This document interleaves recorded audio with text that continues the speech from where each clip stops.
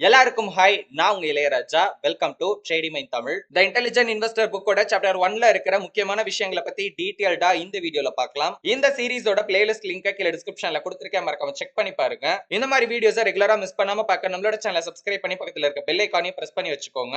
ஒரு சின்ன டிஸ்க்ளைமர், இந்த புக்கை படிச்சு நான் என்ன புரிஞ்சுக்கிட்டேனோ அதை தான் நான் ஷேர் பண்ண போறேன். நீங்க ட்ரேடிங் ஆர் இன்வெஸ்ட்மெண்ட் கத்துக்கிற ஐடியால இருக்கீங்க அப்படின்னா எங்களோட ட்ரேடிங் மைண்ட் எடு அப்படிங்கிற யூடியூப் சேனல் உங்களுக்கு கண்டிப்பா யூஸ்ஃபுல்லா இருக்கும். இன்னும் மோர் அட்வான்ஸ் நாலேஜை கெயின் பண்றதுக்கு tradingmainedu.in அப்படிங்கிற எங்களோட வெப்சைட்ல இருக்க courses and mentorship programs check பண்ணி பாருங்க. டிஸ்கிரிப்ஷன்ல லிங்க் கொடுத்திருக்கோம். சாப்டர் 1, இன்வெஸ்ட்மெண்ட்டுக்கும் ஸ்பெகுலேஷனுக்கும் என்ன வித்தியாசம் அண்ட் ஒரு இன்டெலிஜென்ட் இன்வெஸ்டர் என்ன மாதிரியான முடிவுகளை எதிர்பார்ப்பாங்க அப்படிங்கறத பத்தி பார்க்கலாம். இந்த சாப்டர்ல ஆர்த்தர் இந்த புக் ஃபுல்லாவே டிஸ்கஸ் பண்ண போற ஐடியாவை பத்தி எக்ஸ்பிளைன் பண்ண போறாரு. குறிப்பா இண்டிவிஜுவல் நான் ப்ரொஃபஷனல் இன்வெஸ்டர்ஸ், அதாவது நம்மள மாதிரியான சாதாரண ரீட்டைல் இன்வெஸ்டர்ஸ்க்கான ஒரு சரியான இன்வெஸ்ட்மெண்ட் ஸ்ட்ராட்டஜி என்ன அப்படிங்கறத ஃபர்ஸ்ட் அறிமுகப்படுத்த போறாரு. இன்வெஸ்ட்மெண்ட் ஸ்ட்ராட்டஜி அப்படிங்கறத முதலீடு யுக்தி அப்படின்னு சொல்லுவாங்க. இன்வெஸ்ட்மெண்ட்டுக்கும் ஸ்பெகுலேஷனுக்கும் என்ன வித்தியாசம் அப்படிங்கறத முதல்ல நம்ம தெரிஞ்சுக்கணும். இன்வெஸ்டர் அப்படின்னா என்ன? இந்த புக் ஃபுல்லாவே ஆர்த்தர் ஸ்பெகுலேட்டர் அப்படிங்கிற பர்சனுக்கு ஆப்போசிட்டான ஒருத்தர் தான் இன்வெஸ்டர் அப்படிங்கிற அர்த்தத்துல அந்த வார்த்தையை பயன்படுத்தி இருப்பாரு. 1934ல ஆர்த்தர் அவரோட முதல் புக்கான செக்யூரிட்டிஸ் அனாலிசிஸ பப்ளிஷ் பண்றாரு. அந்த புக்லயே இன்வெஸ்ட்மெண்ட்டுக்கும் ஸ்பெகுலேஷனுக்கும் என்ன வித்தியாசம் அப்படிங்கறத தெளிவா எக்ஸ்பிளைன் பண்ணியிருப்பாரு. அதே டெஃபினிஷன் இப்ப நம்ம பார்க்கலாம். ஒரு இன்வெஸ்ட்மெண்ட் அப்படிங்கிறது கேர்ஃபுல்லா அனாலிசிஸ் பண்ணதுக்கு அப்புறமா நம்மளோட மணியை சேஃபா இன்வெஸ்ட் பண்ணி ஒரு நியாயமான ரிட்டர்ன்ஸை எதிர்பார்க்கிறது. இதுல ஆர்த்தர் 3 விஷயத்தை குறிப்பா பாத்தீங்கன்னா மென்ஷன் பண்ணிருப்பாரு. நம்பர் 1, கேர்ஃபுல்லா அனாலிசிஸ் பண்றது. ரெண்டாவது, நம்மளோட மணியை சேஃபா இன்வெஸ்ட் பண்றது. மூணாவது, ஒரு ரீசனபிள், அதாவது ஒரு நியாயமான ரிட்டர்ன்ஸை எதிர்பார்க்கிறது. இந்த 3 விஷயம் இல்லாம, அதாவது இது 3ல ஏதாவது ஒண்ணு மிஸ் ஆச்சு அப்படின்னா கூட நம்ம இன்வெஸ்ட் பண்ணல, ஸ்பெகுலேட் பண்றோம் அப்படின்னு ஆர்த்தர் சொல்றாரு. கடந்த 38 வருஷமா, அதாவது இந்த புக்கோட கடைசி எடிஷனை ஆர்த்தர் லான்ச் பண்ற வரைக்குமே அவர் அந்த மீனிங்ல ரொம்பவே ஸ்ட்ராங்கா தான் இருந்தாரு. பட் அதே நேரத்துல இன்வெஸ்டர் அப்படிங்கிற வார்த்தைக்கான அர்த்தம் எந்த மாதிரி மாறி இருக்கு அப்படிங்கறத நம்ம கவனிக்க வேண்டியதும் ரொம்ப முக்கியம். அதுலயும் குறிப்பா அந்த பெரிய ஸ்டாக் மார்க்கெட் கிராஷுக்கு அப்புறம், அதாவது 1929ல இருந்து 1932க்குள்ள நடந்த அந்த மார்க்கெட் கிராஷ்க்கு அப்புறம் நிறையவே அது சேஞ்ச் ஆகிருக்கு. பெரும்பாலான மக்கள் எல்லா காமன் ஸ்டாக்குமே ஸ்பெகுலேட்டிவ் நேச்சர்ல இருக்கிறதா நம்பிட்டு இருந்தாங்க. ஸ்பெகுலேட்டிவ் நேச்சர் அப்படின்னா பெருசா பாத்தீங்கன்னா அவங்க அனாலிசிஸ் எதுவுமே பண்ண மாட்டாங்க. ஜஸ்ட் ப்ராஃபிட் பண்ணணும் அப்படிங்கிற ஒரே இன்டென்ஷனுக்காக பையிங் அண்ட் செல்லிங் பாத்தீங்கன்னா மோஸ்ட்லி பீப்புள்ஸ் பண்ணுவாங்க. அது மட்டும் இல்லாம கெஸ்ஸிங் அண்ட் அசம்ஷன்ஸை பேஸ் பண்ணி தான் மோஸ்ட்லி ஸ்டாக்ஸை வாங்குவாங்க, விற்பாங்க. ஈவன் சில பிரபலமான எக்ஸ்பர்ட்ஸ் கூட இன்வெஸ்ட் பண்றதுக்கு ஏத்த மாதிரியான இன்ஸ்ட்ருமெண்ட் பாண்ட்ஸ் தான் அப்படின்னு அவங்களோட கருத்துக்களை அந்த டைம்ல தெரிவிச்சாங்க. இந்த காரணத்தினாலதான் இன்வெஸ்ட்மெண்ட்னாலே அது ஏதோ ஒரு பெரிய விஷயம் அப்படிங்கிற மாதிரி இருந்த விமர்சனங்களுக்கு எதிராக ஆர்த்தர் அவரோட டெஃபினிஷனை பாதுகாக்கணும்னு நினைக்கிறாரு. ஆனா இப்ப ஆர்த்தரோட கவலை அதுக்கு நேர் ஆப்போசிட் ஆனது. ஸ்டாக் மார்க்கெட்ல இன்வால்வ் ஆனாலே அவங்களை இன்வெஸ்டர் அப்படின்னு நம்ம பொதுவா கூப்பிடுற நம்மளோட பழக்கத்தை நிப்பாட்டணும் அப்படின்னு ஆர்த்தர் சொல்றாரு. போன எடிஷன்ல ஆர்த்தர் ஜூன் 1962ல வெளியான ஒரு டாப் பைனான்சியல் நியூஸ் பேப்பரோட ஹெட்லைனை ஷேர் பண்ணியிருந்தாரு. இதை பார்க்கும் போதே பிரச்சனை என்ன அப்படிங்கறது அது தெளிவா காட்டுது. இதுதான் அந்த ஹெட்லைன். ஸ்மால் இன்வெஸ்டர்ஸ் எல்லாம் மார்க்கெட்ல பியரிஷா இருக்காங்க, அவங்க தொடர்ந்து கம்மியான பிரைஸ்க்கு வித்துக்கிட்டே இருக்காங்க அப்படிங்கிற மாதிரி அதுல மென்ஷன் பண்ணியிருந்தாங்க. அக்டோபர் 1970ல பொறுப்பில்லாத இன்வெஸ்டர்ஸ் அப்படின்னு விமர்சனம் பண்ண அதே பத்திரிக்கை இப்ப எல்லாரும் செல் பண்றதுக்கு பதிலா வேக வேகமா பை பண்றாங்க அப்படின்னு ஒரு ஆர்டிக்கலை பாத்தீங்கன்னா வெளியிடுறாங்க. இந்த எக்ஸாம்பிள பாக்குறப்பவே தெளிவா தெரியுது இன்வெஸ்ட்மெண்ட்டுக்கும் ஸ்பெகுலேஷனுக்கும் இடையில எவ்வளவு கன்ஃபியூஷன் இருக்கு அப்படிங்கிறது. முன்னாடி நம்ம பார்த்த இன்வெஸ்ட்மெண்டோட டெஃபினிஷனையும் இந்த சிச்சுவேஷனையும் கம்பேர் பண்ணி பாக்குறப்போ இந்த சிச்சுவேஷன்ல எக்ஸ்பீரியன்ஸ் இல்லாத சில இன்வெஸ்டர்ஸ் என்ன பண்றாங்கன்னா அவங்க வச்சிருக்கிற சில ஷேர்ஸை செல் பண்றாங்க. ஆக்சுவலா அவங்களுக்கே அவங்க என்ன ஷேர்ஸை வாங்கி வச்சிருக்காங்க அப்படிங்கிறது தெரியாம இருக்கும். இவங்க இப்படி பண்றதுக்கான முக்கியமான காரணம் என்ன அப்படின்னு கேட்டீங்கன்னா, இன்னும் கொஞ்சம் கம்மி பிரைஸ்ல நம்ம திரும்ப இதை வாங்கிக்கலாம் அப்படின்னு எமோஷனலி பாத்தீங்கன்னா நம்பிக்கிட்டு இருக்காங்க. அண்ட் இந்த இடத்துல நோட் பண்ண வேண்டிய ஒரு விஷயம் என்ன அப்படின்னா, 1962ல அந்த ஆர்டிகல் பப்ளிஷ் பண்ற டைம்ல மார்க்கெட் ஏற்கனவே பயங்கரமா ஃபால் ஆகி இருந்துச்சு. அண்ட் அதுக்கப்புறம் இன்க்ரீஸ் ஆகிறதுக்கும் பாத்தீங்கன்னா தயாரா இருந்துச்சு. அண்ட் ஸ்டாக்ஸை செல் பண்றதுக்கான ஒரு மோசமான டைம் அது. பொதுவா மக்களை பொறுப்பில்லாத இன்வெஸ்டர்ஸ் அப்படின்னு கூப்பிடுறது ஒரு அபத்தமான முரண்பாடா ஆர்த்தருக்கு தெரியுது. அவங்கள பொறுத்த வரைக்கும் அப்படி சொல்றதுல பெருசா எந்த தப்பும் இல்ல அப்படிங்கிற மாதிரி அவங்களுக்கு தெரிஞ்சாலும் இது ஏதோ செலவு பண்ற கஞ்ச பிஸ்னாரி அப்படின்னு சொல்ற மாதிரி இருக்கிறதா ஆர்த்தர் ஃபீல் பண்றாரு. இந்த இடத்துல அந்த நியூஸ் பேப்பர்ல இன்வெஸ்டர் அப்படிங்கிற வார்த்தையை பயன்படுத்துறதுக்கான முக்கியமான காரணம் என்ன அப்படின்னா, ஜெனரலாவே ஸ்டாக் மார்க்கெட்ல ஒரு பர்சன் ஒரு ஸ்டாக்கை வாங்கினாலோ வித்தாலோ அவர் இன்வெஸ்டர் அப்படின்னு கூப்பிடுற ஒரு பழக்கம் இருக்கு. ஆனா அவங்க என்ன வாங்குனாங்க, எதுக்காக அதை வாங்குனாங்க, என்ன பிரைஸ்ல வாங்குனாங்க, ஃபுல் காசு அவங்களே கொடுத்தாங்களா இல்ல மார்ஜின் யூஸ் பண்ணி அந்த ஸ்டாக்கை வாங்குனாங்களா அப்படிங்கறத பத்தி எல்லாம் கவலையே கிடையாது. இதோட 1948ல பொதுமக்கள் காமன் ஸ்டாக்ஸை எப்படி பார்த்தாங்க அப்படிங்கறத கம்பேர் பண்ணி பார்க்கலாம். யூனிவர்சிட்டி ஆஃப் மிச்சிகன் ஃபெடரல் ரிசர்வ்காக 1948ல ஒரு சர்வேவை கண்டக்ட் பண்றாங்க. அந்த சர்வேல பொதுமக்கள் கிட்ட சில கேள்விகள் கேட்கப்படுது. நீங்க காசு செலவு பண்ண தயாரா இல்ல, உங்களோட பணத்தை நீங்க முதலீடு பண்ண தயாரா இருக்கீங்க அப்படின்னா எந்த அசெட்ல நீங்க இன்வெஸ்ட் பண்ணுவீங்க அப்படின்னு ஒரு கேள்வியை கேட்டு அதுக்கு சில ஆப்ஷன்ஸும் பாத்தீங்கன்னா கொடுத்திருந்தாங்க. உதாரணத்துக்கு பாண்ட்ஸ்ல பண்ணுவீங்களா, இல்ல ஸ்டாக்ஸ்ல பண்ணுவீங்களா, இல்ல ரியல் எஸ்டேட்ல பண்ணுவீங்களா, இந்த மாதிரி. அந்த சமயத்துல கிட்டத்தட்ட 90% மக்கள் காமன் ஸ்டாக்ஸுக்கு எதிராக தான் இருந்தாங்க. அதுல பாதி பேர் காமன் ஸ்டாக்ஸ் சேஃப் கிடையாது, அது ஏதோ கேம்லிங் மாதிரி தோணுது அப்படின்னு நினைச்சாங்க. அண்ட் மீதி பாதி பேருக்கு காமன் ஸ்டாக்ஸ் பத்தி பெருசா எந்த ஒரு ஐடியாவும் பாத்தீங்கன்னா கிடையாது. அந்த டைம்ல ஒரு ஸ்டாக்கை வாங்குறதுக்கான ஒரு அட்ராக்டிவான பிரைஸ் இருக்கு அண்ட் அது மட்டும் இல்லாம இதுக்கப்புறம் ஹிஸ்டாரிக்கல் ரிட்டர்ன்ஸ் அந்த ஸ்டாக் கொடுக்குற மாதிரி இருக்கு அப்படிங்கிற டைம்ல அந்த ஸ்டாக்கை வாங்குறது ரொம்பவே ரிஸ்கானது அப்படிங்கிற மாதிரி மக்கள் பார்த்தாங்க. இது ரொம்ப முரணான ஒரு விஷயம் தான். பட் இருந்தாலும் அதுல ஆச்சரியப்படுறதுக்கு ஒண்ணுமே இல்ல. இன்னொரு பக்கம் அந்த ஸ்டாக்கோட பிரைஸ் பயங்கரமா ஏறி ஒரு டேஞ்சரஸான லெவல் வந்ததுக்கு அப்புறமா, அதாவது பாஸ்ட் எக்ஸ்பீரியன்ஸை பேஸ் பண்ணி ஆர்த்தர் சொல்றாரு, இப்ப திடீர்னு அதே ஸ்டாக் ஒரு இன்வெஸ்ட்மெண்ட் மாதிரி தெரியும் அண்ட் அந்த டைம்ல எல்லாரும் பாத்தீங்கன்னா வாங்கணும்னு நினைப்பாங்க அண்ட் அந்த மாதிரி வாங்குறவங்கள இன்வெஸ்டர்ஸ் அப்படின்னு சொல்றாங்க. காமன் ஸ்டாக்ல இன்வெஸ்ட் பண்றதுக்கும் ஸ்பெகுலேட் பண்றதுக்குமான வித்தியாசம் அப்படிங்கிறது எப்பவுமே ரொம்ப முக்கியம். ஆனா அந்த வித்தியாசம் அப்படிங்கிறது கொஞ்சம் கொஞ்சமா மறைஞ்சு போறதை பாக்குறது கவலையா இருக்கு அப்படின்னு ஆர்த்தர் சொல்றாரு. அதனால ஆர்த்தர் என்ன சஜஸ்ட் பண்றாரு அப்படின்னா, திரும்ப இந்த வித்தியாசத்தை ஸ்டாக் மார்க்கெட்ல கொண்டு வந்து அதை மக்கள் கிட்ட கொண்டு போய் சேர்க்கணும் அப்படின்னு சொல்றாரு. அப்படி இல்லைன்னா ஒரு நாள் பெரிய ஸ்பெகுலேட்டிவ் லாஸ் வரப்ப அந்த பழி ஸ்டாக் மார்க்கெட் மேலதான் விழும், நீங்க தான் இன்வெஸ்டர்ஸ் சரியா எச்சரிக்கவே இல்ல அப்படின்னு. பட் இதுக்கு முரணா ஸ்டாக் எக்ஸ்சேஞ்சஸ் சந்திக்கிற சில முக்கியமான ஃபைனான்சியல் ப்ராப்ளம்க்கான காரணமே அவங்க ஓன் கேபிட்டல் யூஸ் பண்ணி ஸ்பெகுலேட்டிவ் ஸ்டாக்ஸை ஹோல்ட் பண்றதுதான். இந்த புக்கை படிக்கிற எல்லாருக்குமே ஒரு காமன் ஸ்டாக்கை வாங்குறதுல என்ன மாதிரியான ரிஸ்க் இருக்கு அப்படிங்கிறது தெளிவா புரியும் அப்படின்னு ஆர்த்தர் நம்புறாரு. அப்படி அதுல என்னென்ன ரிஸ்க் இருக்கு அப்படிங்கிறது உங்களுக்கு தெரியல அப்படின்னா அதை பத்தி ஆல்ரெடி ஒரு வீடியோ நம்மளோட ட்ரேடிங் எடு அப்படிங்கிற சேனல் அப்லோட் பண்ணிருக்கோம். லிங்க் டிஸ்கிரிப்ஷன்ல கொடுக்குறேன், மறக்காம செக் பண்ணி பாருங்க.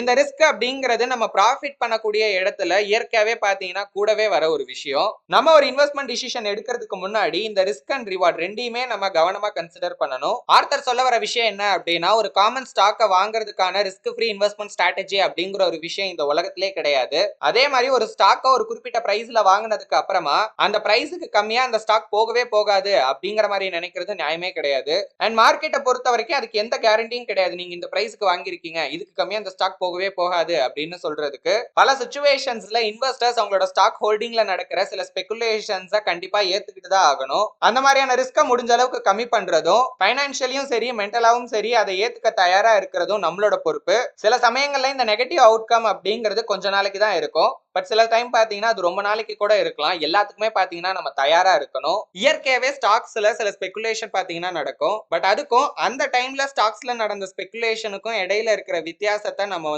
புரிஞ்சுக்கணும். ஸ்பெகுலேஷன் அப்படிங்கிறது சட்டவிரோதமானதோ தப்பான ஒரு விஷயமோ பெரும்பாலான நேரங்கள்ல நம்மளோட காசுக்கு தீங்கு விளைவிக்கிற ஒரு விஷயமோ கிடையாது. உண்மையை சொல்லணும் அப்படின்னா ஸ்பெகுலேஷன் அப்படிங்கிறது ரொம்ப அவசியமான ஒரு விஷயம் தான். ஏன்னா ஸ்டாக்ஸ்ல பெரும்பாலும் ப்ராஃபிட் பண்றதுக்கான வாய்ப்பும் இருக்கும், அதே நேரத்துல நம்மளோட பணத்தை இழக்கிறதுக்கான ஆபத்தும் பாத்தீங்கன்னா இருக்கும். இப்ப இந்த இடத்துல யாராவது ஒருத்தர் அந்த ஆபத்தை ஏத்துக்கிட்டு தான் ஆகணும். ஆர்த்தர் மீன் பண்ற விஷயம் என்ன அப்படின்னு கேட்டீங்கன்னா, ஒரு லாங் டேர்ம் இன்வெஸ்டரா இப்ப நீங்க ஒரு ஸ்டாக்கை ஒரு நல்ல பிரைஸ்ல வாங்கணும் அப்படின்னு நினைக்கிறீங்க அப்படின்னு வச்சுக்கோங்களேன். இப்ப நீங்க பை பண்றீங்கன்னா உங்களுக்கு செல் பண்றதுக்கு ஒரு செல்லர் கண்டிப்பா தேவை. அந்த செல்லர் ஒருவேளை ஒரு ஸ்பெகுலேட்டரா இருந்தா எப்படி இருக்கும்னு கொஞ்சம் யோசிச்சு பாருங்க. நமக்கு தேவைப்படுற ஸ்டாக் ஒரு நல்ல பிரைஸுக்கு கிடைச்ச மாதிரியும் இருக்கும், அதே இடத்துல அந்த ரிஸ்கை அக்செப்ட் பண்றதுக்கும் பாத்தீங்கன்னா ஒரு பர்சன் இருப்பாங்க. இப்ப அவங்க எதுக்கு செல் பண்றாங்க, நம்ம எதுக்கு பை பண்றோம், அதெல்லாம் வேற கதை. பட் ஒரு இன்டெலிஜென்ட் இன்வெஸ்டரா நம்ம ஒரு பெஸ்ட் பிரைஸ்ல பாத்தீங்கன்னா வாங்குறோம். அதே டைம்ல நமக்கு அந்த இடத்துல நம்மளோட டிரான்சாக்ஷன் கம்ப்ளீட் ஆகிறதுக்கு ஒரு செல்லரும் பாத்தீங்கன்னா அவைலபிளா இருக்காங்க. இது எதனால சாத்தியமாகுது அப்படின்னா ஸ்பெகுலேஷன் ஆக்டிவிட்டி ஸ்டாக்ஸ்ல நடக்கிறதுனாலதான். ஒருவேளை ஸ்பெகுலேஷன் அப்படிங்கிற ஒரு விஷயம் இல்ல அப்படின்னா லிக்விடிட்டி அப்படிங்கிற ஒரு விஷயம் பாத்தீங்கன்னா ரொம்பவே கம்மி ஆயிரும். அதாவது நம்ம நினைச்ச உடனே பாத்தீங்கன்னா ஒரு ஸ்டாக்கை வாங்கவோ விற்கவோ நம்மளால முடியாம போலாம். இன்வெஸ்ட்மெண்ட் மாதிரியே ஸ்பெகுலேஷனே நம்மளால புத்திசாலித்தனமா பண்ண முடியும். பட் அது புத்திசாலித்தனமா இல்லாம போறதுக்கு பல வழிகள் இருக்கு. நம்பர் 1, நம்ம இன்வெஸ்ட் பண்றதா நினைச்சு ஸ்பெகுலேட் பண்றது. நம்பர் 2, ப்ராப்பர் நாலேஜும் ஸ்கில்லும் இல்லாம தீவிரமா ஸ்பெகுலேட் பண்றது. நம்பர் 3, நம்மளால ஏத்துக்கக்கூடிய லாஸை விட அதிக அமௌண்ட்டை ஸ்பெகுலேட் பண்றப்ப ரிஸ்கா எடுக்கிறது. ஆர்த்தரோட கருத்து என்ன அப்படின்னா, ஒரு சாதாரண பர்சன் கடன் வாங்கி மார்க்கெட்ல ட்ரேட் பண்றாரு அப்படின்னா அவர் ஆக்சுவலி ஸ்பெகுலேட் பண்றாரு அப்படிங்கறத புரிஞ்சுக்கணும். அண்ட் அதே நேரத்துல அவங்களோட புரோக்கரும் அதை அவங்களுக்கு தெரியப்படுத்தணும். அண்ட் யாரெல்லாம் ஒரு ஹாட் ஸ்டாக்கை வாங்குறாங்களோ இல்ல அதே மாதிரி சிமிலர் ரீசன்ஸ்னால ஒரு ஸ்டாக்கை வாங்குறாங்களோ அவங்களும் ஆக்சுவலி ஸ்பெகுலேட் தான் பண்றாங்க, இல்ல கேம்லிங் பண்றாங்க அப்படின்னு கூட சொல்லலாம். ஸ்பெகுலேஷன் அப்படிங்கிறது ரொம்பவே எக்ஸைட்டிங்காவும் ரொம்பவே சந்தோஷமாவும் இருக்கும், குறிப்பா லாபம் வரப்ப. நீங்க ஆக்சுவலி ஸ்பெகுலேட் தான் பண்ணணும் அப்படின்னு நினைக்கிறீங்க அப்படின்னா அதுக்காக அப்படின்னு ஒரு மணியை தனியா ஒதுக்கி வச்சிருங்க. எந்த அளவுக்கு அந்த அமௌண்ட் கம்மியா இருக்கோ அந்த அளவுக்கு நல்லது. மார்க்கெட் இப்ப நல்லா ஏறிக்கிட்டு இருக்கு, நமக்கு நிறைய லாபம் வந்துகிட்டு இருக்கு அப்படிங்கிற ஒரே காரணத்துக்காக மட்டும் அந்த காசோட இன்னும் கொஞ்சம் காசை ஆட் பண்ணிடாதீங்க. ஒருவேளை அந்த மாதிரி உங்களுக்கு தோணுச்சு அப்படின்னா அதுதான் நீங்க காசை எடுக்கிறதுக்கான சரியான டைம். உங்க ஸ்பெகுலேட்டிவ் ஆக்டிவிட்டீஸையும் இன்வெஸ்ட்மெண்ட் ஆக்டிவிட்டீஸையும் எப்பவுமே பாத்தீங்கன்னா தனித்தனியா நீங்க வச்சுக்கணும். உங்க அக்கௌண்ட்லயும் சரி உங்களோட மைண்ட் செட்லயும் சரி. ஒரு டிஃபென்சிவ் இன்வெஸ்டரா நம்ம என்ன மாதிரியான முடிவுகளை எதிர்பார்க்கணும் அப்படிங்கறத பத்தி பார்க்கலாம். ஆல்ரெடி ப்ரீவியஸ் வீடியோலயே நான் சொல்லியிருப்பேன், டிஃபென்சிவ் இன்வெஸ்டிங் அப்படிங்கிறதும் பாசிவ் இன்வெஸ்டிங் அப்படிங்கிறதும் ஒண்ணுதான். ஆர்த்தர் எங்கெல்லாம் டிஃபென்சிவ் இன்வெஸ்டிங் அப்படின்னு சொல்றாரோ அதை நம்ம பாசிவ் இன்வெஸ்டிங் அப்படின்னே கன்சிடர் பண்ணிக்கலாம். ஏன்னா நம்ம ஜெனரலா ஆக்டிவ் இன்வெஸ்டிங் பாசிவ் இன்வெஸ்டிங் அப்படிங்கிற மாதிரியான வேர்ட்ஸ் தான் யூஸ் பண்ணுவோம். ஒரு டிஃபென்சிவ் இன்வெஸ்டர் பாதுகாப்புலயும் தொந்தரவுகளை தவிர்க்கிறதுலயும் தான் முக்கியமா கவனம் செலுத்துவாரு. இந்த மாதிரி இன்வெஸ்டர்ஸ் எப்படி அப்ரோச் பண்ணணும், ஒரு சராசரி சாதாரணமான கண்டிஷன்ல ஒருவேளை அப்படி ஒண்ணு இருந்துச்சு அப்படின்னா அதுல என்ன மாதிரி ரிசல்ட்ஸை எதிர்பார்க்கணும், இந்த கேள்விக்கெல்லாம் பதில பாக்குறதுக்கு முன்னாடி முதல்ல 7 வருஷத்துக்கு முன்னாடி, அதாவது இந்த புக்குக்கு முன்னாடி பப்ளிஷ் பண்ண கடைசி எடிஷன்ல இந்த டாபிக் பத்தி என்ன சொல்லியிருக்காரு அப்படிங்கறத நம்ம பார்க்கணும். அதுக்கப்புறம் ஒரு இன்வெஸ்டரோட எதிர்பார்ப்பை பாதிக்கிற என்ன மாதிரியான மாற்றங்கள்லாம் நடந்திருக்கு அப்படிங்கறத பத்தி பார்க்கலாம். கடைசியா 1972 ஆரம்பங்கள், அதாவது இப்ப இருக்கிற நிலைமைக்கு ஒரு டிஃபென்சிவ் இன்வெஸ்டர் என்ன பண்ணணும், என்ன மாதிரியான ரிசல்ட்ஸை எதிர்பார்க்கணும் அப்படிங்கறத பத்தி தெளிவா பார்க்கலாம். முதல்ல 6 வருஷத்துக்கு முன்னாடி ஆர்த்தர் என்ன சொன்னாரு அப்படிங்கறத பார்க்கலாம். ஆர்த்தர் இன்வெஸ்டர்ஸ் அவங்களோட இன்வெஸ்ட்மெண்ட்டை high quality bonds and leading common stock அப்படின்னு பாத்தீங்கன்னா பிரிக்க சொல்லி அட்வைஸ் பண்றாரு. இதுல பாண்டோட போர்ஷன் அட்லீஸ்ட் 25% ஆவது இருக்கணும், பட் 75%க்கு மேல இருக்க கூடாது. புரியுற மாதிரி சொல்லணும் அப்படிங்கிறதுக்காக நான் வந்து அமௌண்டோட சொல்றேன். இப்போ 1 லட்சம் ரூபாய் நம்மளோட இன்வெஸ்ட்மெண்ட் அமௌண்ட் அப்படின்னு வச்சுக்கோங்க. அதாவது நம்மளோட டோட்டல் போர்ட்போலியோட வேல்யூ 1 லட்சம் ரூபாய் அப்படின்னு வச்சுக்கோங்க. இதுல குறைஞ்சது 25,000 ரூபாய்க்காவது நம்ம வந்து பாண்ட்ஸை ஹோல்ட் பண்ணணும். ஆனா 75,000 ரூபாய்க்கு மேல நம்ம வந்து பாண்ட்ஸ் வச்சிருக்க கூடாது அப்படின்னு ஆர்த்தர் சொல்றாரு. நல்லா ஞாபகம் வச்சுக்கோங்க, இதை நீங்க புரிஞ்சுக்கணும் அப்படிங்கிறதுக்காக தான் ஒரு நம்பர்ஸோட நான் சொல்றேன். மத்தபடி இது எந்த வகையிலும் ஒரு அட்வைஸா எடுத்துக்காதீங்க. அண்ட் ஆர்த்தர் அங்க என்ன சொல்லியிருக்காரோ அதை தான் நான் இங்க எக்ஸ்பிளைன் பண்ணிட்டு இருக்கேன். மீதி இருக்க போர்ஷனுக்கு நம்ம வந்து ஸ்டாக்ஸை வச்சுக்கலாம். இதுல சிம்பிளஸ்ட் ஸ்ட்ராட்டஜி என்ன அப்படின்னு கேட்டீங்கன்னா 50-50 தான். அதாவது 50% பாண்ட், 50,000 ரூபாய்க்கு பாண்டு 50,000 ரூபாய்க்கு ஸ்டாக் அப்படின்னு பாத்தீங்கன்னா ஹோல்ட் பண்ணலாம். ஒருவேளை மார்க்கெட்ல வேல்யூ சேஞ்ச் ஆகுறப்போ இந்த பேலன்ஸும் வந்து பாத்தீங்கன்னா சேஞ்ச் ஆக வாய்ப்பு இருக்கு. அது எப்படி ப்ரோ, நம்ம தான் 50,000 ரூபாய்க்கு ஸ்டாக் வாங்கிட்டோம், 50,000 ரூபாய்க்கு பாண்ட் வாங்கிட்டோம், அது எப்படி சேஞ்ச் ஆகும் அப்படின்னு கேட்டீங்கன்னா, இப்ப நம்ம வாங்கியிருக்க ஸ்டாக்கோட பிரைஸும் மாறும், அந்த பாண்டுக்கும் பாத்தீங்கன்னா ரிட்டர்ன்ஸ் வந்துகிட்டு இருக்கும். சோ அப்போ அந்த போர்ட்போலியோட வேல்யூ அப்படிங்கறதும் பாத்தீங்கன்னா சேஞ்ச் ஆகும்.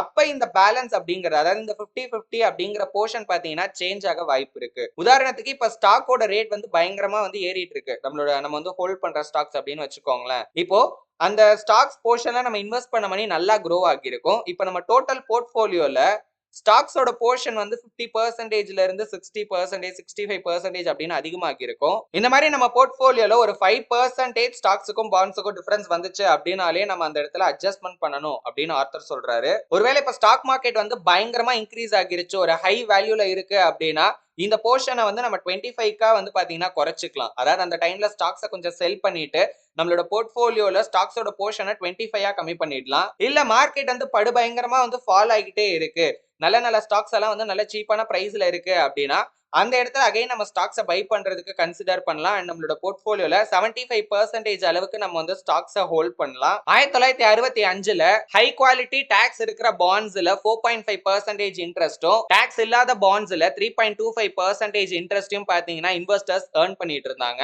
அதே சமயத்துல டோ ஜோன்ஸ் இண்டஸ்ட்ரியல் ஆவரேஜ் அப்படிங்கிற இண்டெக்ஸ், இதை ஷார்ட்டா DJIA அப்படின்னு சொல்லுவாங்க, 892 பாயிண்ட்ஸ்ல ட்ரேட் ஆகிட்டு இருந்துச்சு. அதுல இருக்கிற சில லீடிங் ஸ்டாக்ஸ் 3.5% டிவைடெண்ட் பாத்தீங்கன்னா ஆஃபர் பண்ணாங்க. அதாவது டிவைடெண்ட் ஈல்ட் அப்படிங்கிறது என்னன்னு கேட்டீங்கன்னா, இப்போ நீங்க வந்து ஒரு 1000 ரூபாய்க்கு ஒரு ஸ்டாக் வச்சிருக்கீங்க, அந்த 1000 ரூபாய் நீங்க ஹோல்ட் பண்ற ஸ்டாக்குக்கு உங்களுக்கு ஒரு அமௌண்ட் வந்து டிவிடெண்டா கிடைக்குது அப்படின்னா அந்த டிவிடெண்ட் அமௌண்ட்டை அந்த ஸ்டாக் பிரைஸோட கம்பேர் பண்றப்போ அந்த டிவிடெண்ட் அமௌண்ட் அந்த ஸ்டாக் பிரைஸுக்கு எவ்வளவு பெர்சன்டேஜ் அப்படிங்கறத அந்த டிவிடெண்ட் ஈல்ட் அப்படிங்கிறது. இப்போ நீங்க 1000 ரூபாய்க்கு வச்சிருக்கீங்க ஸ்டாக் அப்படின்னா 3.5% டிவிடெண்ட் அப்படிங்கிறது உங்களுக்கு 35 ரூபாய் டிவிடெண்டா கிடைக்கும். இந்த 35 ரூபாங்கிறது என்னன்னு பாத்தீங்கன்னா நீங்க வச்சிருக்க ஸ்டாக், அந்த 1000 ரூபாய் ஸ்டாக் இருக்கு இல்லைங்களா, அதோட 3.5% இப்படிதான் இந்த டிவிடெண்ட் ஈல்ட வந்து பாத்தீங்கன்னா கால்குலேட் பண்ணுவாங்க. இத பார்க்கும்போது ஒரு எச்சரிக்கையோட அவசியத்தை குறிக்கிறதா ஆர்த்தர் சொல்றாரு. ஒரு நார்மல் மார்க்கெட் கண்டிஷன்ல ஒரு இன்வெஸ்டர் ஸ்டார்டிங்ல டிவிடெண்ட் ஈல்டா ஒரு ஸ்டாக்ல இருந்து 3.5%ல இருந்து 4.5% வரைக்கும் எதிர்பார்க்கலாம். அதோட சேர்த்து அந்த ஸ்டாக்கோட growthம் பாத்தீங்கன்னா கிட்டத்தட்ட எந்த அளவுக்கு நமக்கு டிவிடெண்ட் கிடைக்குதோ அதே அளவுக்கு பாத்தீங்கன்னா நடக்கணும். இததான் வந்து கேபிட்டல் அப்ரிசியேஷன் அப்படின்னு சொல்லுவாங்க. அதாவது நார்மலா அந்த ஸ்டாக்கோட பிரைஸ் ஏறுற அந்த ரேஞ்சும் பாத்தீங்கன்னா நமக்கு டிவிடெண்ட் எவ்வளவு பெர்சன்டேஜ் கிடைக்குதோ அதே அளவுக்கு இருக்கணும். இப்போ இந்த டிவிடெண்ட் ஈல்டையும் கேபிட்டல் அப்ரிசியேஷனையும் சேர்த்து பார்க்கறப்ப ஆன் அன் ஆவரேஜா ஒரு 7.5% நம்ம வந்து ஒரு நார்மல் மார்க்கெட் கண்டிஷன்ல ரிட்டர்ன்ஸா ஸ்டாக்ல இருந்து எதிர்பார்க்கலாம் ஒரு வருஷத்துக்கு. இப்போ 50-50 காம்போல இருக்கிற ஒரு போர்ட்போலியோல ஆவரேஜ் ரிட்டர்ன்ஸ் ஏன்னா 50% பாண்ட்ஸ் இருக்கு. ஸோ அந்த பாண்ட்ஸ்ல எவ்வளவு ரிட்டர்ன்ஸ் வருது அப்படின்னு பார்த்தோம். அதே மாதிரி ஸ்டாக்ல ஆவரேஜா எவ்வளவு எதிர்பார்க்கலாம் அப்படிங்கறதையும் நம்ம பார்த்தோம். சோ இந்த காம்பினேஷன்ல டாக்ஸ்க்கு முன்னாடி நம்மளுக்கு ஒரு 6% அளவுக்கு பாத்தீங்கன்னா ரிட்டர்ன்ஸை நம்ம எதிர்பார்க்கலாம். இன்னொரு முக்கியமான விஷயம் என்ன அப்படின்னா இன்ஃபிளேஷனுக்கு அகைன்ஸ்டா நம்மள ப்ரொடெக்ட் பண்றதுக்கு ஸ்டாக்ஸ் வந்து ஒரு பெஸ்ட் ஆப்ஷனா இருக்கும். ஏன்னா ஈஸியா பாத்தீங்கன்னா அது இன்ஃபிளேஷனை பீட் பண்ணிரும். ஏன்னா இன்ஃபிளேஷனால நம்மளோட பர்ச்சேசிங் பவர் அப்படிங்கிறது கம்மியாயிட்டே வரும். இன்னைக்கு நம்ம கையில இருக்கிற 1000 ரூபாயும் 10 வருஷம் கழிச்சு நம்ம கையில இருக்கிற 1000 ரூபாயோட மதிப்பும் பாத்தீங்கன்னா ஒண்ணு கிடையாது. சோ இதே அந்த 1000 நம்ம இன்னைக்கே ஒரு ஸ்டாக்ல இன்வெஸ்ட் பண்றோம் அப்படின்னா மேபி வந்து அந்த இன்ஃபிளேஷன் எந்த அளவுக்கு நடக்குதோ அதை விட கொஞ்சம் அதிகமான ரிட்டர்ன்ஸ் நமக்கு கிடைக்கிறதுக்கான வாய்ப்பு இருக்கு. அதிகமா இல்ல அப்படின்னா கூட எவ்வளவு இன்ஃபிளேஷன் இருக்கோ அதுக்கு நிகரான ரிட்டர்ன்ஸ் கிடைச்சது அப்படின்னா கூட நம்மளுக்கு அந்த ரிட்டர்ன்ஸ் அமௌண்ட் கால்குலேட் பண்ணி பார்க்கும்போது இப்ப இன்னைக்கு வந்து ஒரு 1000 10 வருஷம் கழிச்சு நமக்கு இன்னைக்கு 1000 ரூபாய் தேவைப்படுற இடத்துல ஒரு 1500 ரூபாய் தேவைப்படுது அப்படின்னு ஆவரேஜா வச்சுக்கோங்களேன். இப்ப நம்ம அந்த 1000 இன்வெஸ்ட் பண்ணிருக்கோம். அந்த 1000 கொஞ்சம் கொஞ்சமா க்ரோ ஆகி இப்போ ஒரு 1500 வந்துச்சு அப்படின்னா நமக்கு அந்த இன்ஃபிளேஷனுக்கு எகெயின்ஸ்டா அந்த காசை வந்து பாத்தீங்கன்னா வந்து ப்ரொடெக்ட் பண்ணிருக்கோம். அதுக்கு ஒரு நல்ல ஆப்ஷனா ஸ்டாக்ஸ் இருக்கும் அப்படின்னு ஆர்த்தர் குறிப்பிடுறாரு. 1949ல இருந்து 64க்கு இடைப்பட்ட காலத்துல ஸ்டாக் மார்க்கெட்டோட பெர்ஃபார்மன்ஸை கம்பேர் பண்ணி பார்த்தோம் அப்படின்னா ஆர்த்தர் சொன்ன ரிட்டர்ன்ஸ் அப்படிங்கிறது ரொம்ப கம்மி தான். ஏன்னா அந்த டைம்ல ஆன் அன் ஆவரேஜா மார்க்கெட் கிட்டத்தட்ட 10% பாத்தீங்கன்னா ரிட்டர்ன்ஸை ஜென்ரேட் பண்ணிருக்கு. பெரும்பாலான மக்கள் இதே மாதிரியான ரிட்டர்ன்ஸ் வந்து தொடர்ந்து நமக்கு கிடைச்சுக்கிட்டே இருக்கும். என்ன சொல்லணும் அப்படின்னா இது ஒரு கேரண்டீடு ரிட்டர்ன்ஸாவே எடுத்துக்கலாம் அப்படின்லாம் பாத்தீங்கன்னா நினைச்சிட்டு இருந்தாங்க. ஆனா ஒரு சிலர் மட்டும்தான் மார்க்கெட்ல இப்ப ஸ்டாக்கோட பிரைஸ் எல்லாம் ரொம்பவே ஓவர் வேல்யூடா இருக்கு அப்படிங்கறத ஒத்துக்கிட்டாங்க. அது மட்டும் இல்லாம 1949ல இருந்து இப்ப வரைக்கும் நடந்த பயங்கரமான பெர்ஃபார்மன்ஸ்னால ஃபியூச்சர்ல மேபி வந்து புவர் ரிசல்ட்ஸா நம்ம எதிர்பார்க்கலாம் அப்படின்னு பாத்தீங்கன்னா நினைச்சிட்டு இருந்தாங்க. நம்பர் 2 1964ல இருந்து என்ன நடந்துச்சு அப்படிங்கறது இப்ப நம்ம பார்க்கலாம். அந்த டைம்ல வரலாற்றிலே இல்லாத அளவுக்கு டாப் குவாலிட்டி பாண்ட்ஸோட இன்ட்ரெஸ்ட் ரேட் பாத்தீங்கன்னா பயங்கரமா இன்க்ரீஸ் ஆச்சு. பட் இருந்தாலும் 1970ல பாண்ட்ஸோட பிரைஸ் பாத்தீங்கன்னா பயங்கரமா ஃபால் ஆனாலும் அதுல இருந்து கொஞ்சம் கொஞ்சமா பாத்தீங்கன்னா அது ரெக்கவரும் ஆச்சு. இப்ப கரண்டா நல்ல கார்ப்பரேட் பாண்ட்ஸ்ல 7.5% இன்ட்ரெஸ்ட் ரேட்டை வந்து பாத்தீங்கன்னா ஆஃபர் பண்றாங்க. இது 1964ல ஆஃபர் பண்ண 4.5% விட ரொம்பவே அதிகம். அந்த டைம்ல டோ ஜோன்ஸ் இண்டஸ்ட்ரியல் ஆவரேஜ் 900 பாயிண்ட்ஸ்ல ட்ரேட் ஆச்சு. அது மட்டும் இல்லாம 1969 70ல நடந்த பெரிய ஃபாலுக்கு அப்புறம் மார்க்கெட் கொஞ்சம் கொஞ்சமா பாத்தீங்கன்னா இப்ப ஏறிக்கிட்டு இருக்கு. இப்ப அதுல இருக்கிற லீடிங் ஸ்டாக்ஸோட டிவிடெண்ட் ஈல்டு பாத்தீங்கன்னா கிட்டத்தட்ட 3.5% இருக்கு. இதுல ஒன்னும் பெரிய வித்தியாசம் இல்லை. ஏன்னா ஏற்கனவே 3.2% இருந்தது. இப்ப 3.5% வந்து பாத்தீங்கன்னா இருக்கு. இன்ட்ரெஸ்ட் ரேட் அதிகமானதுனால மீடியம் டேர்ம் பாண்ட்ஸோட பிரைஸ் பாத்தீங்கன்னா கிட்டத்தட்ட 38% அளவுக்கு அந்த டைம்ல ஃபால் ஆச்சு. மீடியம் டேர்ம் பாண்ட்ஸ் அப்படின்னா அதோட மெச்சூரிட்டி பீரியட் கிட்டத்தட்ட ஒரு 20 வருஷம் இருக்கும். இதுல ஆச்சரியப்படக்கூடிய ஒரு விஷயமும் இருக்கு. 1964ல ஆர்த்தர் மார்க்கெட் வந்து இப்ப ரொம்பவே அதிக வேல்யூல இருக்கு, இது எப்ப வேணாலும் ஃபால் ஆகலாம் அப்படின்னு நிறைய பாத்தீங்கன்னா டிஸ்கஸ் பண்ணிருக்காரு. பட் இருந்தாலும் அதே விஷயம் ஹை குவாலிட்டி பாண்ட்ஸுக்கும் நடக்கும் அப்படின்னு அவர் கொஞ்சம் கூட எதிர்பார்க்கவே இல்ல. ஏன் ஈவன் யாருமே அந்த டைம்ல அந்த மாதிரி யோசிக்கவே இல்ல. இருந்தாலும் ஒரு சின்ன வார்னிங் இத பத்தி ஆர்த்தர் நமக்கு ஆல்ரெடி கொடுத்திருக்காரு. ஆல்ரெடினா இதுக்கு முன்னாடி வந்த எடிஷன்ல பேஜ் நம்பர் 90ல பாத்தீங்கன்னா இந்த பாண்ட்ஸை பத்தி ஒரு விஷயம் சொல்லியிருப்பாரு. அது என்ன அப்படின்னா இன்ட்ரெஸ்ட் ரேட் சேஞ்ச் ஆகும்போது லாங் டேர்மோட பாண்ட்ஸோட பிரைஸும் பாத்தீங்கன்னா சேஞ்ச் ஆகும் அப்படின்னு. ஆனா கொஞ்சம் பின்னாடி பார்க்கும்போது தான் தெரியுது இந்த ரிஸ்க பத்தி அந்த அளவுக்கு ஸ்ட்ராங்கா ஆர்த்தர் சொல்லல அப்படின்னு ஃபீல் பண்றாரு. ஒரு இன்வெஸ்டர் 1964ல டோ ஜோன்ஸ்ல இன்வெஸ்ட் பண்றாரு அப்படின்னு கன்சிடர் பண்ணிக்கலாம். அந்த டைம்ல அந்த இண்டெக்ஸோட பிரைஸ் பாத்தீங்கன்னா 874 அப்படின்னு இருந்துச்சு.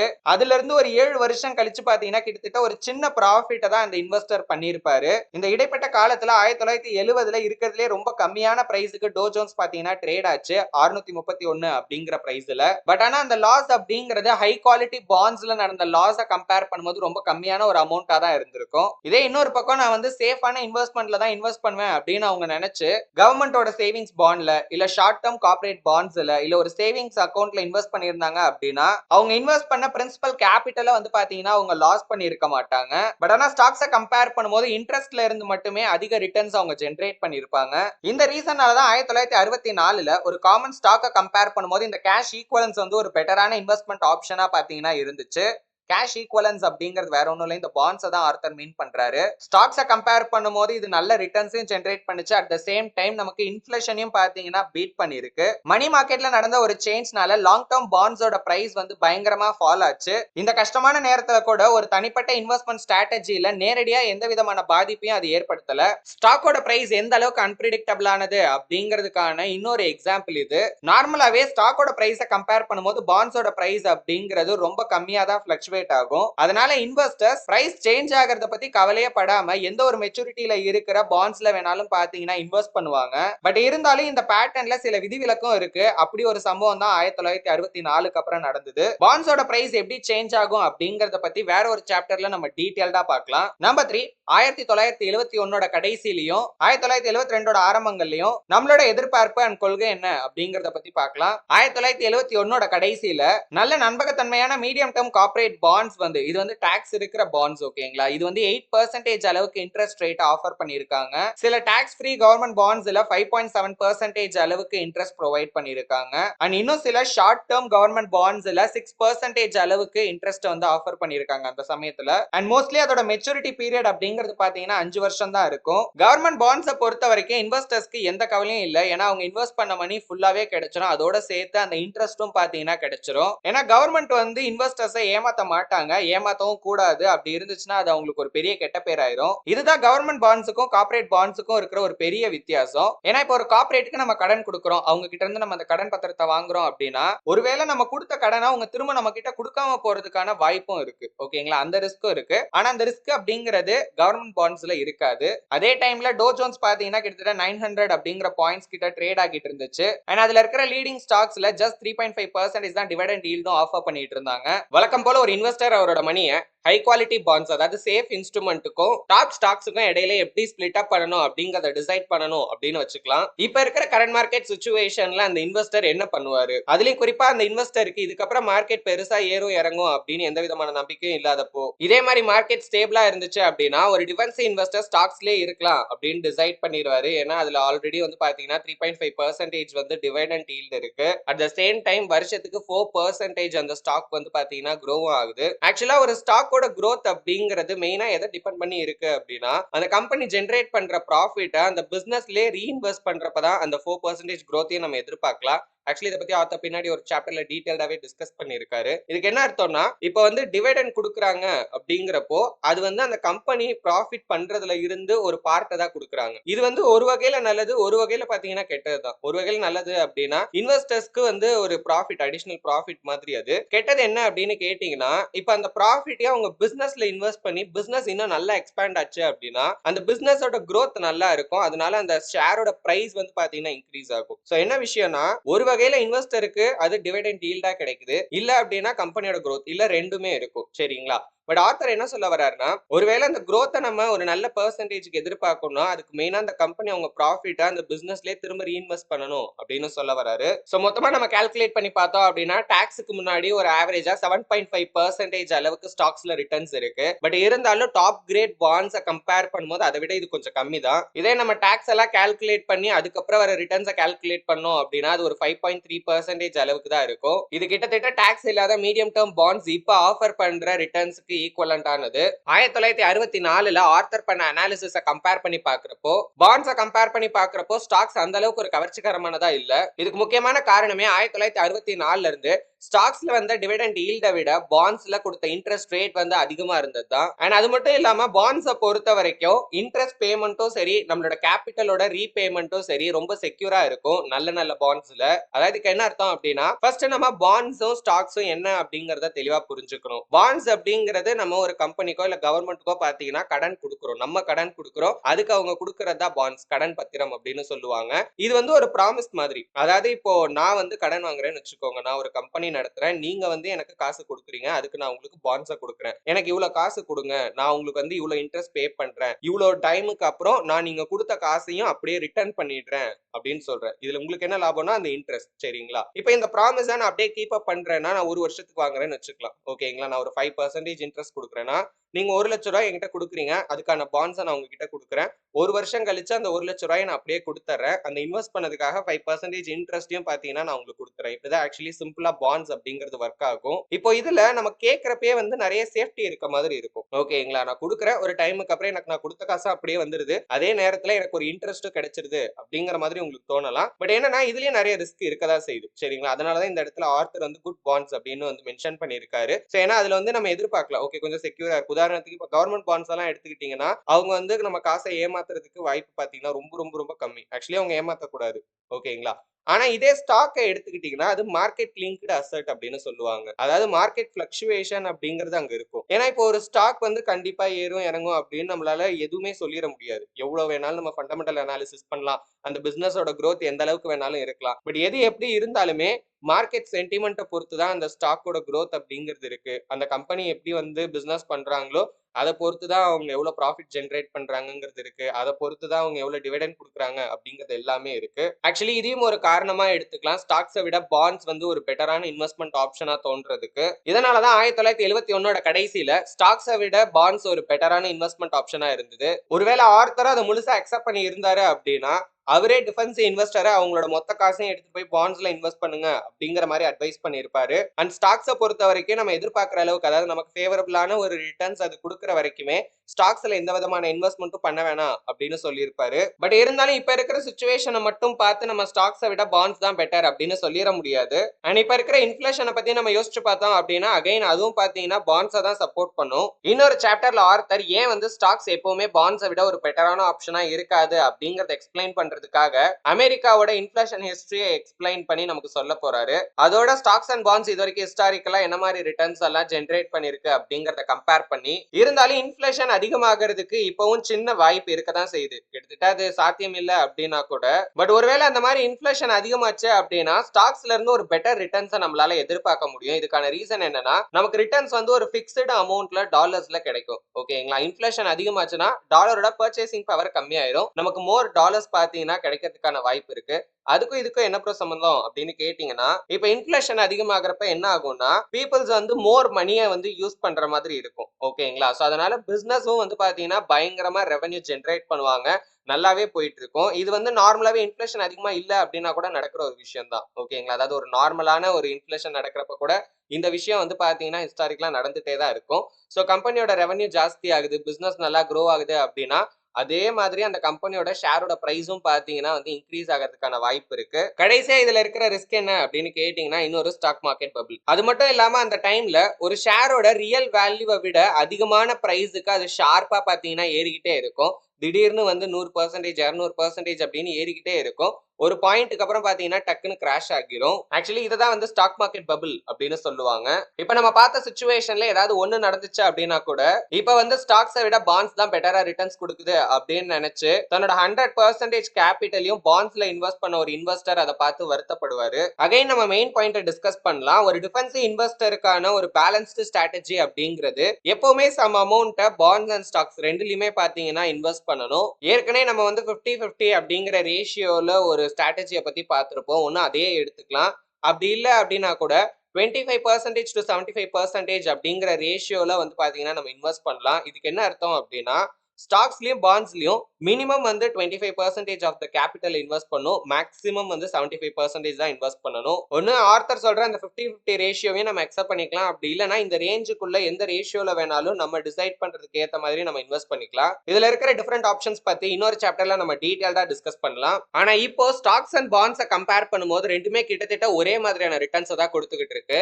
இதனால ஒரு இன்வெஸ்டர் அவங்களோட மணியை எப்படி ஸ்பிளிட் அப் பண்ணி அதாவது எந்த ரேஷியோக்கு ஸ்பிளிட் அப் பண்ணி இன்வெஸ்ட் பண்ணி இருந்தாலுமே அவங்களோட ஓவரால் ரிட்டர்ன்ஸ்ல பெரிய அளவுக்கு சேஞ்சஸ் எதுவுமே இருக்காது. நான் இப்போ அப்படிங்கிற வேர்டை யூஸ் பண்றேன்னா அது ஆக்சுவலி இப்போ கிடையாது, அதாவது 2025 கிடையாது. ஆர்த்தரோட பீரியட அவர் வந்து இப்போ அப்படின்னு மென்ஷன் பண்றாரு, அதாவது 1971 72 அந்த காலகட்டத்தை. அண்ட் அதே மாதிரி இந்த பெர்சன்டேஜ் எல்லாம் பாத்தீங்கன்னா American stock market and bond மார்க்கெட்ல இருந்து ஹிஸ்டாரிக்கல் டேட்டாவை தான் ஆர்த்தர் வந்து பாத்தீங்கன்னா ஷேர் பண்ணியிருக்காரு. எதுக்காக ப்ரோ நம்ம அதை பத்தி தெரிஞ்சுக்கணும் அப்படின்னு கேட்டீங்கன்னா, இது எதையுமே ஆர்த்தர் வந்து சும்மா ஷேர் பண்றது கிடையாது, அந்த டேட்டாஸ் எல்லாம் ஷேர் பண்ணி. ஏன்னா இப்போ ஒரு கான்செப்டை உங்களுக்கு எக்ஸ்பிளைன் பண்ணணும்னா அதுக்கு ஒன்னும் ஒரு எக்ஸாம்பிள் சொல்லணும். பட் ஆர்த்தர் அது எக்ஸாம்பிள லைவா எடுத்துட்டு வராரு. ஓகேங்களா, ஹிஸ்டாரிக்கலா இருக்கிற டேட்டாஸை ஷேர் பண்ணி அதுல இருந்து ஒரு கான்செப்டை நம்மளுக்கு வந்து டீச் பண்ண ட்ரை பண்றாரு. சோ அதனால இதை தெரிஞ்சுக்கிறதுல எந்த ஒரு தப்பும் கிடையாது. ஏற்கனவே நம்ம ஸ்டாக்ஸ் அண்ட் பாண்ட்ஸ்ல நம்மளோட டோட்டல் ரிட்டர்ன்ஸ் என்ன அப்படிங்கறத கால்குலேட் பண்ணிருக்கோம். அரௌண்ட் அது வந்து டாக்ஸ்க்கு முன்னாடி 7.8% இருக்கும், டாக்ஸ்க்கு அப்புறம் அப்ராக்ஸா ஒரு 5.5% அளவுக்கு ரிட்டர்ன்ஸ் இருக்கும். இந்த ரிட்டர்ன்ஸ் அப்படிங்கிறது ஒரு நார்மல் கன்சர்வேட்டிவ் இன்வெஸ்டர் லாங் டேர்ம்ல ஏர்ன் பண்ற ரிட்டர்ன்ஸை விட கொஞ்சம் அதிகமானது தான். Defensive investor, conservative investor, passive investor இதெல்லாமே கிட்டத்தட்ட ஒரே மாதிரியான டேர்ம்ஸ் தான். இதுக்கெல்லாம் சின்ன சின்ன டிஃபரன்ஸ் தான் இருக்கும். அதை பத்தி டீடைல்டா நான் உங்களுக்கு ஒரு வீடியோல ஷேர் பண்றேன். சிம்பிளா புரிஞ்சுக்கணும் அப்படின்னா இவங்க எல்லாருமே காமனா ரிஸ்க வந்து முடிஞ்ச அளவுக்கு கம்மி பண்ணணும், அதனால ரிட்டர்ன்ஸ் வந்து கம்மியா வந்தாலும் பரவாயில்ல அப்படின்னு தான் பாத்தீங்கன்னா நினைப்பாங்க. இருந்தாலும் இப்ப ஜெனரேட் பண்ணிருக்க ரிட்டர்ன்ஸ் அப்படிங்கிறதும் கம்மி தான். 1949 இருந்து 1969 நடந்த ஸ்டாக் மார்க்கெட்டோட புல் ரன்ல வந்த 14% ரிட்டர்ன்ஸை கம்பேர் பண்ணும்போது, பட் அந்த டைம்ல டோ ஜோன்ஸோட இண்டெக்ஸ் வேல்யூ பாத்தீங்கன்னா கிட்டத்தட்ட 5 மடங்கு க்ரோ ஆகி இருந்தது. அதே நேரத்துல கம்பெனிஸோட ஏர்னிங்ஸ் அண்ட் டிவிடெண்ட் பாக்குறப்ப அது டபுள் தான் ஆகி இருந்துச்சு. இத பாக்குறப்ப மார்க்கெட்ல நடந்த ஸ்ட்ராங்கான பெர்ஃபார்மன்ஸ்க்கு பின்னாடி இருக்க காரணம் இன்வெஸ்டர்ஸ் அண்ட் ஸ்பெகுலேட்டர்ஸோட ஆட்டிடியூட்ல நடந்த சேஞ்சஸ் தான். அண்ட் இது ரியல் பிசினஸ் growthனால நடக்கல. இத பாக்குறப்ப இது ஒரு பூட் ஸ்ட்ராப் ஆபரேஷன் மாதிரி இருக்கிறதா ஆர்த்தர் ஃபீல் பண்றாரு. இதுக்கு அர்த்தம் மார்க்கெட்டோட growth அப்படிங்கிறது கம்பெனியோட வேல்யூவால இல்லாம மார்க்கெட்டோட சென்டிமெண்ட்னால நடக்கும். ஒரு டிஃபென்சிவ் இன்வெஸ்டரோட ஸ்டாக் போர்ட்ஃபோலியோ பத்தி ஆர்த்தர் டிஸ்கஸ் பண்றப்ப அதுல மெயினா சிம்பிளா இருக்கணும் அப்படிங்கிறதுக்காக டோ ஜோன்ஸ் இண்டஸ்ட்ரியல் ஆவரேஜ்ல இருக்கிற நல்லா தெரிஞ்ச கம்பெனிஸ்ல தான் ஆர்த்தர் ஃபோக்கஸ் பண்ணுவாரு. பட் இருந்தாலும் இந்த 30 கம்பெனி மட்டும் தான் நம்ம இன்வெஸ்ட் பண்றதுக்கு ஏத்த ஆப்ஷன் அப்படின்னு கிடையாது. இது இல்லாம இன்னும் நிறைய ஹை குவாலிட்டி கம்பெனிஸும் ஸ்டாக் மார்க்கெட்ல லிஸ்ட் ஆகி இருக்கு. அதுல ஒரு சில கம்பெனிஸ் இந்த 30 கம்பெனிஸை விடவும் பெட்டரா பாத்தீங்கன்னா பெர்ஃபார்ம் பண்ணிருக்கு. இதுல நிறைய பப்ளிக் யூட்டிலிட்டி கம்பெனிஸும் இருக்கு. அண்ட் அதுக்காகன்னு தனியா டோ ஜோன்ஸ்ல இண்டெக்ஸும் இருக்கு. பட் இதுல மெயின் பாயிண்ட் என்ன அப்படின்னா, ஒரு டிஃபென்சிவ் இன்வெஸ்டரோட ரிட்டர்ன்ஸ் அப்படிங்கிறது அவங்க டோ ஜோன்ஸ் இண்டஸ்ட்ரியல் ஆவரேஜ்ல இருக்கிற ஸ்டாக்ஸ்ல இன்வெஸ்ட் பண்றாங்கனாலும் சரி, இல்ல டைவர்சிஃபை பண்ணி நல்ல குவாலிட்டியான ஸ்டாக்ஸ்ல இன்வெஸ்ட் பண்றாங்கனாலும் சரி, பெருசா சேஞ்ச் ஆக போறது கிடையாது. இதுல முக்கியமான விஷயமே இன்வெஸ்டரும் சரி அட்வைசரும் சரி யாராலுமே பாத்தீங்கன்னா எந்த ஸ்டாக் வந்து பெட்டரா பெர்ஃபார்ம் பண்ணும் அப்படிங்கறத கரெக்டா ப்ரெடிக்டே பண்ண முடியாது. பட் ஒரு சிலர் என்ன நினைக்கிறாங்க அப்படின்னா, ஸ்மார்ட் இன்வெஸ்டிங் அப்படிங்கிறது மார்க்கெட்டை விட பெட்டரா பெர்ஃபார்ம் பண்ற ஸ்டாக்ஸை வந்து தேர்ந்தெடுக்கிறது அப்படின்னு. பட் ஒரு டிஃபென்சிவ் இன்வெஸ்டர் ஆவரேஜை விட பெட்டரான ஒரு ரிட்டர்ன்ஸை தொடர்ந்து பண்ண முடியுமா அப்படிங்கிற சந்தேகம் ஆர்த்தருக்கு இருக்கு. இதே சந்தேகம் நிறைய மணியை ஹேண்டில் பண்ற நிறைய ப்ரொஃபஷனல் ஃபண்ட் மேனேஜர்ஸ்க்கும் பாத்தீங்கன்னா இருக்கு. இதை எக்ஸ்பிளைன் பண்ண ஆர்த்தர் ஒரு எக்ஸாம்பிள் கொடுக்குறாரு. பட் அந்த எக்ஸாம்பிளை பாக்குறப்போ இப்போ ஆர்த்தர் சொன்னதுக்கு அப்படியே அது ஆப்போசிட்டா இருக்கிற மாதிரி தோணும். டிசம்பர் 1960 இருந்து டிசம்பர் 1970 வரைக்கும்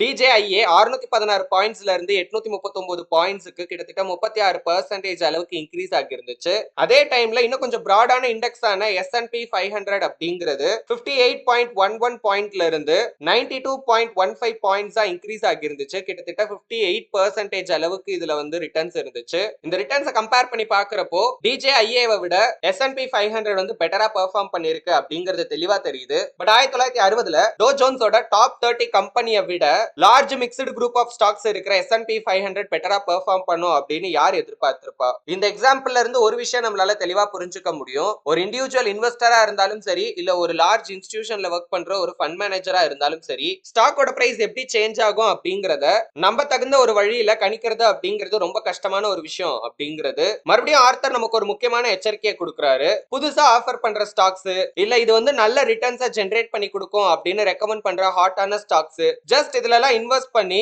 ஆவரேஜ் ரிட்டர்ன்ஸை விட பெட்டரான ரிட்டர்ன்ஸை நம்மளால ஜெனரேட் பண்ண முடியும் அப்படின்லாம் எதிர்பார்க்க கூடாது. உண்மையை சொல்லணும் அப்படின்னா இந்த ஸ்ட்ராட்டஜியை நம்ம லாங் ரன்னுக்கு இம்ப்ளிமெண்ட் பண்ணி பார்த்தோம் அப்படின்னா அது மோசமான ரிட்டர்ன்ஸை கொடுக்கறதுக்கு தான் வாய்ப்பு நிறைய இருக்கு. ஒரு டிஃபென்சிவ் இன்வெஸ்டரோட கவனம் எப்பவுமே நல்ல ப்ராஃபிட்டபிளா இருக்கிற ஃபைனான்சியலி நல்ல ஹெல்த்தியா இருக்கிற மாதிரியான பிரபலமான கம்பெனிஸோட ஷேர்ஸை வாங்குறதுல மட்டும்தான் இருக்கணும். எந்த ஒரு நல்ல ஃபைனான்சியல் அனாலிசிஸ்டால கூட அந்த மாதிரி கம்பெனிஸோட லிஸ்ட் லிஸ்ட்டை ஈஸியா கிரியேட் பண்ணிட முடியும். இதே நேரத்துல அக்ரெசிவ் இன்வெஸ்டர் அப்படிங்கிறவங்க மத்த விதமான ஸ்டாக்ஸையும் பாத்தீங்கன்னா தேர்ந்தெடுப்பாங்க. ஆனா அதுலயும் குறிப்பா அந்த ஸ்டாக்குக்கு கிளியரா ஒரு நல்ல வேல்யூ இருக்கு அப்படின்னு தெரிஞ்சா மட்டும்தான் அந்த கம்பெனில இன்வெஸ்ட் பண்ணுவாங்க. அண்ட் அதையுமே கேர்ஃபுல்லாவும் இன்டெலிஜென்ட்டாவும் அனாலிசிஸ் பண்ணதுக்கு அப்புறமா கிளியரா அந்த கம்பெனில நல்ல வேல்யூ இருக்கு அப்படின்னு ப்ரூவ் பண்ணதுக்கு அப்புறம் தான் அந்த கம்பெனிஸோட ஷேர்ஸே வாங்குவாங்க. இந்த செக்ஷனை முடிக்கிறதுக்கு முன்னாடி ஆர்த்தர் டிஃபென்சிவ் இன்வெஸ்டருக்காக 3 அடிஷனல் ஸ்ட்ராட்டஜிஸை கொடுக்குறாரு. அதை பத்தி ஒன் பை ஒன்னா பார்க்கலாம். Number 1 investment fund. ஆக்சுவலி உங்களுக்கு புரியுற மாதிரி சொல்லணும் அப்படின்னா ஆர்த்தர் மியூச்சுவல் ஃபண்டை தான் மீன் பண்றாரு. நம்மளோட ஓன் ஸ்டாக் போர்ட்ஃபோலியோவை கிரியேட் பண்றதுக்கு பதிலா ஒரு டிஃபென்சிவ் இன்வெஸ்டர் அவரோட மணியை இன்வெஸ்ட்மெண்ட் ஃபண்ட்ல இன்வெஸ்ட் பண்ணலாம். இன்வெஸ்ட்மெண்ட் ஃபண்ட்ல நம்ம மணியை இன்வெஸ்ட் பண்ணாலுமே அந்த மணியும் பாத்தீங்கன்னா டைரக்டா ஸ்டாக் மார்க்கெட்ல தான் இன்வெஸ்ட் ஆகும் ஒரு ஃபண்ட் மேனேஜர் மூலமா. இது எப்படி ஒர்க் ஆகுதுன்னு சிம்பிளா நான் சொல்றேன். நான் வந்து ஒரு இன்வெஸ்ட்மெண்ட் ஃபண்டை சூஸ் பண்றேன். ஓகேங்களா, நான் டைரக்டா ஸ்டாக்கை வந்து ஸ்டடி பண்ணியோ அனாலிசிஸ் பண்ணியோ வாங்குறதுக்கு பதிலா ஒரு ஃபண்டை நான் சூஸ் பண்ணிக்கிறேன். அந்த ஃபண்டை நான் வாங்கிக்கிறேன். எனக்கு சில யூனிட்ஸ் கிடைச்சிருது. இப்போ என்னோட மணி ஒரு ஃபண்ட் மேனேஜர் மூலமா பாத்தீங்கன்னா அவர் ஸ்டடி பண்ணுவார். அவருக்கு ஒரு இன்வெஸ்ட்மெண்ட் ஸ்ட்ராட்டஜி இருக்கும், ஒரு தீம் ஆர் ஒரு கான்செப்ட் ஆர் ஒரு ஸ்ட்ராட்டஜி பேஸ் பண்ணி அவர் ஸ்டாக் மார்க்கெட்ல இன்வெஸ்ட் பண்ணுவாரு, ஷேர்ஸ் எல்லாம் வாங்குவாரு. சோ இப்போ அந்த மணி வந்து பாத்தீங்கன்னா அங்க இன்வெஸ்ட் ஆகிரும். நிறைய அசெட் மேனேஜ்மெண்ட் கம்பெனிஸ் இந்த மாதிரியான ஏகப்பட்ட மியூச்சுவல் ஃபண்ட் ஸ்கீம்ஸ் பாத்தீங்கன்னா ஆஃபர் பண்றாங்க. அதுல ஒரு நல்ல ஃபண்டா சூஸ் பண்ணி நம்மளோட மணியை நம்ம இன்வெஸ்ட் பண்ணலாம். Number 2 professional administration. ஒருவேளை லார்ஜ் அமௌண்ட் ஆஃப் மணியை நம்ம இன்வெஸ்ட் பண்ற ஐடியால இருக்கோம் அப்படின்னா ப்ரொஃபஷனலா மணியை ஹேண்டில் பண்றதுக்கு அப்படின்னு சில இண்டிவிஜுவல் சில கம்பெனிஸ் பாத்தீங்கன்னா இருக்கு. அவங்க கிட்ட நம்ம வந்து அட்வைஸ் கேட்கலாம். இல்ல அவங்கள வச்சே பாத்தீங்கன்னா நம்மளோட ஃபண்டை நம்ம வந்து மேனேஜ் பண்ணலாம். அதுக்கும் சில ஆப்ஷன்ஸ் இருக்கு. Number 3 dollar cost averaging. Rupees cost averaging அப்படினாலும் சேம் மீனிங் தான் வரும். நம்ம என்ன மணி யூஸ் பண்ணி இன்வெஸ்ட் பண்றோம். இப்போ இந்தியால நம்ம வந்து ருபீஸ்ல இன்வெஸ்ட் பண்ணுவோம். சோ அதனால நம்ம வந்து ருபீஸ் காஸ்ட் ஆவரேஜிங் அப்படின்னு சொல்லுவோம். அங்க அமெரிக்கால டாலர்ஸ் யூஸ் பண்ணுவாங்க. அதனால டாலர் காஸ்ட் ஆவரேஜிங் அப்படின்னு மென்ஷன் பண்ணிருக்காங்க. மத்தபடி ரெண்டுக்கும் ஒரே மீனிங் தான். இந்த ஸ்ட்ராட்டஜில ஒரு பர்టిక్యులர் அமௌண்ட்டை ஒரு பர்టిక్యులர் இன்டர்வல் ஆஃப் டைமுக்கு நம்ம ரெகுலரா பாத்தீங்கன்னா இன்வெஸ்ட் பண்ணிக்கிட்டே வருவோம் மார்க்கெட்ல. எவ்வளவு அமௌண்ட் இன்வெஸ்ட் பண்ண போறோம், எவ்வளவு நாளைக்கு ஒரு தடவை நம்ம இன்வெஸ்ட் பண்ண போறோம் அப்படிங்கறதெல்லாம் நம்ம தான் டிசைட் பண்ணணும். இப்படி பண்றப்போ ஸ்டாக் மார்க்கெட்டோட வேல்யூ ரொம்ப அதிகமா இருந்துச்சு அப்படின்னா நமக்கு வந்து லெஸ் நம்பர் ஆஃப் ஷேர்ஸ் பாத்தீங்கன்னா கிடைக்கும். இதே ஸ்டாக் மார்க்கெட்டோட வேல்யூ ரொம்ப கம்மியா இருக்கு அப்படிங்கிறப்போ நமக்கு மோர் நம்பர் ஆஃப் ஷேர்ஸ் கிடைக்கும். இதுக்கான காரணம் என்னன்னா நம்ம ஒரே அமௌண்ட்டை வந்து இன்வெஸ்ட் பண்ணிட்டே வரும். ஓகேங்களா, வேல்யூ ஜாஸ்தியா இருந்துச்சுன்னா கம்மியான யூனிட்ஸ் கிடைக்கும். இதே வேல்யூ ரொம்ப கம்மியா இருந்துச்சு அப்படின்னா மோர் யூனிட்ஸ் நமக்கு கிடைக்கும். இந்த பிராட் இன்வெஸ்ட்மெண்ட் அப்ரோச்சை ஃபார்முலா இன்வெஸ்டிங் அப்படின்னு சொல்லுவாங்க.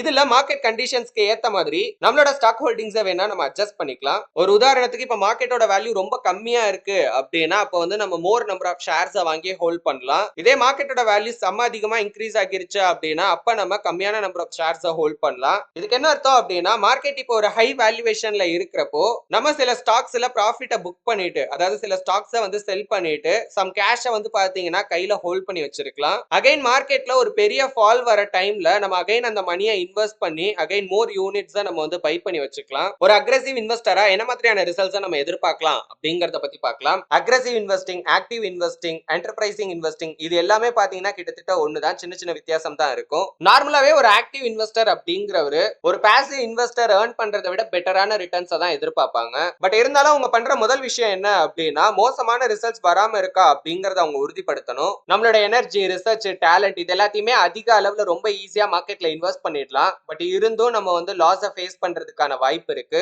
இதனால தான் ஒரு ஆக்டிவ் இன்வெஸ்டர் எந்த ஸ்ட்ராட்டஜி ஒர்க் ஆகும், எந்த ஸ்ட்ராட்டஜி ஒர்க் ஆகாது அப்படிங்கறத தெளிவா புரிஞ்சுக்க வேண்டியது ரொம்ப முக்கியம். முதல்ல நம்ம அபோவ் ஆவரேஜ் ரிட்டர்ன்ஸ் அச்சீவ் பண்றதுக்கு இன்வெஸ்டர்ஸும் ஸ்பெகுலேட்டர்ஸும் யூஸ் பண்ற சில காமனான மெத்தட்ஸ் ஒன் பை ஒன்னா பார்க்கலாம். நம்பர் 1 மார்க்கெட்ல ட்ரேட் பண்றது. இந்த ஸ்ட்ராட்டஜில மார்க்கெட்ல பிரைஸ் ஏறும்போது பை பண்ணிட்டு அது இறங்க ஸ்டார்ட் ஆகும்போது செல் பண்ணுவாங்க. இதுல இன்வெஸ்டர்ஸ் மார்க்கெட்டை விட பெட்டரா பெர்ஃபார்ம் பண்ற மாதிரியான ஸ்டாக்ஸ் தான் சூஸ் பண்ணுவாங்க. சில ப்ரொஃபஷனல் ட்ரேடர் ஷார்ட் செல்லிங் கூட பண்ணுவாங்க. ஷார்ட் செல்லிங் அப்படிங்கிறது இதுக்கு முன்னாடி நம்ம பார்த்ததுக்கு அப்படியே ஆப்போசிட் ஆனது. ஒரு ஸ்டாக்கோட பிரைஸ் இறங்க போகுது அப்படிங்கிற எதிர்பார்ப்புல முதல்லயே அதை ஒரு ஹை பிரைஸ்ல செல் பண்ணிட்டு அதுக்கப்புறம் அது ஒரு லோ பிரைஸ் வந்ததுக்கு அப்புறம் திரும்ப வாங்கிக்கலாம் அப்படிங்கிறதுக்காக பண்றது. ஆக்சுவலி அவங்க ஸ்டாக்கை செல் பண்றதுக்கு முன்னாடி அவங்க கிட்ட எந்த ஒரு ஸ்டாக்கும் இருக்காது. அதனால முதல்ல ஸ்டாக் எக்ஸ்சேஞ்சில இருந்து ஸ்டாக்ஸை வந்து அவங்க பாரோ பண்ணுவாங்க. அண்ட் அதுக்கப்புறம் அதை செல் பண்ணதுக்கு அப்புறமா திரும்ப அவங்க எவ்வளவு ஸ்டாக்ஸை செல் பண்ணாங்களோ அதே ஸ்டாக்ஸை அவங்க பை பண்ணணும். இப்போ இந்த இடத்துல அவங்க ப்ராஃபிட் பண்ணணும் அப்படின்னா அவங்க செல் பண்ண பிரைஸை விட கம்மியான பிரைஸுக்கு அவங்க வந்து அந்த ஸ்டாக்கை பை பண்ணணும். வால் ஸ்ட்ரீட் பத்திரிகையோட 19வது பக்கத்துல ஒரு விஷயத்தை குறிப்பிட்டிருந்தாங்க. அது என்ன அப்படின்னா ஈவன் ஸ்மால் இன்வெஸ்டர்ஸ் கூட, இந்த இன்வெஸ்டர்ஸ் அப்படின்னு அவங்கள சொல்றது ஏதோ அவங்கள புகழ்ற மாதிரி இல்ல அப்படின்னா கூட அவங்களும் அப்பப்ப திறமையே இல்லாம மார்க்கெட்ல ஷார்ட் செல்லிங் பண்ண ட்ரை பண்றாங்க அப்படின்னு போட்டிருந்தாங்க. Number 2 short term selectivity. இந்த ஸ்ட்ராட்டஜியை பொறுத்த வரைக்கும் இப்ப கரண்டா ப்ராஃபிட்டபிளா இருக்கிற மாதிரியான கம்பெனிஸ் அண்ட் இதுக்கப்புறம் வந்து ப்ராஃபிட்டபிளா இருக்க போற மாதிரியான கம்பெனிஸோட ஷேர்ஸை வந்து பை பண்றது. இது மட்டும் இல்லாம இதுக்கப்புறம் அந்த கம்பெனில ஏதாவது ஒரு நல்ல நியூஸ் வரப்போகுது, இல்ல ஒரு நல்ல டெவலப்மெண்ட் இருக்க போகுது அப்படிங்கிற மாதிரியான எதிர்பார்ப்பு தரப்புலயும் இன்வெஸ்டர்ஸ் அந்த கம்பெனியோட ஷேர்ஸை பை பண்ணலாம். Number 3 long term selectivity. இந்த ஸ்ட்ராட்டஜியை பொறுத்த வரைக்கும் ஏற்கனவே ஹிஸ்டாரிக்கலா பாக்குறப்போ ஒரு ஸ்ட்ராங்கான growth இருக்க கம்பெனி ஆனா அதே மாதிரியான growth நம்மளால ஃபியூச்சர்லயும் எக்ஸ்பெக்ட் பண்ண முடியும் அப்படிங்கிற மாதிரியான கம்பெனிஸ்ல இன்வெஸ்ட் பண்றது. சில நேரங்கள்ல இன்வெஸ்டர்ஸ் சில கம்பெனிஸ் வந்து நல்ல ரிசல்ட்ஸ் கொடுக்கல அப்படின்னா கூட இன் ஃபியூச்சர்ல அந்த கம்பெனி வந்து ப்ராஃபிட்டபிளா இருக்க போகுது அப்படிங்கிற மாதிரியான எதிர்பார்ப்புல கூட அந்த கம்பெனிஸ்ல இன்வெஸ்ட் பண்ணலாம். இந்த மாதிரி companies mostly pharma, technology, electronics இந்த மாதிரி செக்டர்ஸ்ல நம்மளால பார்க்க முடியும். ஏன்னா பொதுவாவே இந்த செக்டர்ல இருக்க கம்பெனிஸ் புது ப்ராடக்ட், புது ப்ராசஸ் இதெல்லாம் தொடர்ந்து ஒர்க் பண்ணிட்டே இருப்பாங்க. இந்த ஸ்ட்ராட்டஜிஸ்லாம் யூஸ் பண்ணி ஒரு இன்வெஸ்டர் எந்த அளவுக்கு சக்சஸ் பண்றதுக்கான வாய்ப்பு இருக்கு அப்படிங்கறத பத்தின நெகட்டிவான கருத்தை ஏற்கனவே ஆர்த்தர் ஷேர் பண்ணியிருந்தாரு. ஃபர்ஸ்ட் ஸ்ட்ராட்டஜியை பொறுத்த வரைக்கும் அதாவது ஸ்டாக்ஸ்ல ட்ரேடிங் பண்றது அப்படிங்கிறது தியரிட்டிக்கலாவும் சரி பிராக்டிக்கலாவும் சரி அது ஒரு உண்மையான இன்வெஸ்ட்மெண்ட் ஸ்ட்ராட்டஜி கிடையாது. ஏன் அப்படின்னு கேட்டீங்கன்னா ஏற்கனவே இந்த புக்கோட ஸ்டார்டிங்ல ஆர்த்தர் இன்வெஸ்ட்மெண்ட்டுக்கான ஒரு டெஃபினிஷனை தெளிவா கொடுத்திருப்பாரு. அதுல 3 முக்கியமான விஷயத்தை ஷேர் பண்ணியிருப்பாரு. ஒன்னு நம்ம கேர்ஃபுல்லா அனாலிசிஸ் பண்ணணும், ரெண்டாவது நம்மளோட மணி வந்து சேஃபா இருக்கணும், மூணாவது நம்ம நியாயமான ரிட்டர்ன்ஸை எதிர்பார்க்கணும் அப்படின்னு. ட்ரேடிங் பண்றப்ப கேர்ஃபுல்லா அனாலிசிஸ் கூட பண்ணிடலாம், பட் மத்த 2 விஷயம் பாத்தீங்கன்னா அதுல மிஸ் ஆகும். அதாவது நம்மளோட கேபிட்டலுக்கு அங்க சேஃப்டியும் இருக்காது அண்ட் அதே மாதிரி நம்மளால ஒரு நியாயமான ரிட்டர்ன்ஸையும் வந்து எதிர்பார்க்க முடியாம கூட போலாம். ஒரு விஷயம் நல்லா புரிஞ்சுக்கோங்க, ட்ரேடிங்னாலே நம்மளால ப்ராஃபிட்டபிளா பண்ண முடியாது அப்படின்னு ஆர்த்தர் சொல்ல வரல. இன்வெஸ்ட்மெண்ட் அப்படிங்கிற பேர்ல நம்ம ட்ரேடிங் பண்றோம் அப்படின்னா அதை பண்ண முடியாது அப்படின்னு அவர் சொல்றாரு. ஸ்டாக் ட்ரேடிங் பத்தி இன்னும் டீடைல்டா நம்ம இன்னொரு சாப்டர்ல பார்க்கலாம். ஷார்ட் டேர்முக்கா இருந்தாலும் சரி இல்ல லாங் டேர்முக்கா இருந்தாலும் சரி ஒரு பெஸ்ட் ஸ்டாக்கை சூஸ் பண்ண ட்ரை பண்றப்போ இன்வெஸ்டர்ஸ் ஃபேஸ் பண்ற 2 முக்கியமான சேலஞ்ச் என்ன அப்படின்னு கேட்டீங்கன்னா, ஒன்னு மனுஷங்க பண்ற தப்பு, ரெண்டாவது கடுமையான போட்டி. ஃபர்ஸ்ட் நம்ம ஹியூமன் மிஸ்டேக் பத்தி பார்க்கலாம். இப்போ ஒரு இன்வெஸ்டர் ஒரு கம்பெனியோட ஃபியூச்சரை பத்தி ஒரு விஷயத்தை ப்ரெடிக்ட் பண்றாரு அப்படின்னா அது தப்பா கூட போறதுக்கான வாய்ப்பு இருக்கு. ஒருவேளை அவரோட ப்ரெடிக்ஷன் கரெக்டாவே இருந்தாலுமே ஏற்கனவே மார்க்கெட்ல அந்த எக்ஸ்பெக்டேஷன்ஸ் எல்லாமே ஃபுல்ஃபில் ஆகி இருக்கும். அதாவது இதுக்கு என்ன அர்த்தம் அப்படின்னா மார்க்கெட் வந்து இதுக்கப்புறம் ஏற போகுது அப்படிங்கிற எதிர்பார்ப்பு எல்லாருக்குமே இருந்து அந்த ஸ்டாக்கை எல்லாருமே வாங்கி வச்சு ஏற்கனவே பாத்தீங்கன்னா பயங்கரமா அந்த ஸ்டாக்கோட பிரைஸ் ஏறி போயிருக்கும். அதுக்கப்புறம் அந்த எதிர்பார்ப்பாங்க நம்ம வச்சு எந்த பிரயோஜனமும் கிடையாது. ஏன்னா அதுக்கப்புறம் அங்க இருந்து இன்னும் எவ்வளவு தூரத்துக்கு அந்த ஸ்டாக்கோட பிரைஸ் ஏறும் அப்படின்னு நம்மளால உறுதியா சொல்லவே முடியாது. ஆனா அது மட்டும் இல்லாம அங்க இருந்து அந்த ஸ்டாக் பயங்கரமா ஃபால் ஆகிறதுக்கும் நிறைய வாய்ப்பு இருக்கும். ஷார்ட் டேர்ம் இன்வெஸ்டிங் பொறுத்த வரைக்கும் இப்ப கரண்டா அந்த கம்பெனி எப்படி பெர்ஃபார்ம் பண்றாங்க அப்படிங்கறதும் நமக்கு தெரிஞ்சிருக்கணும். ஆனா அதே நேரத்துல அடுத்த வருஷம் என்ன மாதிரி அவங்க பெர்ஃபார்ம் பண்ண போறாங்க அப்படிங்கறதையும் நம்ம க்ளோஸா அனாலிசிஸ் பண்ணணும். சோ ஒரு இன்வெஸ்டர் இப்ப இந்த கம்பெனி பயங்கரமா பெர்ஃபார்ம் பண்ணிக்கிட்டு இருக்காங்க, சோ இதே மாதிரி அடுத்த வருஷமும் பண்ணுவாங்க அப்படிங்கிற எதிர்பார்ப்புல ஒரு கம்பெனில இன்வெஸ்ட் பண்றப்ப நல்ல ப்ராஃபிட் பண்றதுக்கான வாய்ப்பை குறைச்சிக்கிறாங்க. லாங் டேர்ம் growth இருக்கிற மாதிரியான ஸ்டாக்ஸை தேர்ந்தெடுக்கிறப்பையும் இன்வெஸ்டர்ஸ் இதே பிரச்சனையை ஃபேஸ் பண்றாங்க. அது மட்டும் இல்லாம ஷார்ட் டேர்ம் ப்ரெடிக்ஷன்ஸை கம்பேர் பண்ணும்போது லாங் டேர்ம் ப்ரெடிக்ஷன்ஸ் வந்து தப்பா போறதுக்கான நிறைய வாய்ப்பு இருக்கு. இதுக்கு ஒரு பெஸ்ட் எக்ஸாம்பிள் நம்மளோட போன வீடியோல பார்த்திருப்போம் ஏர்லைன் ஸ்டாக்ஸை பத்தி. லாங் டேர்ம் ப்ரெடிக்ஷன் அப்படின்னு வரும்போது ஈவன் எக்ஸ்பர்ட்ஸே பாத்தீங்கன்னா தப்பு பண்றாங்க. பட் இருந்தாலும் ஸ்டாக் மார்க்கெட்ல பெரும்பாலான பீப்புள்ஸ் வந்து தப்பு பண்றாங்க. அப்படி இருக்கிறப்போ ஒரு இன்வெஸ்டர் சரியான விஷயத்தை மட்டும் பண்ணி ஒரு நல்ல லாபத்தை சம்பாதிக்கிறதுக்கான வாய்ப்பு இருக்கு அப்படிங்கிறது தியரிட்டிக்கலா வேணா சொல்லலாம். லாங் டேர்முக்கு ஒரு கம்பெனியோட பெர்ஃபார்மன்ஸை ப்ரெடிக்ட் பண்றதுல எத்தனை ஆக்டிவ் இன்வெஸ்டர்ஸ் ப்ரொஃபஷனல் அனாலிசிஸ்ட விட பெட்டரா இருக்காங்கன்னு கொஞ்சம் யோசிச்சு பாருங்க. இதை கேட்கிறப்ப லாஜிக்கலான பட் இருந்தாலும் தீர்க்கவே முடியாத ஒரு குழப்பத்தை ஏற்படுத்தும். கன்சிஸ்டன்டா நம்ம ஆவரேஜ் ரிட்டர்ன்ஸை விட பெட்டரான ஒரு ரிட்டர்ன்ஸை பண்ணணும் அப்படின்னா நம்ம ஃபாலோ பண்ற ஸ்ட்ராட்டஜில 2 விஷயம் முக்கியமா இருக்கணும். நம்பர் 1 அது ஃபண்டமெண்டலி ஸ்ட்ராங்காவும் நம்பகத்தன்மையாவும் இருக்கணும். நம்பர் 2 அது ஒரு பாப்புலரான மெத்தடா இருக்கக்கூடாது. அதாவது நிறைய பீப்புள் அந்த மெத்தடை யூஸ் பண்ணக்கூடாது. தியரிட்டிக்கலா அந்த மாதிரியான ஸ்ட்ராட்டஜிஸ் இருக்கணும். பிராக்டிக்கலா நம்ம பார்த்தோம் அப்படின்னா கூட அந்த மாதிரியான ஸ்ட்ராட்டஜிஸ் இருக்கும் அப்படின்னு நம்ம நம்பலாம். ஏன்னா அதுக்கு நிறைய காரணங்கள் இருக்கு. நம்ம எல்லாருக்குமே நல்லா தெரியும் ஒரு ஸ்டாக்கோட பிரைஸ் எந்த டைரக்ஷன்ல வேணாலும் எவ்வளவு தூரத்துக்கு வேணாலும் பாத்தீங்கன்னா சேஞ்ச் ஆகலாம். இது ஓவரால் மார்க்கெட்லயும் நடக்கும், ஒரு இண்டிவிஜுவல் ஸ்டாக்லயும் நடக்கும். மக்களோட ஆர்வம் இல்லாததுனாலயோ இல்ல அவங்களோட தவறான புரிதல்னாலயோ எப்ப வேணாலும் ஒரு ஸ்டாக் வந்து அண்டர் வேல்யூட் ஆகலாம். இன்னும் உங்களுக்கு புரியுற மாதிரி சொல்லணும் அப்படின்னா பல நேரங்கள்ல ட்ரேடர்ஸ் அவங்க என்ன மாதிரியான ஸ்டாக்ல டீல் பண்றாங்க அப்படிங்கறத புரிஞ்சுக்கிறதே கிடையாது. இந்த புக் ஃபுல்லாவே இந்த விஷயத்தை எக்ஸ்பிளைன் பண்ற மாதிரி நிறைய எக்ஸாம்பிள்ஸ் ஆர்த்தர் கொடுத்திருப்பாரு. அதுல அந்த ஸ்டாக்கோட ஆக்சுவல் வேல்யூக்கும் மார்க்கெட் வேல்யூக்கும் எந்த அளவுக்கு டிஃபரன்ஸ் இருக்கு அப்படிங்கறத நம்மளால பார்க்க முடியும். இந்த மாதிரி பெரும்பாலான மக்கள் ஸ்டாக் மார்க்கெட்ல பண்ற தப்புனால நல்ல மேக்ஸ் ஸ்கில் இருக்கிற ஒரு ஸ்மார்ட் இன்வெஸ்டர் இந்த சந்தர்ப்பத்தை பயன்படுத்தி அவங்களால நல்ல லாபம் இதுல சம்பாதிக்க முடியும் அப்படிங்கிற மாதிரி நமக்கு தோணலாம். பட் இருந்தாலும் அது அவ்வளவு சிம்பிள் கிடையாது. ஒரு அண்டர் வேல்யூடா இருக்கிற ஸ்டாக்கை நம்ம வாங்கினதுக்கு அப்புறமா அது ஓவர் வேல்யூட் ஆகிறதுக்கு நிறைய டைம் எடுத்துக்கும். அதே நேரத்துல நேரத்துல நமக்கும் நிறைய பொறுமை இருக்கணும். இதே இன்னொரு பக்கம் ஓவர் வேல்யூடா இருக்கிற ஸ்டாக்ஸை நம்ம ஷார்ட் செல் பண்றப்போ நம்மளோட தைரியமும் சகிப்புத்தன்மையும் மட்டும் இல்லாம நம்மளோட பைனான்சியல் ரிசோர்சஸும் அந்த இடத்துல சோதிக்கப்படுது. இது ஒரு நல்ல ஐடியா அண்ட் இதை சக்சஸ்ஃபுல்லா அப்ளை பண்றதுக்கான சில வழிகளும் இருக்கும். பட் இருந்தாலும் இது ஒரு கஷ்டமான ஸ்கில் கத்துக்கிறதுக்கு. பல வருஷமாவே மார்க்கெட்ல நிறைய ஸ்பெஷல் சிச்சுவேஷன்ஸ் நடந்திருக்கும். இந்த சிச்சுவேஷன் எல்லாம் ஹேண்டில் பண்ண தெரிஞ்ச ஒரு இன்வெஸ்டர் ரொம்ப கம்மியான ரிஸ்க்ல 20% இல்ல அதுக்கும் மேல ஆனுவல் ரிட்டர்ன்ஸ் அவங்களால பண்ணியிருந்திருக்க முடியும். இந்த சிச்சுவேஷன்ஸ்ல intersecurity arbitrage, pay out from liquidation, protection hedging இது எல்லாமே பாத்தீங்கன்னா இன்க்ளூட் ஆகி இருக்கும். இன்டர்செக்யூரிட்டி ஆர்பிட்ரேஜ் அப்படிங்கிறது இப்போ ஒரு ஸ்டாக் வந்து 2 டிஃபரெண்ட் எக்ஸ்சேஞ்சில் லிஸ்ட் ஆகிருக்கு அப்படின்னு கன்சிடர் பண்ணிக்கோங்க. ஸோ ரெண்டுலயுமே பாத்தீங்கன்னா கிட்டத்தட்ட வேல்யூ சேமா இருக்க மாதிரி இருக்கும். பட் சம்டைம்ஸ் வந்து அந்த பிரைஸ்ல சில டிஃபரன்ஸ் வரும். அந்த மாதிரி டைம்ல இந்த ஆர்பிட்ரேஜர்ஸ் என்ன பண்ணுவாங்க அப்படின்னா எந்த எக்ஸ்சேஞ்சில் அந்த ஸ்டாக்கோட பிரைஸ் அதிகமா இருக்கோ அங்க அதை செல் பண்ணிடுவாங்க. எந்த எக்ஸ்சேஞ்சில் அந்த ஸ்டாக்கோட பிரைஸ் கம்மியா இருக்கோ அதை பை பண்ணிடுவாங்க. இப்போ மார்க்கெட் எந்த டைரக்ஷன்ல மூவ் ஆனாலுமே இந்த பிரைஸ் டிஃபரன்ஸ் காரணமா ஒரு சின்ன ப்ராஃபிட் அவங்களால மேக் பண்ண முடியும். பே அவுட் ஃப்ரம் லிக்விடேஷன் அப்படிங்கிறதுக்கு எனக்கு தெரிஞ்ச மீனிங் என்ன அப்படின்னா இப்போ ஒரு கம்பெனி டோட்டலா உங்களோட பிசினஸ் வந்து ஷட் டவுன் பண்றாங்க. ஸோ அவங்களோட ப்ராப்பர்ட்டிஸ் எல்லாத்தையும் செல் பண்றாங்க. கம்ப்ளீட்டா அந்த பிசினஸே வந்து இழுத்து மூட போறாங்க அப்படிங்கிறப்போ எல்லாத்தையுமே பாத்தீங்கன்னா அவங்க வந்து லிக்விடேட் பண்ணிடுவாங்க. அதாவது கேஷா கன்வெர்ட் பண்ணிடுவாங்க. அதுல வர அமௌண்ட்டை ஷேர் ஹோல்டர்ஸ் பிரிச்சு கொடுப்பாங்க அப்படிங்கிற மாதிரி கேள்விப்பட்டிருக்கேன். ஸோ அதை தான் ஆர்த்தர் இங்க சொல்றாரா அப்படின்றது எனக்கு ஷோரா தெரியல. ப்ரொடெக்ஷன் ஹெட்ஜிங் அப்படிங்கிறது நம்மளோட ரிஸ்க்கை அவாய்ட் பண்ணணும் அப்படிங்கிறதுக்காக பண்ற ஒரு விஷயம்.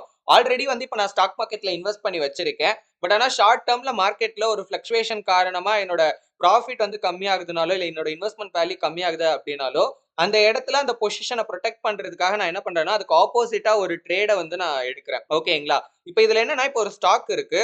அந்த ஸ்டாக்கோட ஒரு ஃபியூச்சர்ஸ் கான்ட்ராக்ட் இருக்கு அப்படின்னா கிட்டத்தட்ட ரெண்டுமே ஒரே மாதிரி தான் மூவ் ஆகும். ஓகே, இப்போ ஸ்டாக்ஸை வாங்கி நான் ஹோல்ட் பண்ணிட்டு இருக்கேன். லாங் டேர்முக்கு வந்து அதை நான் ஹோல்ட் பண்ணி வச்சிருக்கேன். அப்பனா அங்கே நான் பை பண்ணியிருக்கேன். ஸோ இப்போ இந்த ஸ்டாக்கோட பிரைஸ் ஏறினா தான் எனக்கு ப்ராஃபிட். பட் மார்க்கெட் ஃபிளக்சுவேஷன்லால இப்போ வந்து பிரைஸ் ஃபால் ஆகுற மாதிரி இருக்குன்னா அப்படியே நான் இந்த பக்கம் போயிட்டு அந்த ஸ்டாக்கோட ஃபியூச்சர் கான்ட்ராக்டை செல் பண்ணேன் அப்படின்னா எனக்கு இப்போ இந்த செல் பொசிஷன் ஒருவேளை நான் எதிர்பார்க்குற மாதிரி மார்க்கெட் இறங்குச்சுன்னா இங்க வந்து என்னோட போர்ட்ஃபோலியோல அந்த ஸ்டாக்கோட பிரைஸ் கம்மியாயிட்டே இருக்கும். பட் ஆனா இந்த பக்கம் பாத்தீங்கன்னா எனக்கு என்னோட ஸ்டாக் ஃபியூச்சர்ஸ்ல ப்ராஃபிட் அப்படியே வந்துகிட்டே இருக்கும். சோ இதுக்கு பேர் தான் ஹெட்ஜிங் அப்படின்னு சிம்பிளா சொல்லுவாங்க. இந்த மாதிரி ஸ்பெஷல் சிச்சுவேஷனுக்கான ஒரு காமனான எக்ஸாம்பிள் அப்படின்னு பாத்தீங்கன்னா மர்ஜர் ஆர் அக்யூசேஷன் அனௌன்ஸ்மெண்ட் எடுத்துக்கலாம். மர்ஜர் அப்படின்னா என்னன்னு கேட்டீங்கன்னா இப்போ ஒரு கம்பெனி இருக்காங்க. அவங்க 2 விதமான பிசினஸ் பண்ணிட்டு இருக்காங்க. பட் அதுல இருந்து சில சிமிலாரிட்டிஸ் இருக்கு அப்படின்னு வச்சுக்கோங்க. இப்போ ஒரு ரீசன்னால இந்த 2 பிசினஸையும் ஒன்னாக்கலாம் அப்படின்னு நினைக்கிறாங்கன்னா அதுக்கு பேர் தான் மர்ஜர். அக்யூசேஷன் அப்படின்னா என்னன்னு கேட்டீங்கன்னா இப்போ ஏ அப்படின்னு ஒரு கம்பெனி இருக்காங்க. இப்போ பி அப்படின்னு ஒரு கம்பெனி இருக்காங்க. இப்போ பிங்கிற கம்பெனியால வந்து பிசினஸ் ரன் பண்ண முடியலனாலோ இல்ல வந்து ஏ கூட கொலாபரேட் பண்ணி சேர்ந்து பிசினஸ் பண்ணலாம் அப்படின்னு நினைக்கிறாங்க அப்படின்னாலோ இப்போ என்ன பண்ணுவாங்கன்னா ஏ அந்த பிங்கிற கம்பெனியை மொத்தமா வந்து டேக் ஓவர் பண்ணிப்பாங்க. இதுக்கு பேர் தான் அக்யூசேஷன் அப்படின்னு சொல்லுவாங்க. இந்த மாதிரியான அனௌன்ஸ்மெண்ட் வரும்போது நார்மலா என்ன ஆகும் அப்படின்னு பாத்தீங்கன்னா அந்த கம்பெனிஸோட ஷேர் பிரைஸ் வந்து இன்க்ரீஸ் ஆகும். ஏன்னா இந்த மாதிரியான ஆக்டிவிட்டிஸ் அந்த பிசினஸ்ல நடக்கிறதே அந்த பிசினஸோட growthக்காக தான். ஓகே, இப்ப 2 கம்பெனி ஒன்னா சேர்க்கறாங்க அப்படின்னா காரணம் இல்லாம சேர்க்க மாட்டாங்க. ஏன்னா பிசினஸ் ரெண்டும் ஒன்னாகும் போது இன்னும் நிறைய வந்து பாத்தீங்கன்னா அந்த பிசினஸ் க்ரோ ஆகிறதுக்கான வாய்ப்பு இருக்கு. அதே மாதிரி அக்யூசேஷன் பண்றப்பயுமே அந்த பிசினஸை இன்னும் வந்து நல்லா டெவலப் பண்றதுக்கான வாய்ப்பு இருக்கு. ஸோ அதனால நார்மலாவே மக்கள் மத்தியில என்ன எதிர்பார்ப்பு இருக்கும் அப்படின்னா இப்ப இருக்கிற பிரைஸ்லயே வாங்கி வச்சுக்கலாம். இந்த மாதிரி விஷயம் நடந்ததுக்கு அப்புறம் சில வருஷங்கள்ல இந்த கம்பெனி வந்து பயங்கரமா பெர்ஃபார்ம் பண்ணும். அப்ப வந்து இந்த ஸ்டாக்கோட பிரைஸ் வந்து பயங்கரமா ஏறிடும் அப்படிங்கிற மாதிரி எதிர்பார்ப்புல இந்த ஈவெண்ட்ஸ்லாம் நடக்கும்போது நிறைய பேர் பாத்தீங்கன்னா அந்த டைம்ல பை பண்ணலாம் அப்படின்னு நினைப்பாங்க. அதனால அந்த ஸ்டாக்கோட பிரைஸ் வந்து ஜெனரலாவே இன்க்ரீஸ் ஆகும். இதை பத்தி எல்லாம் நல்லா தெரிஞ்ச ஒரு எக்ஸ்பீரியன்ஸான ட்ரேடர் அந்த மாதிரி டைம்ல நல்லா ப்ராஃபிட் பண்ணுவாங்க. பட் இருந்தாலும் இதே மாதிரியான அனௌன்ஸ்மெண்ட் திரும்ப திரும்ப வந்துகிட்டே இருந்துச்சு அப்படின்னா இப்ப நம்ம பார்த்து இந்த மர்ஜர் அனௌன்ஸ்மெண்ட்டே எடுத்துப்போம். நிறைய கம்பெனிஸ் வந்து மர்ஜ் பண்ணிக்கிட்டே இருக்காங்க அப்படிங்கிற மாதிரி அனௌன்ஸ்மெண்ட் வந்துகிட்டே இருந்ததுன்னா அதுவே அந்த விஷயம் நடக்கிறதுக்கு ஒரு தடையை ஏற்படுத்தும். இதன் விளைவா சில இன்வெஸ்டர்ஸ் அந்த மாதிரியான நேரத்துல லாஸை ஃபேஸ் பண்றதுக்கும் பாத்தீங்கன்னா நிறைய வாய்ப்பு இருக்கு. ஏன் அப்படின்னு கேட்டீங்கன்னா இப்ப இந்த விஷயம் நிறைய பேருக்கு தெரிஞ்சிருச்சு. ஓகேங்களா? எல்லாருக்குமே வந்து இந்த மாதிரி டைம்ல வந்து ஸ்டாக் வந்து இன்க்ரீஸ் ஆகும் அப்படிங்கறது தெரிஞ்சிருச்சு அப்படின்னா எல்லாருமே வாங்க ஆரம்பிச்சிருவாங்க. ஓகேங்களா? எல்லாருமே பாப்புலர் ஆயிரும். நிறைய பேர் அதை பண்ண ஆரம்பிச்சிருவாங்க அப்படிங்கிறப்போ நல்லா ஏறிடுச்சுன்னா நான் ஏற்கனவே சொன்னதுதான். ஓகே, ஒரு நம்பிக்கை மார்க்கெட்ல புதுசா உருவாகுது. அது எல்லாருமே ஏத்துக்க ஆரம்பிச்சிட்டாங்க அப்படின்னா அது ரொம்ப நாளைக்கு வந்து பாத்தீங்கன்னா நிலைக்காது. சோ ஒரு பாயிண்ட்டுக்கு மேல அங்க வந்து பாத்தீங்கன்னா அது அப்படியே ஸ்டாப் ஆயிரும். இப்ப எல்லாரும் வாங்க ஆரம்பிச்சிட்டாங்க. அதுவும் இப்ப இருக்கிற டிஜிட்டல் வேர்ல்டுல நான் சொல்றது 2025ல சொல்றேன். சோ ஒரு சின்ன விஷயம் நடந்தா கூட பாத்தீங்கன்னா சோசியல் மீடியால அவ்வளவு பெருசா வந்து ஸ்ப்ரெட் ஆகிருது. ஓகே, ஒரு இப்போ உதாரணத்துக்கு சொல்றேனே, இப்போ இந்த அதானி குரூப்ஸ் மேல ஹிண்டன்பர்க் வச்ச ஒரு அலிகேஷன் ஒரு குற்றச்சாட்டே எடுத்துக்கலாம். ஃபர்ஸ்ட் டைம் அதை பார்க்கும்போது ரொம்பவே ஷாக்கிங்கா இருந்துச்சு. ஓகே, அதனால இமிடியேட்டா மார்க்கெட்ல ஒரு பெரிய இம்பாக்ட் ஏற்பட்டுச்சு. பட் அதுக்கப்புறம் 2, 3 டைம் வந்து குற்றச்சாட்டை வச்சாங்க. பட் ஆனா அது பெருசா வந்து மார்க்கெட்ல இம்பாக்ட கிரியேட் பண்ணல. ஏன் அப்படின்னா அதுக்கு என்ன மாதிரி நடக்கும் அப்படிங்கிறது எல்லாருக்குமே தெரிஞ்சு போச்சு. ஃபர்ஸ்ட் டைம் அது யாருமே எதிர்பார்க்கல.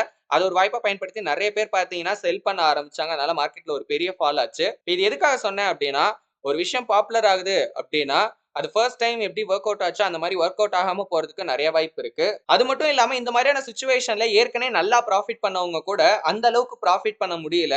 காரணம் என்ன அப்படின்னா காம்படிஷன் அதிகமாகிருச்சு. ஏன்னா நிறைய பேர் அதை பண்ண ஆரம்பிச்சிட்டாங்க. இந்த மாதிரி ஸ்பெஷல் சிச்சுவேஷன்ஸ்ல ப்ராஃபிட் கம்மியாகிறத பாக்குறப்போ அது ஒரு செல்ஃப் டிஸ்ட்ரக்டிவ் ட்ரெண்ட், அதாவது சுய அழிவு போக்குக்கான அறிகுறியா தெரியறதா ஆர்த்தர் சொல்றாரு. இதை பாக்குறப்ப லா ஆஃப் டிமினிஷிங் ரிட்டர்ன்ஸ் மாதிரியே இருக்கிறதாவும் ஆர்த்தர் சொல்றாரு. ஆக்சுவலி எனக்கு தெரிஞ்சு இந்த லாவும் ஆர்த்தர் தான் கிரியேட் பண்ணியிருக்காரு அப்படின்னு நினைக்கிறேன். 1949ல கிட்டத்தட்ட அதுக்கு முன்னாடி 75 வருஷத்தோட ஸ்டாக் மார்க்கெட்டோட டேட்டாவை ஆர்த்தர் அனாலிசிஸ் பண்ணியிருக்காரு. ஏர்னிங்ஸ் அண்ட் கரண்ட் இன்ட்ரெஸ்ட் ரேட்டை பேஸ் பண்ணி ஆர்த்தர் ஒரு ஃபார்முலாவை கிரியேட் பண்றாரு. அண்ட் இந்த ஃபார்முலாவை யூஸ் பண்ணி டோ ஜோன்ஸ் இண்டஸ்ட்ரியல் ஆவரேஜ்ல இருக்க ஸ்டாக்ஸை எப்ப வாங்கலாம் எப்ப விற்கலாம் அப்படிங்கிற டிசிஷனை எடுக்க முடியும் அப்படின்னு சொல்றாரு. இந்த ஃபார்முலா யூஸ் பண்ணி நம்மளால இன்ட்ரின்சிக் வேல்யூ, அதாவது அதோட ரியல் ஆக்சுவல் வேல்யூ அப்படின்னு சொல்லலாம், அதை கண்டுபிடிக்க முடியும். இந்த வேல்யூக்கு கம்மியா இருக்கும் போது ஜெனரலா நம்ம பை பண்ணலாம். அண்ட் இந்த வேல்யூக்கு அதிகமா இருக்கும் போது நம்ம செல் பண்ணலாம். இது ரோத்ஸ்சைல்ட் அப்படிங்கிறவரோட பிரின்சிபலான பை லோ செல் ஹை அப்படிங்கிற கான்செப்டை பேஸ் பண்ணி ஒர்க் ஆகும். இந்த ஸ்ட்ராட்டஜி ஸ்டாக் மார்க்கெட்ல இருந்த காமனான அட்வைஸான ஒரு ஸ்டாக் ஏறுறப்ப நம்ம வாங்கணும், இறங்குறப்ப நம்ம விற்கணும் அப்படிங்கிற அட்வைஸுக்கு ஆப்போசிட்டா இருந்துச்சு. பட் இருந்தாலும் 1949க்கு அப்புறம் ஆர்த்தர் கண்டுபிடிச்ச அந்த ஃபார்முலா அப்படிங்கிறது ஒர்க் ஆகிறது இல்ல. இதுக்கு இன்னொரு நல்ல எக்ஸாம்பிளா நம்ம ஸ்டாக் மார்க்கெட்டோட மூவ்மெண்ட்கான டோ தியரியை சொல்லலாம். 1897ல இருந்து 1933க்குள்ள பயங்கரமான ரிசல்ட்ஸ் பாத்தீங்கன்னா இந்த தியரி கொடுத்திருக்கு. அதாவது இந்த தியரி பேஸ் பண்ணி நம்ம வந்து ஒரு பொசிஷன்ஸ் எடுத்திருந்தோம் அப்படின்னா பாத்தீங்கன்னா கிடைச்சிருந்திருக்கும். பட் இதோட பெர்ஃபார்மன்ஸ் மேல இருந்த நம்பிக்கை அப்படிங்கிறது 1934க்கு அப்புறம் கொஞ்சம் கொஞ்சமா கம்மியாயிட்டே வந்தது. இதுக்கு தேர்ட் அண்ட் கடைசியா ஒரு உதாரணம் பார்க்கணும் அப்படின்னா இப்போ ரொம்பவே கம்மியாயிட்ட ஒரு கோல்டன் ஆப்பர்ச்சுனிட்டியை பத்தி பார்க்கலாம். இதுல ஆக்சுவலி ஒரு கம்பெனியோட இன்ட்ரின்சிக் வேல்யூக்கு கம்மியான பிரைஸ்ல செல் பண்றவங்க கிட்ட இருந்து அந்த ஸ்டாக்கை நம்ம வந்து பை பண்ணிப்போம். ஒரு கம்பெனியோட ஆக்சுவல் இன்ட்ரின்சிக் வேல்யூவை கால்குலேட் பண்றப்போ, அதாவது அதோட ஒர்க்கிங் கேபிட்டலை கால்குலேட் பண்றப்போ அந்த கம்பெனியோட டோட்டல் அசெட்டை நம்ம வந்து ஆட் பண்ணி அதுல இருந்து லயபிலிட்டிஸை எடுத்துட்டு அண்ட் பிளான்டிங் அசெட் அப்படின்னா சில குறிப்பிட்ட இன்வெஸ்ட்மெண்ட், அவங்க வேற ஏதாவது பிசினஸ்ல இன்வெஸ்ட் பண்ணிருந்தாங்களோ இல்ல வேற ஏதாவது அந்த பிசினஸ்க்குள்ள அந்த மணியை யூஸ் பண்ண முடியாம வேற ஏதாவது தனியா அசெட்ஸ் இருந்துச்சு அப்படின்னா அது எல்லாத்தையுமே பாத்தீங்கன்னா ரிமூவ் பண்ணிட்டோம் அப்படின்னா அந்த கம்பெனியோட நெட் கரண்ட் அசெட் நமக்கு கிடைச்சிடும். அதாவது அதோட ரியல் வேல்யூ என்ன அப்படிங்கிறது கிடைச்சிடும். இப்ப அதை நம்ம அந்த ஸ்டாக் பிரைஸோட கம்பேர் பண்றப்போ அந்த ஆக்சுவல் வேல்யூ விட ஸ்டாக் பிரைஸ் கம்மியா இருந்துச்சு அப்படின்னா அந்த மாதிரி ஸ்டாக்ஸை நம்ம வந்து பை பண்ணலாம். அது எல்லாமே ஒரு பிரைவேட் ஈக்விட்டியா இருந்ததுனால அதோட ஆக்சுவல் வேல்யூக்கும் கம்மியா அந்த ஸ்டாக்கோட பிரைஸ் இருந்துச்சு. பிரைவேட் ஈக்விட்டி அப்படின்னா என்னன்னு கேட்டீங்கன்னா இது வந்து பப்ளிக்கா ஸ்டாக் மார்க்கெட்ல லிஸ்ட் ஆகி இருக்காது. சில பிரைவேட் இன்வெஸ்டர்ஸ் ஓகேங்களா அந்த கம்பெனில டைரக்டா போய் இன்வெஸ்ட் பண்ணிருப்பாங்க. அவங்களுக்கு இந்த ஷேர் வந்து பாத்தீங்கன்னா கொடுத்திருப்பாங்க. சோ அப்போ அந்த ஷேரோட பிரைஸ் நம்ம பாக்குறப்போ அதோட ஆக்சுவல் வேல்யூக்கும் ரொம்ப கம்மியா பாத்தீங்கன்னா இருக்கும். யாருமே அவங்களோட பிசினஸ் அந்த அளவுக்கு கம்மியான பிரைஸ்ல பாத்தீங்கன்னா செல் பண்ண மாட்டாங்க. இன்ட்ரெஸ்டிங்கான விஷயம் என்ன அப்படின்னா இந்த மாதிரி வாய்ப்பை ரொம்ப ஈஸியா பாத்தீங்கன்னா கண்டுபிடிச்சிடலாம். 1957ல கிட்டத்தட்ட 200 கம்பெனி ஸ்டாக் மார்க்கெட்ல லிஸ்ட் ஆகி இருந்துச்சு. அதுல மோஸ்ட் ஆஃப் த கம்பெனிஸ் ப்ராஃபிட்டபிளா ரன் பண்ணிட்டு இருந்தாங்க.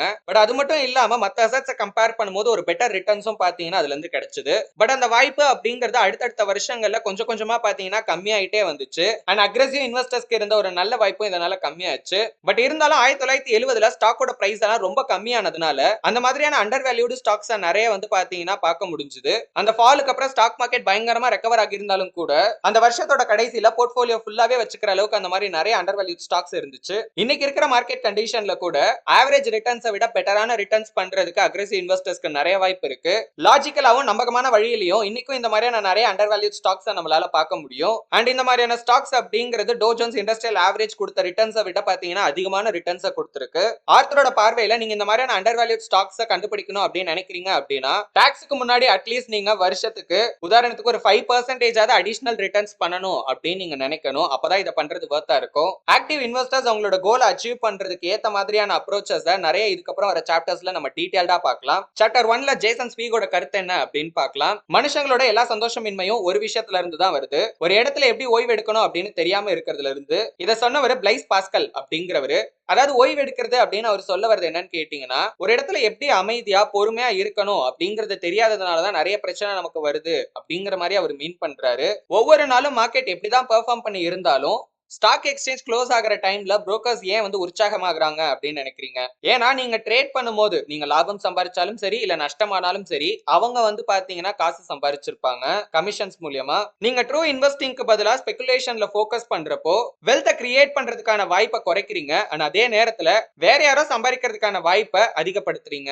இன்வெஸ்டிங்கான கிரகமோட டெஃபினிஷன் ரொம்ப தெளிவா இருக்கு. ஒரு இன்வெஸ்ட்மெண்ட் அப்படிங்கிறது கேர்ஃபுல்லா அனாலிசிஸ் பண்ணதுக்கு அப்புறமா நம்ம இன்வெஸ்ட் பண்ற மணி சேஃபா தான் இருக்கு அப்படின்னு உறுதிப்படுத்திட்டு அதுக்கப்புறம் ஒரு நியாயமான ரிட்டர்ன்ஸை எதிர்பார்க்கிறது. சோ கிரகம் சொல்ற மாதிரி பார்த்தோம் அப்படின்னா நம்ம பண்றதுக்கு இதுல 3 ஸ்டெப்ஸ் இருக்கு. ஃபர்ஸ்ட் ஸ்டெப் என்ன அப்படின்னா ஒரு கம்பெனி அந்த கம்பெனியோட பிசினஸை நம்ம தரோவா பாத்தீங்கன்னா ஸ்டடி பண்ணணும். ஏன்னா நம்ம வாங்குறது வெறும் ஒரு ஸ்டாக் மட்டும் கிடையாது, ஆக்சுவலி ஒரு பிசினஸ்.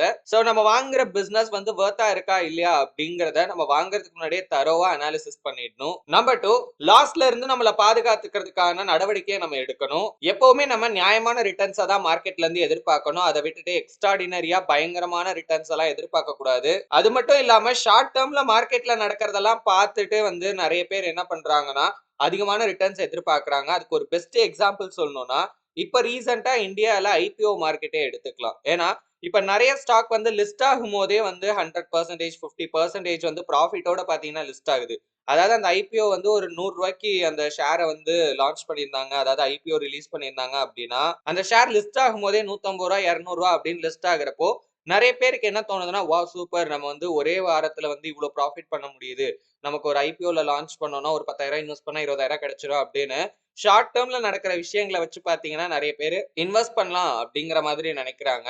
அதுக்கு பதிலா லாங் ரன்ல ஹிஸ்டாரிக்கலா மார்க்கெட்ல இது வரைக்கும் என்ன நடந்திருக்கு, எது பாசிபிள், எதை வந்து நம்ம எதிர்பார்க்கலாம் அப்படிங்கறத தெரிஞ்சுக்கிட்டு அதுக்கேத்த மாதிரி நம்மளோட கோல்ஸை நம்ம ஃபிக்ஸ் பண்ணிக்கணும். இதுல இன்னொரு விஷயமும் இருக்கு. நம்ம ஒரு கோல் ஃபிக்ஸ் பண்ணிடுவோம், பட் ஆனா ஆக்சுவல் ரிசல்ட்ஸ் அப்படிங்கிறது அதோட வந்து மேட்ச் ஆகாம கூட போலாம். மேபி நம்ம இப்போ ஒரு சர்டைன் பர்சன்டேஜ் ஒரு 12% வந்து நான் எய்ம் பண்ற வருஷத்துக்கு அப்படின்னா எனக்கு வந்து ஜஸ்ட் ஒரு 9%, 10% தான் கிடைச்சிருக்கு அப்படிங்கிறப்போ அதையே ஏத்துக்கிறதுக்கு நான் வந்து சைக்காலஜிக்கலி பாத்தீங்கன்னா ப்ரிப்பேர்டா இருக்கணும். ஒரு இன்வெஸ்டர் ஒரு ஸ்டாக்கோட பிரைஸ அதுக்கு பின்னாடி இருக்கிற பிசினஸோட வேல்யூவை வச்சு பாத்தீங்கன்னா முடிவு பண்ணுவாங்க. இதே ஒரு ஸ்பெகுலேட்டர் பாத்தீங்கன்னா அந்த ஸ்டாக்கோட மதிப்பை வச்சே பாத்தீங்கன்னா டிட்டர்மைன் பண்ணுவாங்க. அதாவது சிம்பிளா சொல்லணும் அப்படின்னா இப்போ ஒரு ஸ்டாக்கோட பிரைஸ் ஏறிக்கிட்டு இருக்குன்னா ஜஸ்ட் அந்த பிரைஸ் ஏறுறத மட்டுமே பார்த்து ஓகே இன்னும் இந்த ஸ்டாக் வந்து நல்லா ஏறும் போல இருக்கு, இப்ப நம்ம வாங்கிக்கலாம், இன்னும் ஹையர் பிரைஸ்ல வந்து வேற யாராவது நம்ம கிட்ட இருந்து வாங்கிப்பாங்க அப்படிங்கிற மாதிரியான எதிர்பார்ப்புல இப்போ இந்த ஸ்டாக்கோட பிரைஸ் ஏன் ஆக்சுவலி ஏறுது அப்படிங்கிறதுக்கான பெரிய ரீசன் பாத்தீங்கன்னா அவங்க கிட்ட இருக்காது. அவங்களுக்கு தெரிஞ்ச ஒரே விஷயம் ரேட் இப்ப ஏறிக்கிட்டு இருக்கு, ஓகேங்களா? அந்த பிரைஸை மட்டுமே வச்சு அவங்க எல்லா விதமான டிசிஷன்ஸையும் எடுப்பாங்க. கிரகம் சொன்ன மாதிரி ஒரு இன்வெஸ்டர் ஒரு ஸ்டாக்கோட பிரைஸை அதுக்கு பின்னாடி இருக்கிற பிசினஸோட ரியல் வேல்யூவை தெரிஞ்சுக்கிட்டு பாத்தீங்கன்னா முடிவு பண்ணுவாங்க. ஆனா ஸ்பெகுலேட்டர் அவ்வளோலாம் பண்ண மாட்டாங்க. நான் முன்னாடி சொன்ன மாதிரி ஜஸ்ட் அந்த பிரைஸ் இப்ப எப்படி இருக்கு, இப்ப எப்படி சேஞ்ச் ஆகிட்டு இருக்கு, அதை பொறுத்து அந்த ஸ்டாக்கோட பிரைஸை பாத்தீங்கன்னா முடிவு பண்ணுவாங்க. அதாவது பிரைஸை வச்சே அந்த ஸ்டாக்கோட பிரைஸை முடிவு பண்றது. ஒரு ஸ்பெகுலேட்டரை பொறுத்த வரைக்கும் மார்க்கெட்ல பிரைஸ் மூவ்மெண்ட் அப்படிங்கிறது டெய்லியும் பாத்தீங்கன்னா கண்டிப்பா நடந்தே ஆகணும். ஏன்னா அப்பதான் அவங்களால வந்து ஒரு வேலை செய்ய முடியும். ஏன்னா இப்போ ஸ்டாக்ல வந்து டெய்லி பிரைஸ் மூவ்மெண்ட் இல்ல அப்படின்னு வச்சுக்கோங்களேன், அவங்களால எதுவுமே பண்ண முடியாது. ஒரே பிரைஸ்லயே மார்க்கெட் ஒரு நாள் ஃபுல்லா இருக்குன்னா அங்க எந்த விதமான ட்ரேடும் எடுக்கவே முடியாது. பட் இதே இன்வெஸ்டரை பொறுத்த வரைக்கும் டெய்லி பிரைஸ் சேஞ்சஸ் அப்படிங்கிறது அந்த அளவுக்கு ஒரு இம்பார்ட்டன்டான விஷயமே கிடையாது. கிரகமோட அட்வைஸ் என்ன அப்படின்னா ஒரு ஸ்டாக்கோட இன்ட்ராடே பிரைஸ் சேஞ்சஸை தெரிஞ்சுக்காமலே ஒரு ஸ்டாக்ல இன்வெஸ்ட் பண்ற கான்பிடென்ட் இருந்தா மட்டும் பண்ணுங்க அப்படின்னு சொல்றாரு. ஆர்த்தர் இப்படி சொல்றதுக்கான முக்கியமான காரணமே டெய்லி பிரைஸ் மூவ்மெண்ட்டை நம்ம பார்த்துக்கிட்டே இருக்கிறப்போ எமோஷனலி பாத்தீங்கன்னா நம்ம வந்து டிசிஷன்ஸ் எடுக்கிறதுக்கான வாய்ப்பு இருக்கு. ஒரு கேசினோல கேம்லிங் பண்ற மாதிரி, ஒரு ஹார்ஸ் ரேஸ்ல பெட்டிங் பண்ற மாதிரி ஸ்டாக் மார்க்கெட்ல ஸ்பெகுலேட் பண்றது அப்படிங்கிறது ரொம்ப எக்ஸைட்டிங்காவும் ஒருவேளை நம்ம லக்கியா இருந்தோம் அப்படின்னா நமக்கு ரிவார்டும் பாத்தீங்கன்னா கிடைக்கும். பட் இருந்தாலும் வெல்த்தை பில்ட் பண்றதுக்கான இது ஒரு மோசமான வழி அப்படின்னு சொல்றாரு. இப்படி சொல்றதுக்கான முக்கியமான காரணம் என்ன அப்படின்னு கேட்டீங்கன்னா கேசினோவும் சரி ஹார்ஸ் ரேஸும் சரி லாங் ரன்ல நீங்க பாத்தீங்கன்னா அவங்க தான் சக்சஸ்ஃபுல்லா இருப்பாங்க, அதாவது அவங்க தான் ப்ராஃபிட்டபிளா இருப்பாங்க. இப்போ ஒரு கேம்லிங் நடக்குதுன்னு வச்சுக்கோங்க, சும்மா ஒரு உதாரணத்துக்கு சொல்றேன். அதுல ஒரு 100 பேர் கலந்துக்கிறாங்க, ஒவ்வொருத்தரும் பாத்தீங்கன்னா ஒரு லட்சம் ரூபாய் வந்து கேம்ல வந்து பந்தயமா கட்டுறாங்க.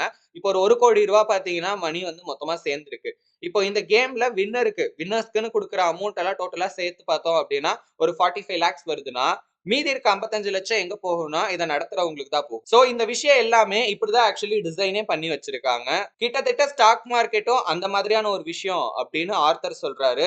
அதாவது நான் என்ன சொல்ல வரேன்னா, இங்க நம்ம லாஸ் ஆச்சுன்னா அதை ஸ்டாக் மார்க்கெட்டுக்கு போகும் அப்படின்னு நான் சொல்ல வரல. இந்த இடத்துல ஸ்பெகுலேட் பண்ணி நான் வந்து சக்சஸ்ஃபுல்லா இருக்கணும்னு நினைக்கிறவங்க மோஸ்ட்லி பாத்தீங்கன்னா லாஸ் தான் பண்றாங்க. ஆன் அண்ட் ஆவரேஜா சொல்லணும்னா ஒரு 90 to 95% ஆஃப் த பீப்புள் மார்க்கெட்ல ட்ரேட் பண்றவங்க லாஸ் தான் பண்றாங்க.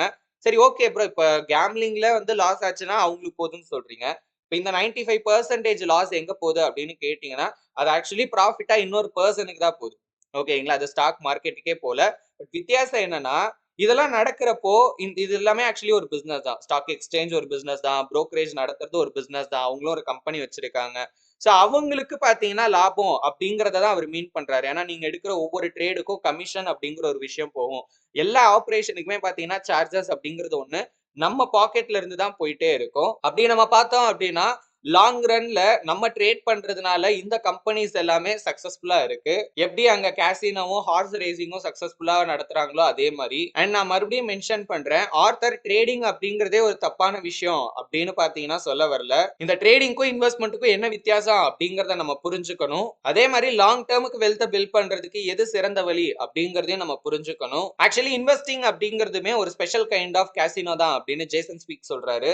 அவங்களுக்கு ஏத்த மாதிரி ஒர்க் ஆகுற ரூல்ஸை லாங் ரன்னுக்கு ஃபாலோ பண்ணாங்க அப்படின்னா அவங்க லாஸே ஆக மாட்டாங்க. மறுபடியும் சொல்றேன், அவங்களுக்கு ஏத்த மாதிரி அவங்களுக்கு ஒர்க் ஆகுற ரூல்ஸை லாங் டேர்முக்கு ஃபாலோ பண்றாங்க அப்படின்னா அவங்க லாஸே ஆக மாட்டாங்க. இன்வெஸ்டர்ஸ் அவங்களுக்காக சம்பாதிப்பாங்க, ஸ்பெகுலேட்டர்ஸ் பொறுத்த வரைக்கும் புரோக்கருக்காக சம்பாரிச்சு கொடுப்பாங்க. அதாவது இந்த புரோக்கரேஜ் கமிஷனை தான் அவர் மீன் பண்றாரு. இந்த ரீசன்னால தான் இப்ப ஸ்டாக் மார்க்கெட்ல இன்வெஸ்ட்மெண்ட் ரிலேட்டடான ஆட்ஸை விட ட்ரேடிங் சம்பந்தமான ஆட்ஸ் தான் அதிகமா நம்ம வந்து பாத்துக்கிட்டு இருக்கோம். இப்ப நீங்க இந்த வீடியோ பாத்துக்கிட்டு இருக்கும்போது கூட ஏதாவது ஸ்டாக் மார்க்கெட் ரிலேட்டடான ஆட் வந்திருக்கும். அந்த ஆட் ட்ரேடிங் ரிலேட்டடா வந்துச்சா இல்ல இன்வெஸ்ட்மெண்ட் ரிலேட்டடா வந்துச்சா அப்படின்னு கீழே கமெண்ட்ல சொல்லுங்க. மோஸ்ட்லி நம்ம பாக்குற அட்வர்டைஸ்மெண்ட் ட்ரேடிங் சம்பந்தமா தான் இருக்கும். இதுக்கான காரணம் என்னன்னா, மோஸ்ட் ஆஃப் த பீப்புளுக்கு அதுதான் எக்ஸைட்டிங்கா இருக்கு. நிறைய பேர் அதை தான் பண்ணணும் அப்படின்னு நினைக்கிறாங்க. இப்ப இதே வந்து அவங்க இன்வெஸ்ட் பண்ணுங்க, சில வந்து அவேர்னஸ் ஆன அட்வர்டைஸ்மெண்ட்ஸும் இருக்கு, நான் இல்லைன்னா சொல்லவே மாட்டேன். பட் இருந்தாலும் ட்ரேடிங்கை மோஸ்டா புஷ் பண்றதுக்கான ரீசன் வந்து ஒரு பக்கம் பிசினஸ் வைஸ் பாத்தீங்கன்னா அவங்களுக்கு அது நிறைய ப்ராஃபிட். நம்ம இன்வெஸ்ட் பண்றதுனால அவங்களுக்கு வர ப்ராஃபிட்டை விட நம்ம ட்ரேட் பண்றதுனால அவங்களுக்கு வர ப்ராஃபிட் அப்படிங்கிறது ஜாஸ்தி. கொஞ்சம் யோசிச்சு பாருங்க, நீங்க மாசத்துக்கு ஒரு தடவையோ 2 தடவையோ வந்து இன்வெஸ்ட் பண்றதுக்காக 2-3 ட்ரேட் எடுக்கிறீங்க இன்வெஸ்ட் பண்றதுக்கு. ஓகேங்களா, அதுல உங்களுக்கு எவ்வளவு கமிஷன் வரும்? இதே நான் டெய்லி ட்ரேட் பண்றேன்னா உங்களுக்கு எவ்வளவு கமிஷன் வரும் அப்படின்னு கொஞ்சம் யோசிச்சு பாருங்க. அதுலயும் ட்ரேடிங் அப்படின்னா சாதாரணமாலாம் இல்ல. எடுத்தோடனே பாத்தீங்கன்னா F&O தான் மோஸ்ட்லி பாத்தீங்கன்னா ப்ரோமோட் பண்ணிட்டு இருக்காங்க. F&Oல ட்ரேட் பண்றதுக்கு எங்ககிட்ட இந்த பெனிஃபிட் இருக்கு, இந்த மாதிரி நீங்க ட்ரேட் பண்ணிக்கலாம், இந்த மாதிரி உங்களோட ஒர்க்கை சிம்பிளிஃபை பண்ணிக்கலாம் அப்படின்னு. அதிவேகம் ஆபத்தானது. இன்வெஸ்ட்மெண்டோட ஸ்பெகுலேஷன் மிக்ஸ் பண்றது எப்பவுமே தப்பு தான் அப்படின்னு கிரகம் எச்சரிச்சுக்கிட்டே இருப்பாரு. 1990களில் இந்த குழப்பத்தினால ஒரு பெரிய லாஸ் பாத்தீங்கன்னா அமெரிக்கன் ஸ்டாக் மார்க்கெட்ல நடந்துச்சு. அந்த டைம்ல கிட்டத்தட்ட எல்லாருமே பாத்தீங்கன்னா அவங்களோட பொறுமையை இழந்து ஸ்பெகுலேட் பண்ண ஆரம்பிச்சிட்டாங்க. இதனால அமெரிக்காவே ஒரு ஸ்பெகுலேஷன் நேஷனா மாறிடுச்சு. ட்ரேடர்ஸ் ஒரு ஸ்டாக்ல இருந்து இன்னொரு ஸ்டாக்குக்கு வேகமாவும் ரேண்டமாவும் பாத்தீங்கன்னா மாறிக்கிட்டே இருந்தாங்க. எப்படி ஒரு வெட்டுக்கிளி புல்லுல ஒரு புல்லுல இருந்து இன்னொரு புல்லுக்கு தாவி தாவி போகுமோ அந்த மாதிரி மக்களை பொறுத்த வரைக்கும் ஒரு இன்வெஸ்ட்மெண்ட் மெத்தட் சிம்பிளா ஒர்க் ஆச்சு அப்படின்னாலே அது ஒரு நல்ல மெத்தட் அப்படின்னு நம்ப ஆரம்பிச்சாங்க. ஒரு ஸ்ட்ராட்டஜி மார்க்கெட்டை விட அதிகமா ரிட்டர்ன்ஸ் கொடுத்துச்சு அப்படின்னாலே அது வந்து ரிஸ்கான ஸ்ட்ராட்டஜியாவும் இருக்கலாம், இல்ல முட்டாள்தனமான ஸ்ட்ராட்டஜியாவும் இருக்கலாம். நம்ம கரெக்டா தான் எல்லாமே பண்ணிக்கிட்டு இருக்கோம் அப்படின்னு பெருமையா சொல்லிட்டு இருந்தாங்க.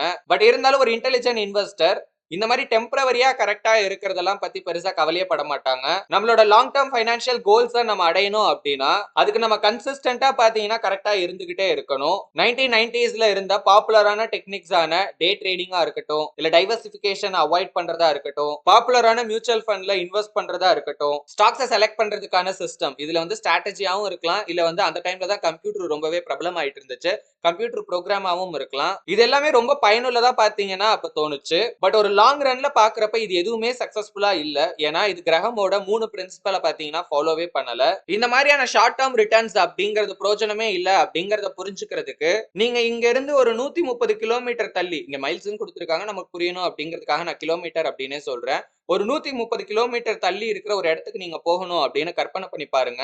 அந்த ரோட்ல ஸ்பீட் லிமிட் வந்து 65 கிலோமீட்டர் தான். ஒரு மணி நேரத்துக்கு நம்ம 65 கிலோமீட்டர் ஸ்பீட்ல தான் போகணும். சோ அதை அப்படியே நம்ம ஃபாலோ பண்ணோம் அப்படின்னா 2 மணி நேரத்துல அந்த இடத்துக்கு போய் சேர்ந்துடலாம். பட் இதே நான் 130 கிலோமீட்டர் ஸ்பீட்ல போனேன் அப்படின்னா ஒரே மணி நேரத்துல அந்த இடத்துக்கு போய் சேர்ந்துருவேன். ஒருவேளை இதை நான் ட்ரை பண்ணி உயிரோட அந்த இடத்துக்கு போய் சேர்ந்துட்டேன் அப்படிங்கிறதுக்காக நான் செஞ்சது சரி அப்படின்னு ஆயிராது. இந்த விஷயம் ஒர்க் ஆகும் அப்படிங்கிற ஒரே காரணத்துக்காக மட்டும் அதை நம்ம ட்ரை பண்ணி பார்க்கணும் அப்படின்னு கிடையாது. மார்க்கெட்டை பீட் பண்ணணும் அப்படின்னு நம்ம நினைக்கிறதும் பாத்தீங்கன்னா கிட்டத்தட்ட இதே மாதிரியான ஒரு விஷயம் தான். ஷார்ட் டேர்முக்கு நிறைய விஷயம் ஒர்க் ஆகிற மாதிரி தான் தெரியும். ஆனா இதே நம்ம லாங் டேர்முக்கு பார்த்தோம் அப்படின்னா அதுவே ஒரு ஆபத்தா நமக்கு மாறிடும். கொஞ்சம் யோசிச்சு பாருங்க, காரணமே இல்லாம அங்க 65 கிலோமீட்டர் ஸ்பீட்ல போகணும் அப்படின்னு போட்டிருக்க மாட்டாங்க. அதுக்கு பின்னாடி ஒரு ரீசன் இருக்கும். அதை நம்ம ஃபாலோ பண்றதுனால ஒன்றும் ஆகிட போறது கிடையாது. இப்ப அங்க யாரும் போலீஸ் கிடையாது, ஆள் நடமாட்டமே இல்ல, யாருக்கு என்ன ஆகிட போகுது, என்ன தெரிய போகுது அப்படின்னு நம்ம 130 கிலோமீட்டர் ஸ்பீட்ல போனோம் அப்படின்னா அவ்வளவு ஸ்பீட்ல போறப்ப அது எவ்வளவு டேஞ்சரஸ் ஆனது அப்படின்றது நம்ம எல்லாருக்குமே தெரியும். இப்ப இதுல நம்ம சக்சஸ்ஃபுல்லா போய் சேர்ந்துட்டோம்னா அதுக்கு ஒரே காரணம் நம்மளோட லக்கு தான். இது வந்து ஷார்ட் டேர்ம்ல ரிவார்டிங்கா இருக்கலாம். அதாவது ஷார்ட் டேர்ம்ல நம்மளுக்கு ஒரு பயன் கொடுக்குற ஒரு விஷயம் மாதிரி தோணலாம். ஆனா இதே ரெகுலரா பண்றப்ப இதுல ஏதாவது ஒரு தப்பு ஆச்சுன்னா கொஞ்சம் யோசிச்சு பாருங்க என்ன நடக்கும் அப்படின்னு. கிட்டத்தட்ட இதே மாதிரிதான் மார்க்கெட்லயும் நடக்குது. ஓகேங்களா? இப்ப கொஞ்ச நாளைக்கு ஒரு விஷயம் ஒர்க் ஆகுது, நான் அதை ஃபாலோ பண்றேன், அடுத்து இன்னும் கொஞ்ச நாளைக்கு இது ஒர்க் ஆகுது, இதை பண்றேன் அப்படின்னு ஷார்ட் டேர்மை நோக்கி நம்ம போயிட்டே இருக்கிறப்போ லாங் டேர்ம்ல, ஏன்னா இதுல நீங்க நிறைய யோசிச்சு பாருங்களேன். இப்போ ஒரு 10,000 ஒருத்தர் இன்வெஸ்ட் பண்றாரு, இன்வெஸ்ட் பண்ணிட்டு அவர் வந்து லாஸ் ஆக்கிடுறாரு, ஏதோ ஒரு ரீசனால தப்பா பண்ணிட்டு திரும்ப இது பண்றாரு. சின்ன சின்ன அமௌண்ட் அப்படின்னு அவர் வந்து பெருசா கண்டுக்கவே இல்லை. ஓகேங்களா? அப்பப்ப வர சின்ன சின்ன ப்ராஃபிட் வந்து அவர் கரெக்டா தான் பண்றாரு அப்படிங்கிற மாதிரி தோண வைக்குது. இதே லாங் ரன்னுக்கு நம்ம எடுத்து பார்த்தோம் அப்படின்னா தான் தெரியுது அந்த பர்சன் மோஸ்ட்லி பாத்தீங்கன்னா லாஸ் தான் பண்ணிருக்காரு அப்படிங்கிறது. சோ அதனால நீங்க ஸ்டாக் மார்க்கெட்ல இன்வெஸ்ட் பண்றீங்கனாலும் சரி, ஈவன் ட்ரேடிங்கே பண்றீங்க அப்படின்னாலும் சரி, தயவு செஞ்சு ஷார்ட் டேர்ம் நோக்கி போகாதீங்க. அது எப்பவுமே ஆபத்துல தான் கொண்டு போய் முடியும். எப்பவுமே உங்களோட போக்கஸ் லாங் டேர்ம்ல தான் இருக்கணும். கடைசியா கிரஹம் இந்த புக்கை அப்டேட் பண்ணி கரெக்ட் பண்ணி 1973ல பப்ளிஷ் பண்றாரு. அந்த சமயத்துல நியூயார்க் ஸ்டாக் எக்ஸ்சேஞ்சோட ஆனுவல் டர்ன் ஓவர் ரேட் பாத்தீங்கன்னா 20% இருந்துச்சு. இதுக்கு அர்த்தம் என்ன அப்படின்னா ஆவரேஜா ஷேர் ஹோல்டர்ஸ் ஒரு ஸ்டாக்கை வந்து 5 வருஷம் ஹோல்ட் பண்ணி பாத்தீங்கன்னா செல் பண்றாங்க அப்படின்னு. ஆனுவல் டர்ன் ஓவர் ரேட் அப்படிங்கிறது என்னன்னு பாத்தீங்கன்னா ஒரு வருஷத்துக்குள்ள எவ்வளவு வேல்யூ ஆஃப் ஸ்டாக்ஸ் வந்து கைமாறுது அப்படிங்கிறதுக்கான அந்த ரேட். இதுவும் ஸ்டாக் ஹோல்டர்ஸோட ஆவரேஜ் ஹோல்டிங் பீரியடும் பாத்தீங்கன்னா இன்வெர்ஸ்லி ப்ரொபோஷனலா இருக்கும். இப்போ ஹோல்டிங் பீரியடை நம்ம கண்டுபிடிக்கணும் அப்படின்னா 1/by டர்ன் ஓவர் ரேட் நம்ம போடும்போது நமக்கு வந்து அந்த வேல்யூ கிடைச்சிடும். சோ அதை வச்சுதான் ஆக்சுவலி ஆர்த்தர் இதை சொல்றாரு. இதே 2002ல பாத்தீங்கன்னா இந்த ஆனுவல் டர்ன் ஓவர் ரேட் அப்படிங்கிறது 105 வந்து இன்க்ரீஸ் ஆகிருச்சு. அப்ப ஆவரேஜ் ஹோல்டிங் பீரியட் பாத்தீங்கன்னா 11.4 months தான். இது ரொம்ப சிம்பிளான மேக்ஸ் தான். ஜஸ்ட் வந்து உங்களுக்கு ஹோல்டிங் பீரியட் தெரியணும்னா ஈக்குவல் டு 1/by அந்த பெர்சன்டேஜ் போடுங்க. இப்போ 20%னா அது எப்படி போகணும்னா 20/100. அப்போ வந்து 100 மேல போயிடும். 100/20 இருக்கும். ரெண்டையும் நம்ம போட்டோம்னா 5 years அப்படின்னு வரும். ஓகேங்களா? இது இயர்ஸ்ல தான் கால்குலேட் ஆகும். ஏன்னா இந்த பெர்சன்டேஜும் நம்ம இயர்ஸ்ல தான் வச்சிருக்கோம். அதே மாதிரி 1973ல மியூச்சுவல் ஃபண்ட்ல பாத்தீங்கன்னா ஆவரேஜா 3 வருஷத்துக்கு ஒரு ஸ்டாக்ஸை வச்சிருந்தாங்க. பட் 2002ல அந்த ஹோல்டிங் பீரியட் அப்படிங்கிறது 10.9 பாத்தீங்கன்னா குறைஞ்சிருச்சு. அதாவது 10.9 months குறைஞ்சிருச்சு. மியூச்சுவல் ஃபண்ட் மேனேஜர் ஸ்டாக்ஸ் எல்லாம் செல் பண்ணிட்டு மறுபடியும் ஃபர்ஸ்ட்ல இருந்து ஸ்டார்ட் பண்றத பாக்குறப்போ அந்த ஸ்டாக்கை வாங்குறதுக்கு முன்னாடியே இது வந்து கரெக்டான சாய்ஸ் இல்ல அப்படின்னு அவர் டிசைட் பண்றதுக்கு போதுமான டைம் அவருக்கு இல்லையோ அப்படிங்கிற மாதிரி தோணுது. அந்த டைம்ல most of the money management கம்பெனிஸே பாத்தீங்கன்னா பயத்துல தான் இருந்தாங்க. அதுல ஒரு கம்பெனி தான் ஃபெடலிட்டி மேக்லாண்ட். இது வந்து one of the world's largest mutual fund company. 1995 ஆரம்பங்கள்ல அந்த கம்பெனியோட மேனேஜர் ஜெஃப்ரி வினிக் கிட்டத்தட்ட 42.5% அவரோட அசட்ஸை பாத்தீங்கன்னா டெக்னாலஜி ஸ்டாக்ஸ்ல இன்வெஸ்ட் பண்ணி வச்சிருந்தாரு. அதாவது அந்த கம்பெனி வந்து இப்போ ஒரு 1 கோடி ரூபாய் வச்சிருக்காங்க. ரொம்ப கம்மியா தான் சொல்றேன் ஒரு உதாரணத்துக்காக. அதுல 42.5 லட்சம் ரூபாய் கிட்டத்தட்ட வந்து டெக்னாலஜி ஸ்டாக்ஸ்ல மட்டுமே இன்வெஸ்ட் பண்ணி வச்சிருந்தாங்க. அந்த ஸ்டாக்ஸ் மேல இருந்த நம்பிக்கையினால. ஏன்னா அந்த டைம்ல தான் டெக்னாலஜி ரொம்ப வேகமா வளர்ந்துகிட்டு இருந்துச்சு. அதனால நிறைய பேருக்கு அந்த செக்டார் மேல ரொம்ப அதிக நம்பிக்கை இருந்துச்சு. வினிக்கோட மோஸ்ட் ஆஃப் த ஷேர் ஹோல்டர்ஸ்க்கு லாங் டேர்ம் கோல்ஸ் இருந்ததாவும் அவங்களும் வந்து அவரை மாதிரியே லாங் டேர்ம்ல தான் போக்கஸ் பண்றதாவும் பாத்தீங்கன்னா அவர் சொல்றாரு. பட் இதை சொன்ன 6 மாசம் கழிச்சு வினி கிட்டத்தட்ட அவரோட எல்லா டெக்னாலஜி ஸ்டாக்ஸையும் பாத்தீங்கன்னா செல் பண்றாரு. வெறும் 8 வாரத்துக்குள்ள கிட்டத்தட்ட $19 பில்லியன் வர்த்துள்ள ஸ்டாக்ஸை பாத்தீங்கன்னா அவர் செல் பண்ணிட்டே இருக்காரு. 6 மாசங்கிறது தான் அவர் சொன்ன லாங் டேர்ம் போல இருக்கு. அதுக்கப்புறம் 1999ல அதே கம்பெனி டிஸ்கவுண்ட் புரோக்கரேஜ் சர்வீஸையும் பாத்தீங்கன்னா மக்களுக்கு ப்ரொவைட் பண்ணிட்டு இருந்தாங்க. அண்ட் அந்த டிவிஷன்ல இருந்து அவங்களோட கிளைண்ட்ஸ் எல்லாருமே ட்ரேடிங் பண்ண சொல்லி என்கரேஜ் பண்றாங்க. நீங்க எங்க இருந்து எந்த டைம்ல வேணாலும் ட்ரேடிங் பண்ணிக்கலாம், ஜஸ்ட் உங்ககிட்ட இந்த சின்ன கம்ப்யூட்டர் இருந்தா போதும் அப்படின்ற மாதிரி சொல்லி எல்லாம் பாத்தீங்கன்னா ப்ரொமோட் பண்றாங்க. இதை பார்க்கும்போது அந்த கம்பெனியோட புது ஸ்லோகனான எவ்ரி செகண்ட் கவுண்ட்ஸுக்கு அப்படியே மேட்ச் ஆகிற மாதிரி இருந்துச்சு. ஆக்சுவலி எவ்ரி செகண்ட் கவுண்ட்ஸ் அப்படிங்கறத மக்களுக்கு சொல்றாங்களா இல்ல அந்த கம்பெனிக்கு எவ்ரி செகண்ட் முக்கியம் அப்படிங்கறத சொல்றாங்களா அப்படின்னு தான் தெரியல. இந்த சார்ட்ல நம்ம நாஸ்டாக் அப்படிங்கிற எக்ஸ்சேஞ்சில் லிஸ்ட் ஆகி இருக்கிற சில ஷேர்ஸோட ஆவரேஜ் ஹோல்டிங் பீரியட்ஸா பார்க்க முடியும். பார்த்தாலே தெரியுது எந்த அளவுக்கு டர்ன் ஓவர் ரேட் பயங்கர அதிகமா இருக்கு அப்படின்னு. இதுக்கு முன்னாடியாவது வருஷத்துல பார்த்தோம், அப்புறம் மாசத்துல பார்த்தோம். இங்க கொடுத்திருக்கிறது பாத்தீங்கன்னா ஆவரேஜ் நம்பர் ஆஃப் டேஸ் தான். ஒரு உதாரணத்துக்கு 1999ல பூமா டெக்னாலஜி எடுத்துக்கிட்டீங்கன்னா 5.7 டேஸ் தான் ஆவரேஜா வந்து ஹோல்டே பண்ணியிருக்காங்க. இதுல இருந்தே தெரியுது எந்த அளவுக்கு வேகமா அந்த ஷேரை வாங்கிட்டு வித்துட்டு இருக்காங்க அப்படிங்கிறது. நாஸ்டாக்கோட போல்டான ஸ்லோகனான the stock market for the next 100 years அப்படிங்கிறது இருந்தாலும், அதாவது ஸ்டாக் மார்க்கெட் அடுத்த 100 வருஷத்துக்கு அப்படிங்கிறது இருந்தாலும், அவங்களோட மோஸ்ட் ஆஃப் த ட்ரேடர்ஸால வெறும் ஒரு 100 மணி நேரம் கூட பாத்தீங்கன்னா ஒரு ஸ்டாக்கை வாங்கி ஹோல்ட் பண்ண முடியல. The financial video game. Stock market online ட்ரேடிங்க ஈஸியா பணம் சம்பாதிக்கிறதுக்கான ஒரு விஷயமா மாத்திட்டாங்க. டிஸ்கவர் புரோக்கரேஜ் அப்படிங்கிற ஒரு கம்பெனி, இது வந்து மார்கன் ஸ்டான்லி அப்படிங்கிற கம்பெனியோட ஒரு ஆன்லைன் பிரான்ச். மார்கன் ஸ்டான்லி வேர்ல்டுலயே ஒரு லார்ஜஸ்ட் இன்வெஸ்ட்மெண்ட் பேங்க். சோ இவங்க வந்து பாத்தீங்கன்னா ஒரு விளம்பரத்தை பப்ளிஷ் பண்றாங்க. அதாவது இந்த டிஸ்கவர் புரோக்கரேஜ் அப்படிங்கிறவங்க டிவில ஒரு ஆட் கொடுக்குறாங்க. அந்த ஆட்ல ஒரு டோ ட்ரக் டிரைவர் இருக்காரு. அவர் வண்டி ஓட்டிட்டு போயிட்டு இருக்காரு. அவர் கூட வந்து பாத்தீங்கன்னா ஒரு நல்ல பணக்காரர் ஒருத்தர் வந்து பாத்தீங்கன்னா டிராவல் பண்றாரு. அவருக்கு அவர் லிஃப்ட் கொடுக்குற மாதிரி பாத்தீங்கன்னா அதுல காட்டியிருக்காங்க. அந்த பணக்காரர் அந்த டோ ட்ரக்ல இந்த டேஷ்போர்ட்ல இருந்த ஒரு போட்டோவை பார்த்துட்டு எங்கேயாவது வெக்கேஷன் போனீங்களா அப்படின்னு அந்த டிரைவர் கிட்ட கேட்கிறாரு. அந்த டிரைவர் அதுக்கு இல்ல, இது ஆக்சுவலி என்னோட வீடு அப்படின்னு ரிப்ளை பண்றாரு. உடனே ஆச்சரியப்பட்ட அந்த பணக்காரர், வா சூப்பரா இருக்கு, ஒரு தீவு மாதிரியே இருக்கு அப்படின்னு சொல்றாரு. அதுக்கு அந்த டிரைவர் கொஞ்ச நேரம் அமைதியா இருந்துட்டு அது ஆக்சுவலி வந்து ஒரு தீவு இல்ல, ஒரு நாடு அப்படிங்கிற மாதிரி ரிப்ளை பண்றாரு. ஆக்சுவலி இந்த ஆட் எதை மீன் பண்ணுது அப்படின்னா, ஒரு சாதாரண டோ ட்ரக் டிரைவர் தான், பட் இருந்தாலும் ட்ரேடிங் அவர் லைஃபை எந்த மாதிரி மாத்தி இருக்கு அப்படிங்கறத காட்டுற மாதிரி பாத்தீங்கன்னா அந்த ஆடை கிரியேட் பண்ணிருக்காங்க. இந்த ஆட் ஆன்லைன் ட்ரேடிங்க பத்தின ஹைப்பை இன்னுமே அதிகமாக்கிருச்சு. இந்த விஷயம் ஆன்லைன் ட்ரேடிங்க கஷ்டமே படாம யோசிக்காம செய்யற ஒரு விஷயம் மாதிரி காட்டுச்சு. ஆம்ரி ட்ரேட் அப்படிங்கிற இன்னொரு கம்பெனி பாத்தீங்கன்னா ஒரு ஆடை வந்து வெளியிடுறாங்க. அதுல 2 ஹவுஸ் வைஃப்ஸ் ஜாகிங்ல இருந்து திரும்பி வராங்க. அதுல ஒருத்தர் அவங்க வீட்டுக்கு வந்த உடனே அவங்களோட கம்ப்யூட்டர் ஓபன் பண்ணி அவங்களோட மவுஸை வந்து சில டைம் கிளிக் பண்றாங்க. அதுக்கப்புறம் அவங்க ரொம்பவே எக்ஸைட் ஆயிட்டு, நான் நினைக்கிறேன் இன்னைக்கு நான் ஜஸ்ட் வந்து ஒரு $1700 தான் சம்பாரிச்சிருக்கேன் அப்படிங்கிற மாதிரி சொல்றாங்க. அதாவது அவங்க போயிட்டு வந்தாங்க, கொஞ்ச நேரம் டைம் ஸ்பெண்ட் பண்ணாங்க, அந்த கொஞ்ச டைம்ல வந்து $1700 தான் சம்பாரிச்சிருக்கேன் அப்படிங்கிற மாதிரி சொல்றாங்க ட்ரேடிங் பண்ணி. வாட்டர் ஹவுஸ் அப்படிங்கிற கம்பெனி இன்னொரு ஆடையும் பாத்தீங்கன்னா பப்ளிஷ் பண்றாங்க. இது வந்து நம்ம ஊர் டெக்னிக்கை ஃபாலோ பண்ணியிருக்காங்க. அந்த ஊர்ல இருக்கிற ஒரு செலிபிரிட்டி, ஓகேங்களா, ஒரு பாஸ்கெட் பால் கோச் கிட்ட வந்து ஒரு இன்டர்வியூல ஒரு கொஸ்டின் கேட்கற மாதிரி பாத்தீங்கன்னா அந்த அட்வர்டைஸ்மெண்ட் பிளான் பண்ணிருக்காங்க. அதுல உங்களுக்கு ட்ரேடிங்க பத்தி ஏதாவது தெரியுமா அப்படின்னு கேள்வி கேட்கறாங்க. அதுக்கு உடனே அவரு, நான் இப்பவே அதை பண்ண போறேன் அப்படின்னு ரிப்ளை பண்றாரு. கொஞ்சம் யோசிச்சு பாருங்க, இதே மைண்ட் செட்டை அவரு பாஸ்கெட் பால்லயும் அப்ளை பண்ணியிருந்தாரு அப்படின்னா அவர் எத்தனை கேம்ல வின் பண்ணியிருப்பாரு அப்படின்னு. தன்னோட ஆப்போனன்ட் யாரு அப்படிங்கிறது எதுவுமே தெரியாம நான் விளையாட தயார் அப்படின்னு சொல்றத பாக்குறப்போ அது ஒரு வின்னிங் ஸ்ட்ராட்டஜி மாதிரி தெரியல. 1999ல மட்டும் கிட்டத்தட்ட 60 லட்சம் பேர் பாத்தீங்கன்னா ஆன்லைன்ல ட்ரேடிங் பண்ணிட்டு இருந்தாங்க. அதுல 10% கிட்டத்தட்ட 6 லட்சம் பேர் வந்து டே ட்ரேடிங் பண்ணிட்டு இருந்தாங்க. ஏன்னா அந்த டைம்ல தான் கம்ப்யூட்டர், இன்டர்நெட் இந்த மாதிரியான விஷயங்கள்லாம் ரொம்பவே பிரபலமாச்சு. சோ அதெல்லாம் யூஸ் பண்ணி ரொம்ப ஈஸியா வந்து பாத்தீங்கன்னா ஸ்டாக்ஸை பை அண்ட் செல் பண்ணிட்டு இருந்தாங்க. எல்லா விதமான மக்களும் பாத்தீங்கன்னா அந்த டைம்ல ட்ரேடிங்ல இன்வால்வ் ஆகியிருந்தாங்க. செலிபிரிட்டிஸ்ல இருந்து ஒரு சாதாரண பர்சன் வரைக்கும். பீர்பாஸ் அப்படிங்கிற 25 வயசான குயின்ஸை சேர்ந்த முன்னாள் வெயிட்டர் ஒருத்தர் சொல்றாரு, இதுக்கு முன்னாடி வந்து நான் லாங் டர்ம் இன்வெஸ்டிங் தான் பண்ணிக்கிட்டு இருந்தேன், பட் ஆனா நான் ஒரு ஸ்மார்ட்டான பர்சன் இல்ல அப்படிங்கறத புரிஞ்சுக்கிட்டேன். அதனால இப்ப நான் வந்து ஸ்டாக்ஸ்ல ட்ரேட் பண்ண ஆரம்பிச்சிட்டேன். முன்ன விட இப்ப நான் 10 மடங்கு அதிகமா பண்றேன். வருஷத்துக்கு கிட்டத்தட்ட $1,00,000 அளவுக்கு நான் சம்பாதிக்கணும் அப்படின்னு நான் எதிர்பார்க்கிறேன் அப்படின்னு. இதே மாதிரி ஸ்ட்ரைசாண்ட் அப்படிங்கிற ஒரு செலிபிரிட்டி ஒரு இன்டர்வியூல ஒரு விஷயம் சொல்றாரு, என்னோட ப்ராஃபிட் லாஸ் காலம்ல அந்த ரெட் கலரை பார்த்துட்டு என்னால சும்மாலாம் இருக்க முடியாது. நான் வந்து ஒரு டாரஸ், அதாவது நான் வந்து ஒரு காளை மாதிரி, நான் வந்து ரெட் கலருக்கு வந்து ரியாக்ட் பண்ணுவேன். அதனால எப்பெல்லாம் வந்து எனக்கு ரெட் கலரை பாக்குறனோ, அதாவது எனக்கு வந்து லாஸ பாக்குறனோ அப்பெல்லாம் என்னோட ஸ்டாக்ஸை வந்து நான் செல் பண்ணிடுவேன் அப்படின்னு. அந்த டைம்ல ஸ்டாக் மார்க்கெட்டோட டேட்டாஸை எங்க வேணாலும் நம்மளால பார்க்க முடியும். பார்ல, முடிவெட்டுற கடைங்கள்ல, ஹோட்டல்ல, கெஃபேல, டாக்ஸில, ட்ரக்ல, ஃபைனான்சியல் வெப்சைட், டிவி அப்படின்னு எங்க பார்த்தாலுமே இந்த ஸ்டாக் மார்க்கெட்டோட டேட்டாஸ் தான் பாத்தீங்கன்னா வந்து ஓடிட்டு இருந்தது.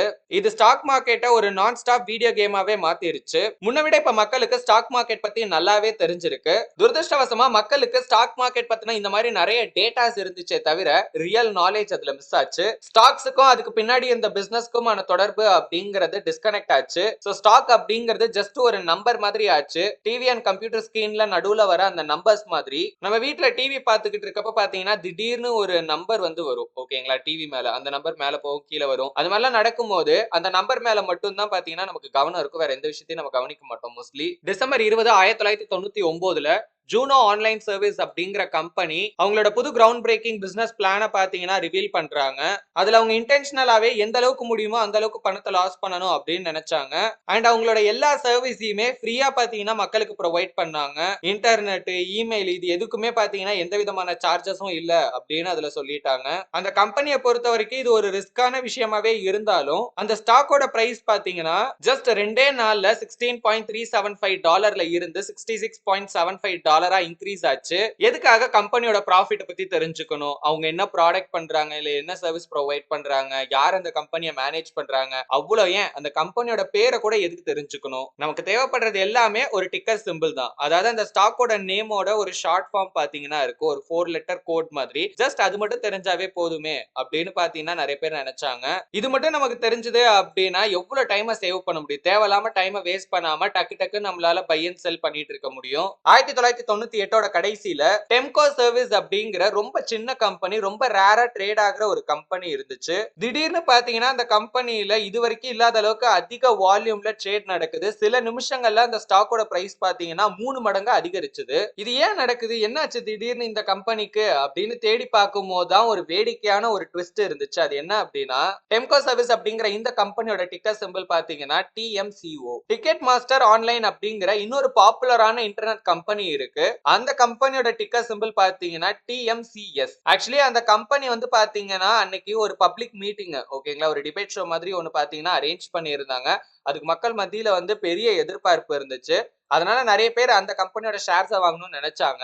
அப்படி நினைச்சவங்க கன்ஃபியூஸ் ஆகி என்ன பண்ணிட்டாங்க அப்படின்னா அந்த டெம்கோ சர்வீஸ் அப்படிங்கிற கம்பெனியில போயிட்டு ஷேரை வாங்க ஆரம்பிச்சாங்க. அதனாலதான் திடீர்னு அந்த கம்பெனியோட ஷேர் பிரைஸ் வந்து அதிகமாச்சு. வெறும் சிம்பிள் மட்டும் போதும்ல ஸ்டாக் மார்க்கெட்ல ஈஸியா பை அண்ட் செல் பண்றதுக்கு. அப்படி நினைச்சோம்னா இந்த மாதிரிதான் ஏதாவது பிரச்சனை வரும். இப்போ உங்களுக்கு நல்லா புரிஞ்சிருக்கும், ஜஸ்ட் ஒரு கம்பெனியோட சிம்பிள் மட்டும் போதுமா, இல்ல அந்த கம்பெனியோட பேரு என்ன, ப்ராஃபிட் பண்றாங்க, அந்த கம்பெனியோட ஹிஸ்டாரிக்கல் growth என்ன, யார் மேனேஜ் பண்றாங்க, என்ன ப்ராடக்ட் ப்ரொவைட் பண்றாங்க அப்படிங்கறத பத்தியும் தெரிஞ்சுக்கணுமா அப்படின்னு ஆஸ்கர் வைல்ட் அப்படிங்கிறது ரொம்ப இழிவா ஒரு ஜோக் பண்ணுவாரு. எல்லாருக்குமே அதோட விலை என்ன அப்படின்னு தெரியும், பட் யாருக்குமே அதோட மதிப்பு என்னன்னு தெரியாது அப்படின்னு. அவர் சொல்ற மாதிரியே ஸ்டாக் மார்க்கெட் அப்படின்னாலே ஒரு இழிவான விஷயமா தான் நிறைய பேர் பார்த்தாங்க. பட் 1990 இறுதியில அவரே ஆச்சரியப்படுற மாதிரி ஒரு விஷயம் நடந்தது.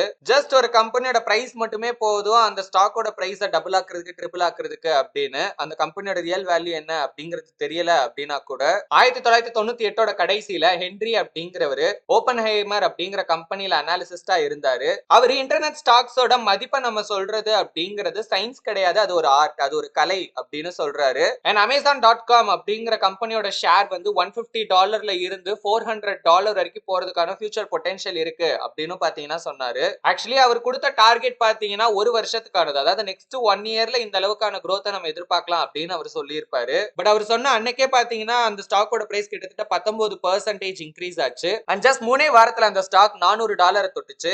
ஒரு வருஷம் கழிச்சு வால்டர் அப்படிங்கிறவரு பெய்னே வெபர் அப்படிங்கிற கம்பெனில அனாலிசிஸ்டா இருந்தாரு. அவர் கால்காம் ஸ்டாக்ஸ் அடுத்த ஒரே வருஷத்துல $1000 டச் பண்ணும் அப்படின்னு சொல்லி இருந்தாரு. ஏற்கனவே அந்த வருஷத்துல 1842% அளவுக்கு அந்த ஸ்டாக்கோட பிரைஸ் ஏறி இருந்துச்சு. அவர் சொன்ன அன்னைக்கும் பாத்தீங்கன்னா கிட்டத்தட்ட 31% அளவுக்கு அந்த ஸ்டாக்கோட பிரைஸ் இன்க்ரீஸ் ஆகி அந்த ஷேர் $659 ட்ரேட் ஆகிட்டு இருந்தது. சோ இதெல்லாம் ஜேசன் ஸ்பீக் எதுக்காக ஷேர் பண்றாரு அப்படின்னா, ஜஸ்ட் ஒரு சின்ன இன்ஃபர்மேஷன் ஸ்டாக் மார்க்கெட்ல என்ன மாதிரியான இம்பாக்ட் எல்லாம் ஏற்படுத்தி இருக்கு அப்படிங்கிறதுக்கான ப்ரூஃப் தான் இது எல்லாமே. இதெல்லாம் நம்ம ஊர்லயும் பாத்தீங்கன்னா நிறைய நடந்திருக்கு. திடீர்னு வந்து ஒரு கம்பெனி வந்து ஒரு பெரிய பிசினஸ்ல சைன் பண்ற மாதிரி ஒரு நியூஸ் வந்து பாத்தீங்கன்னா வெளியாகும். எல்லாருமே அதை வந்து ஒரு பாசிட்டிவ் நியூஸ் மாதிரியே ஸ்ப்ரெட் பண்ணுவாங்க. டிவி, ஆன்லைன் கம்யூனிட்டிஸ் எல்லாமே. அந்த நியூஸ் ஸ்ப்ரெட் ஆனதுக்கு அப்புறம் பாத்தீங்கன்னா நிறைய பேர் அந்த ஸ்டாக்கை வாங்குறதுல வந்து ஆர்வமா இருப்பாங்க. டிமாண்ட் பயங்கரமா ஜாஸ்தி ஆகும். அந்த ஷேரோட பிரைஸும் நல்லாவே ஏறிக்கிட்டு இருக்கும். டக்குன்னு ஒரு பாயிண்ட்டுக்கு அப்புறம் என்ன ஆகும் அப்படின்னு பாத்தீங்கன்னா அந்த ஸ்டாக்கோட ரியல் வேல்யூ என்ன அப்படிங்கிறது தெரிஞ்சு அதுக்கப்புறம் ஃபுல்லாவே ஃபால் ஆக ஆரம்பிச்சிடும். ஏன்னா இதே விஷயம் Amazon.com-க்கா இருக்கட்டும், Qualcomm-க்கா இருக்கட்டும், ரெண்டுக்குமே பாத்தீங்கன்னா 2001ல நடந்திருக்கு. கிட்டத்தட்ட 70ல இருந்து 80% அந்த கம்பெனியோட மதிப்பை பாத்தீங்கன்னா இழந்துச்சு. அதாவது அந்த ஸ்டாக்கோட பிரைஸ் வந்து பாத்தீங்கன்னா ஃபால் ஆச்சு. ஏன்னா அந்த டைம்ல அந்த ஸ்டாக்கோட ரியல் வேல்யூ அது கிடையாது. ஜஸ்ட் பீப்புள்ஸ் வந்து அதுல இருந்த கிரேஸ்னால, ஓகேங்களா, ஒரு ஆர்வத்தினால வாங்கிக்கிட்டே இருந்தாங்க. இந்த மாதிரிலாம் பீப்புள்ஸ் வந்து $1000 தொடும், $2000 டச் பண்ணும் அப்படின்னு சொல்லியே பாத்தீங்கன்னா அந்த பிரைஸுக்கு போச்சு. இதுக்கு இப்ப கரண்டா ஒரு லைவ் எக்ஸாம்பிள் சொல்லணும் அப்படின்னா பிட்காயினே எடுத்துக்கலாம். சோ பிட்காயின் வந்து $1 lakh ரீச் பண்ணும் அப்படின்னு ஏகப்பட்ட விஷயம் பாத்தீங்கன்னா ஸ்ப்ரெட் ஆச்சு. சொன்ன மாதிரியே வந்து பாத்தீங்கன்னா இந்த வருஷமே வந்து $1,00,000 டச் பண்ணுச்சு. இது நல்லதா கெட்டதா அப்படின்னு கேட்டீங்கன்னா அதுக்கு முன்னாடி ஃபர்ஸ்ட் இது என்ன பேசிஸ்ல ஒர்க் ஆகுது அப்படிங்கறத பார்க்கணும். ஓகேங்களா? கிரிப்டோ கரன்சி விட்டுறலாம், ஜஸ்ட் ஒரு எக்ஸாம்பிளுக்காக நான் சொன்னேன். ஸ்டாக்ஸுக்கு வந்தீங்கன்னா ஸ்டாக் அப்படிங்கிறது மறுபடியும் சொல்றேன், ஆர்த்தரும் சொல்லிட்டாரு, அது வந்து ஜஸ்ட் ஒரு நம்பர் கிடையாது. சரிங்களா? ₹500, ₹1000, ₹2000 அப்படிங்கிற மாதிரி ஒரு நம்பர் அது கிடையாது. அதுக்கு பின்னாடி ஒரு மதிப்பு அப்படிங்கிற ஒரு விஷயம் இருக்கு. ஓகே, அதுக்கு பின்னாடி ஒரு பிசினஸ் இருக்கு. அந்த பிசினஸ தெரிஞ்சுக்கணும் அவங்க என்ன பண்றாங்க. ஏன்னா இப்போ ஸ்டாக்ஸ்ல நம்ம இன்வெஸ்ட் பண்றோம்னா 2 விதமா தான் நமக்கு ப்ராஃபிட் வரும். சரிங்களா? ஒன்னு அந்த கம்பெனி டிவிடெண்ட் கொடுத்தா டிவிடெண்ட் இன்கம் இருக்கு. சரிங்களா? டிவிடெண்ட் இல்லனா ஒரே ஒரு பாசிபிலிட்டி தான் கேபிட்டல் அப்ரிசியேஷன். அதாவது அந்த ஸ்டாக்கோட பிரைஸ் க்ரோ ஆகணும். ஸ்டாக்கோட பிரைஸ் சும்மா எப்படி க்ரோ ஆகுது? என்ன செடியா மரமா தண்ணி ஊத்துனா வளர்றதுக்கு? அந்த பிசினஸ் நல்லா க்ரோ ஆகணும், எக்ஸ்பேண்ட் ஆகணும். அப்பதான் பாத்தீங்கன்னா அந்த ஸ்டாக்குக்குன்னு ஒரு மதிப்பு இருக்கும். அந்த மதிப்பு வந்து அதிகரிக்கும். அப்போ இந்த மாதிரி வளரக்கூடிய ஸ்டாக்ஸை தேர்ந்தெடுத்து பாத்தீங்கன்னா நம்ம இன்வெஸ்ட் பண்ணணும். அதுக்கு ஃபர்ஸ்ட் அந்த பிசினஸ் பத்தி நம்ம நல்லா தெரிஞ்சுக்கணும். அதை விட்டுட்டு நியூஸ் பேப்பர்ல வர ஆடையும் 1 மினிட் ரீல்ல சொல்ற அட்வைஸையும் வெப்சைட்ஸ்ல சொல்ற டிப்ஸையும் கேட்டு இன்வெஸ்ட் பண்ணோம் அப்படின்னா லாங் ரன்னுக்கு நம்மளால சக்சஸ்ஃபுல்லா இருக்க முடியாது. ஃபார்முலால இருந்து ஃபியாஸ்கோ அப்படிங்கிறதுக்கான அர்த்தம் என்ன அப்படின்னா ப்ராப்பரா பிளான் பண்ணாததுனால நடக்கிற எதிர்பாராத ஃபெயிலியர் தான் ஃபியாஸ்கோ அப்படின்னு சொல்லுவாங்க. பயங்கர ஆர்வத்தினால நம்ம பண்ற ட்ரேடிங் மட்டுமே ஸ்பெகுலேட் பண்றதுக்கான ஒரு வழி கிடையாது. அந்த காலத்துல எல்லாம் ஏகப்பட்ட வழிகள் இருந்துச்சு ஸ்பெகுலேட் பண்றதுக்கு. அதெல்லாம் வரும், பாப்புலர் ஆகும், அப்படியே பாத்தீங்கன்னா மறைஞ்சு போயிடும். பட் அது எல்லாத்துலயுமே முக்கியமா பொதுவா இருக்கிற ஒரு விஷயம் என்ன அப்படின்னு பாத்தீங்கன்னா சீக்கிரம் சம்பாதிக்கலாம், ஈஸியா சம்பாதிக்கலாம், உங்களுக்கு காசு லாஸே ஆகாது அப்படிங்கிறது மட்டும். பட் இது எல்லாமே இன்வெஸ்ட்மெண்ட்டுக்கும் ஸ்பெகுலேஷனுக்குமான வித்தியாசத்தை பத்தி கிரகமோட ரூலை ஏதாவது ஒன்னாவது பாத்தீங்கன்னா பிரேக் பண்ணிரும். அந்த மாதிரி வந்து ட்ரெண்டான 3 ஃபெயிலான ஃபார்முலாஸ் இப்ப நம்ம பார்க்கலாம் ஒன் பை ஒன்னா. Number 1, cash in on the calendar. அந்த காலத்துல ஜனவரி எஃபெக்ட் அப்படின்னு ஒன்னு இருந்துச்சு. அது என்ன அப்படின்னு கேட்டீங்கன்னா எல்லா ஸ்மால் ஸ்டாக்ஸுமே அந்த வருஷத்தோட ஸ்டார்டிங்ல பாத்தீங்கன்னா நல்லா பெர்ஃபார்ம் பண்ணும் அப்படிங்கிற ஒரு நம்பிக்கை பாத்தீங்கன்னா இருந்துச்சு. 1980கள்ல ஆர்டிகல்ஸ், பாப்புலரான புக்ஸ் அப்படின்னு இந்த விஷயத்த மக்கள் கிட்ட ப்ரோமோட் பண்றாங்க. அதுல என்ன போட்டிருக்காங்க அப்படின்னா ஒரு ஸ்டடி என்ன சொல்லுது அப்படின்னா டிசம்பரோட பாதிக்கு அப்புறம் நீங்க ஸ்மால் ஸ்டாக்ல இன்வெஸ்ட் பண்ணி ஜனவரி வரைக்கும் ஹோல்ட் பண்ணி செல் பண்ணீங்க அப்படின்னா மார்க்கெட்டை ஈஸியா பீட் பண்ணிடலாம். அண்ட் அதை விட 5 to 10% நமக்கு அடிஷனலா கூட ப்ராஃபிட் கிடைக்கும் அப்படிங்கிற மாதிரி பாத்தீங்கன்னா அதுல போட்டிருந்தாங்க. இது நிறைய எக்ஸ்பர்ட்ஸே பாத்தீங்கன்னா ஆச்சரியப்படுத்துச்சு. இதெல்லாம் விட இது ரொம்ப ஈஸியான ஒரு விஷயம். அண்ட் இதை பத்தி இப்ப எல்லாருக்குமே பாத்தீங்கன்னா தெரிஞ்சு போச்சு.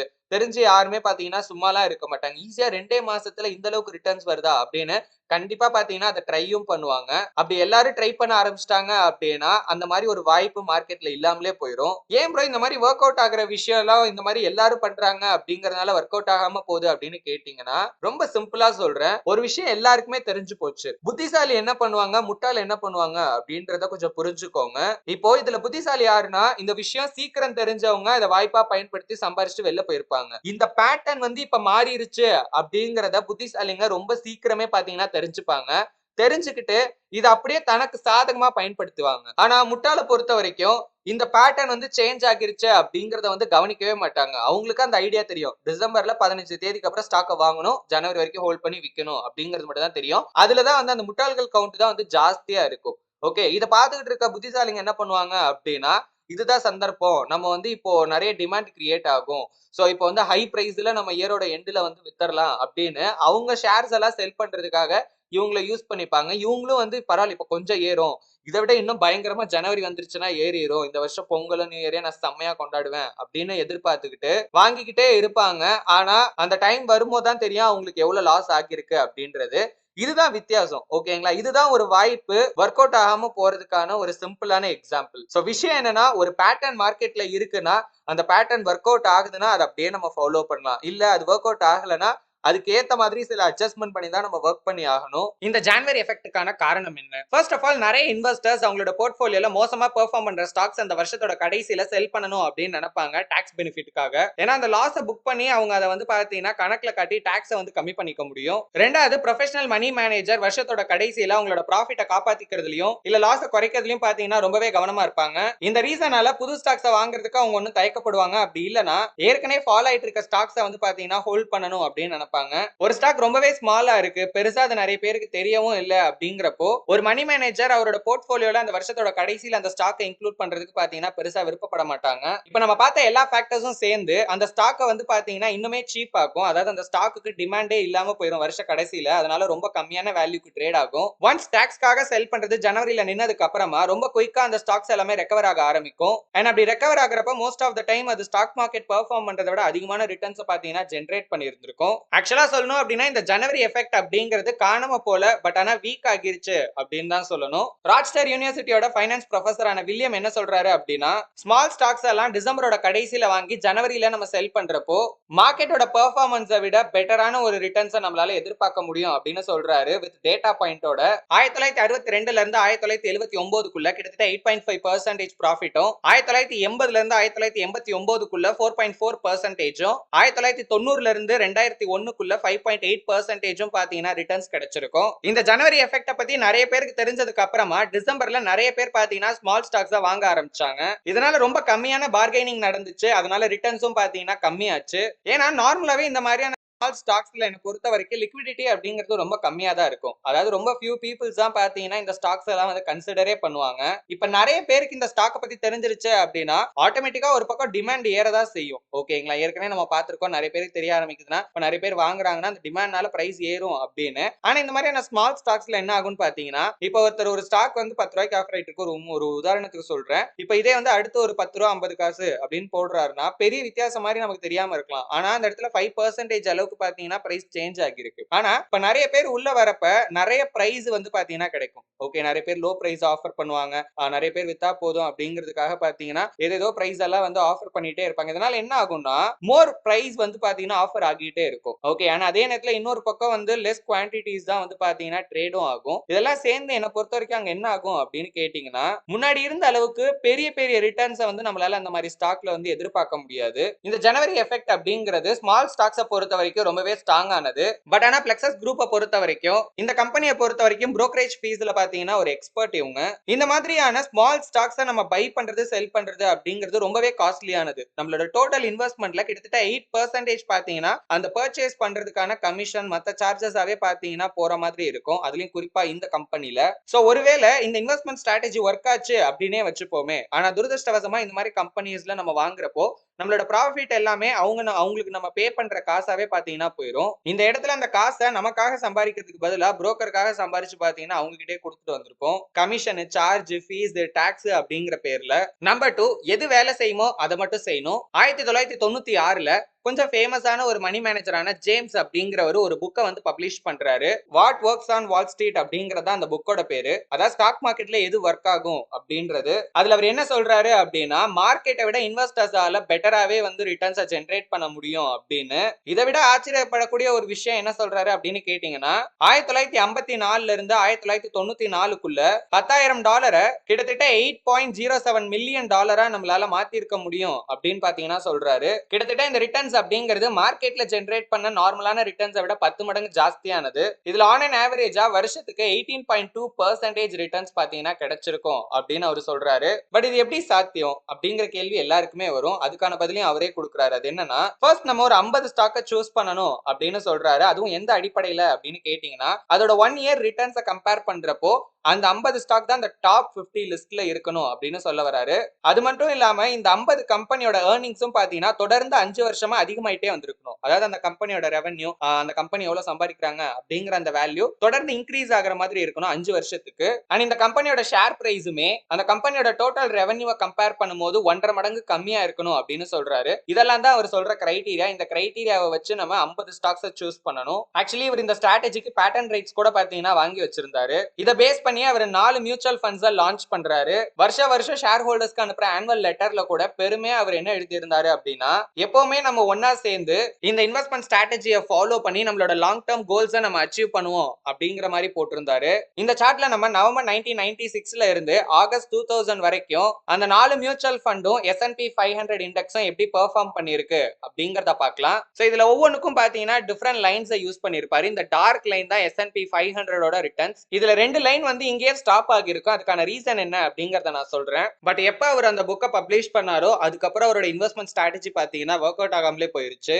முன்னாடி நம்ம பார்த்த போட்டோலயே நீங்க பார்த்திருப்பீங்க S&P 500 எப்படி பெர்ஃபார்ம் பண்ணுச்சு அண்ட் அவரோட 4 மியூச்சுவல் ஃபண்ட் எப்படி பெர்ஃபார்ம் பண்ணுச்சு அப்படின்னு. அந்த 2 லைன் பாதியிலே நின்னதுக்கு காரணம் என்ன அப்படின்னா, அந்த 2 ஃபண்டையுமே பாத்தீங்கன்னா 2000க்கு முன்னாடியே அவர் வந்து ஷட் டவுன் பண்ணிட்டாரு. அதாவது அதுல இருந்து எல்லா அசெட்டையும் வித்துட்டு அதுல இன்வெஸ்ட் பண்ண எல்லாருக்கும் பாத்தீங்கன்னா அவங்களோட ஃபண்டை திருப்பி கொடுத்துட்டாரு. 2 மியூச்சுவல் ஃபண்டை மட்டும் தான் அவர் வந்து மெயின்டைன் பண்ணிட்டு இருந்திருக்காரு. அதுக்கப்புறம் கிட்டத்தட்ட 4 வருஷத்துக்கு அவரோட ஃபண்ட் ஜெனரேட் பண்ண ரிட்டர்ன்ஸை விட S&P 500 பாத்தீங்கன்னா தொடர்ந்து அதிகமான ரிட்டர்ன்ஸை ஜெனரேட் பண்ணிருக்கு. ஜூன் 2000ல அவர் மேனேஜ் பண்ணிட்டு இருந்த எல்லா ஃபண்ட்ஸையும் பாத்தீங்கன்னா வேற ஒரு மேனேஜர் கிட்ட ஹேண்ட் ஓவர் பண்ணிட்டு அவரோட ஓன் லாங் டர்ம் கோல்ஸ்ல பாத்தீங்கன்னா அவர் ஃபோக்கஸ் பண்ண ஆரம்பிச்சாரு. அவரோட அந்த டைம் டெஸ்டட் இன்வெஸ்ட்மெண்ட் ஸ்ட்ராட்டஜியோட முடிவை அவங்களே பாத்துக்கிட்டோம் அப்படின்னு அவங்களோட கஸ்டமர்ஸ் எல்லாம் அப்படியே விட்டுட்டு பாத்தீங்கன்னா போயிட்டாரு. ஆக்சுவலி அவரோட ஷேர் ஹோல்டர்ஸ் எல்லாம் பெருசா வருத்தப்பட்டிருக்க மாட்டாங்க ஒருவேளை அவர் அந்த புக்கு இன்னும் அக்யூரேட்டான பேரை கொடுத்திருந்தாரு அப்படின்னா. அது என்ன அப்படின்னு கேட்டீங்கன்னா, இது வரைக்கும் ஸ்டாக் மார்க்கெட்ல என்ன ஒர்க் ஆகிட்டு இருந்துச்சு நான் இந்த புக்கை எழுதுற வரைக்கும் அப்படின்னு. நம்பர் 3 ஃபூலிஷ் 4 ஃபாலோ பண்ணணும். 1990களோட இடைப்பட்ட காலத்துல மோட்லே ஃபூல் அப்படிங்கிறவர் அவரோட வெப்சைட்லயும் அவர் எழுதின புக்லயும் தி ஃபூலிஷ் 4 அப்படிங்கிற ஒரு மெத்தட பாத்தீங்கன்னா ப்ரோமோட் பண்ணிட்டு இருந்தாரு.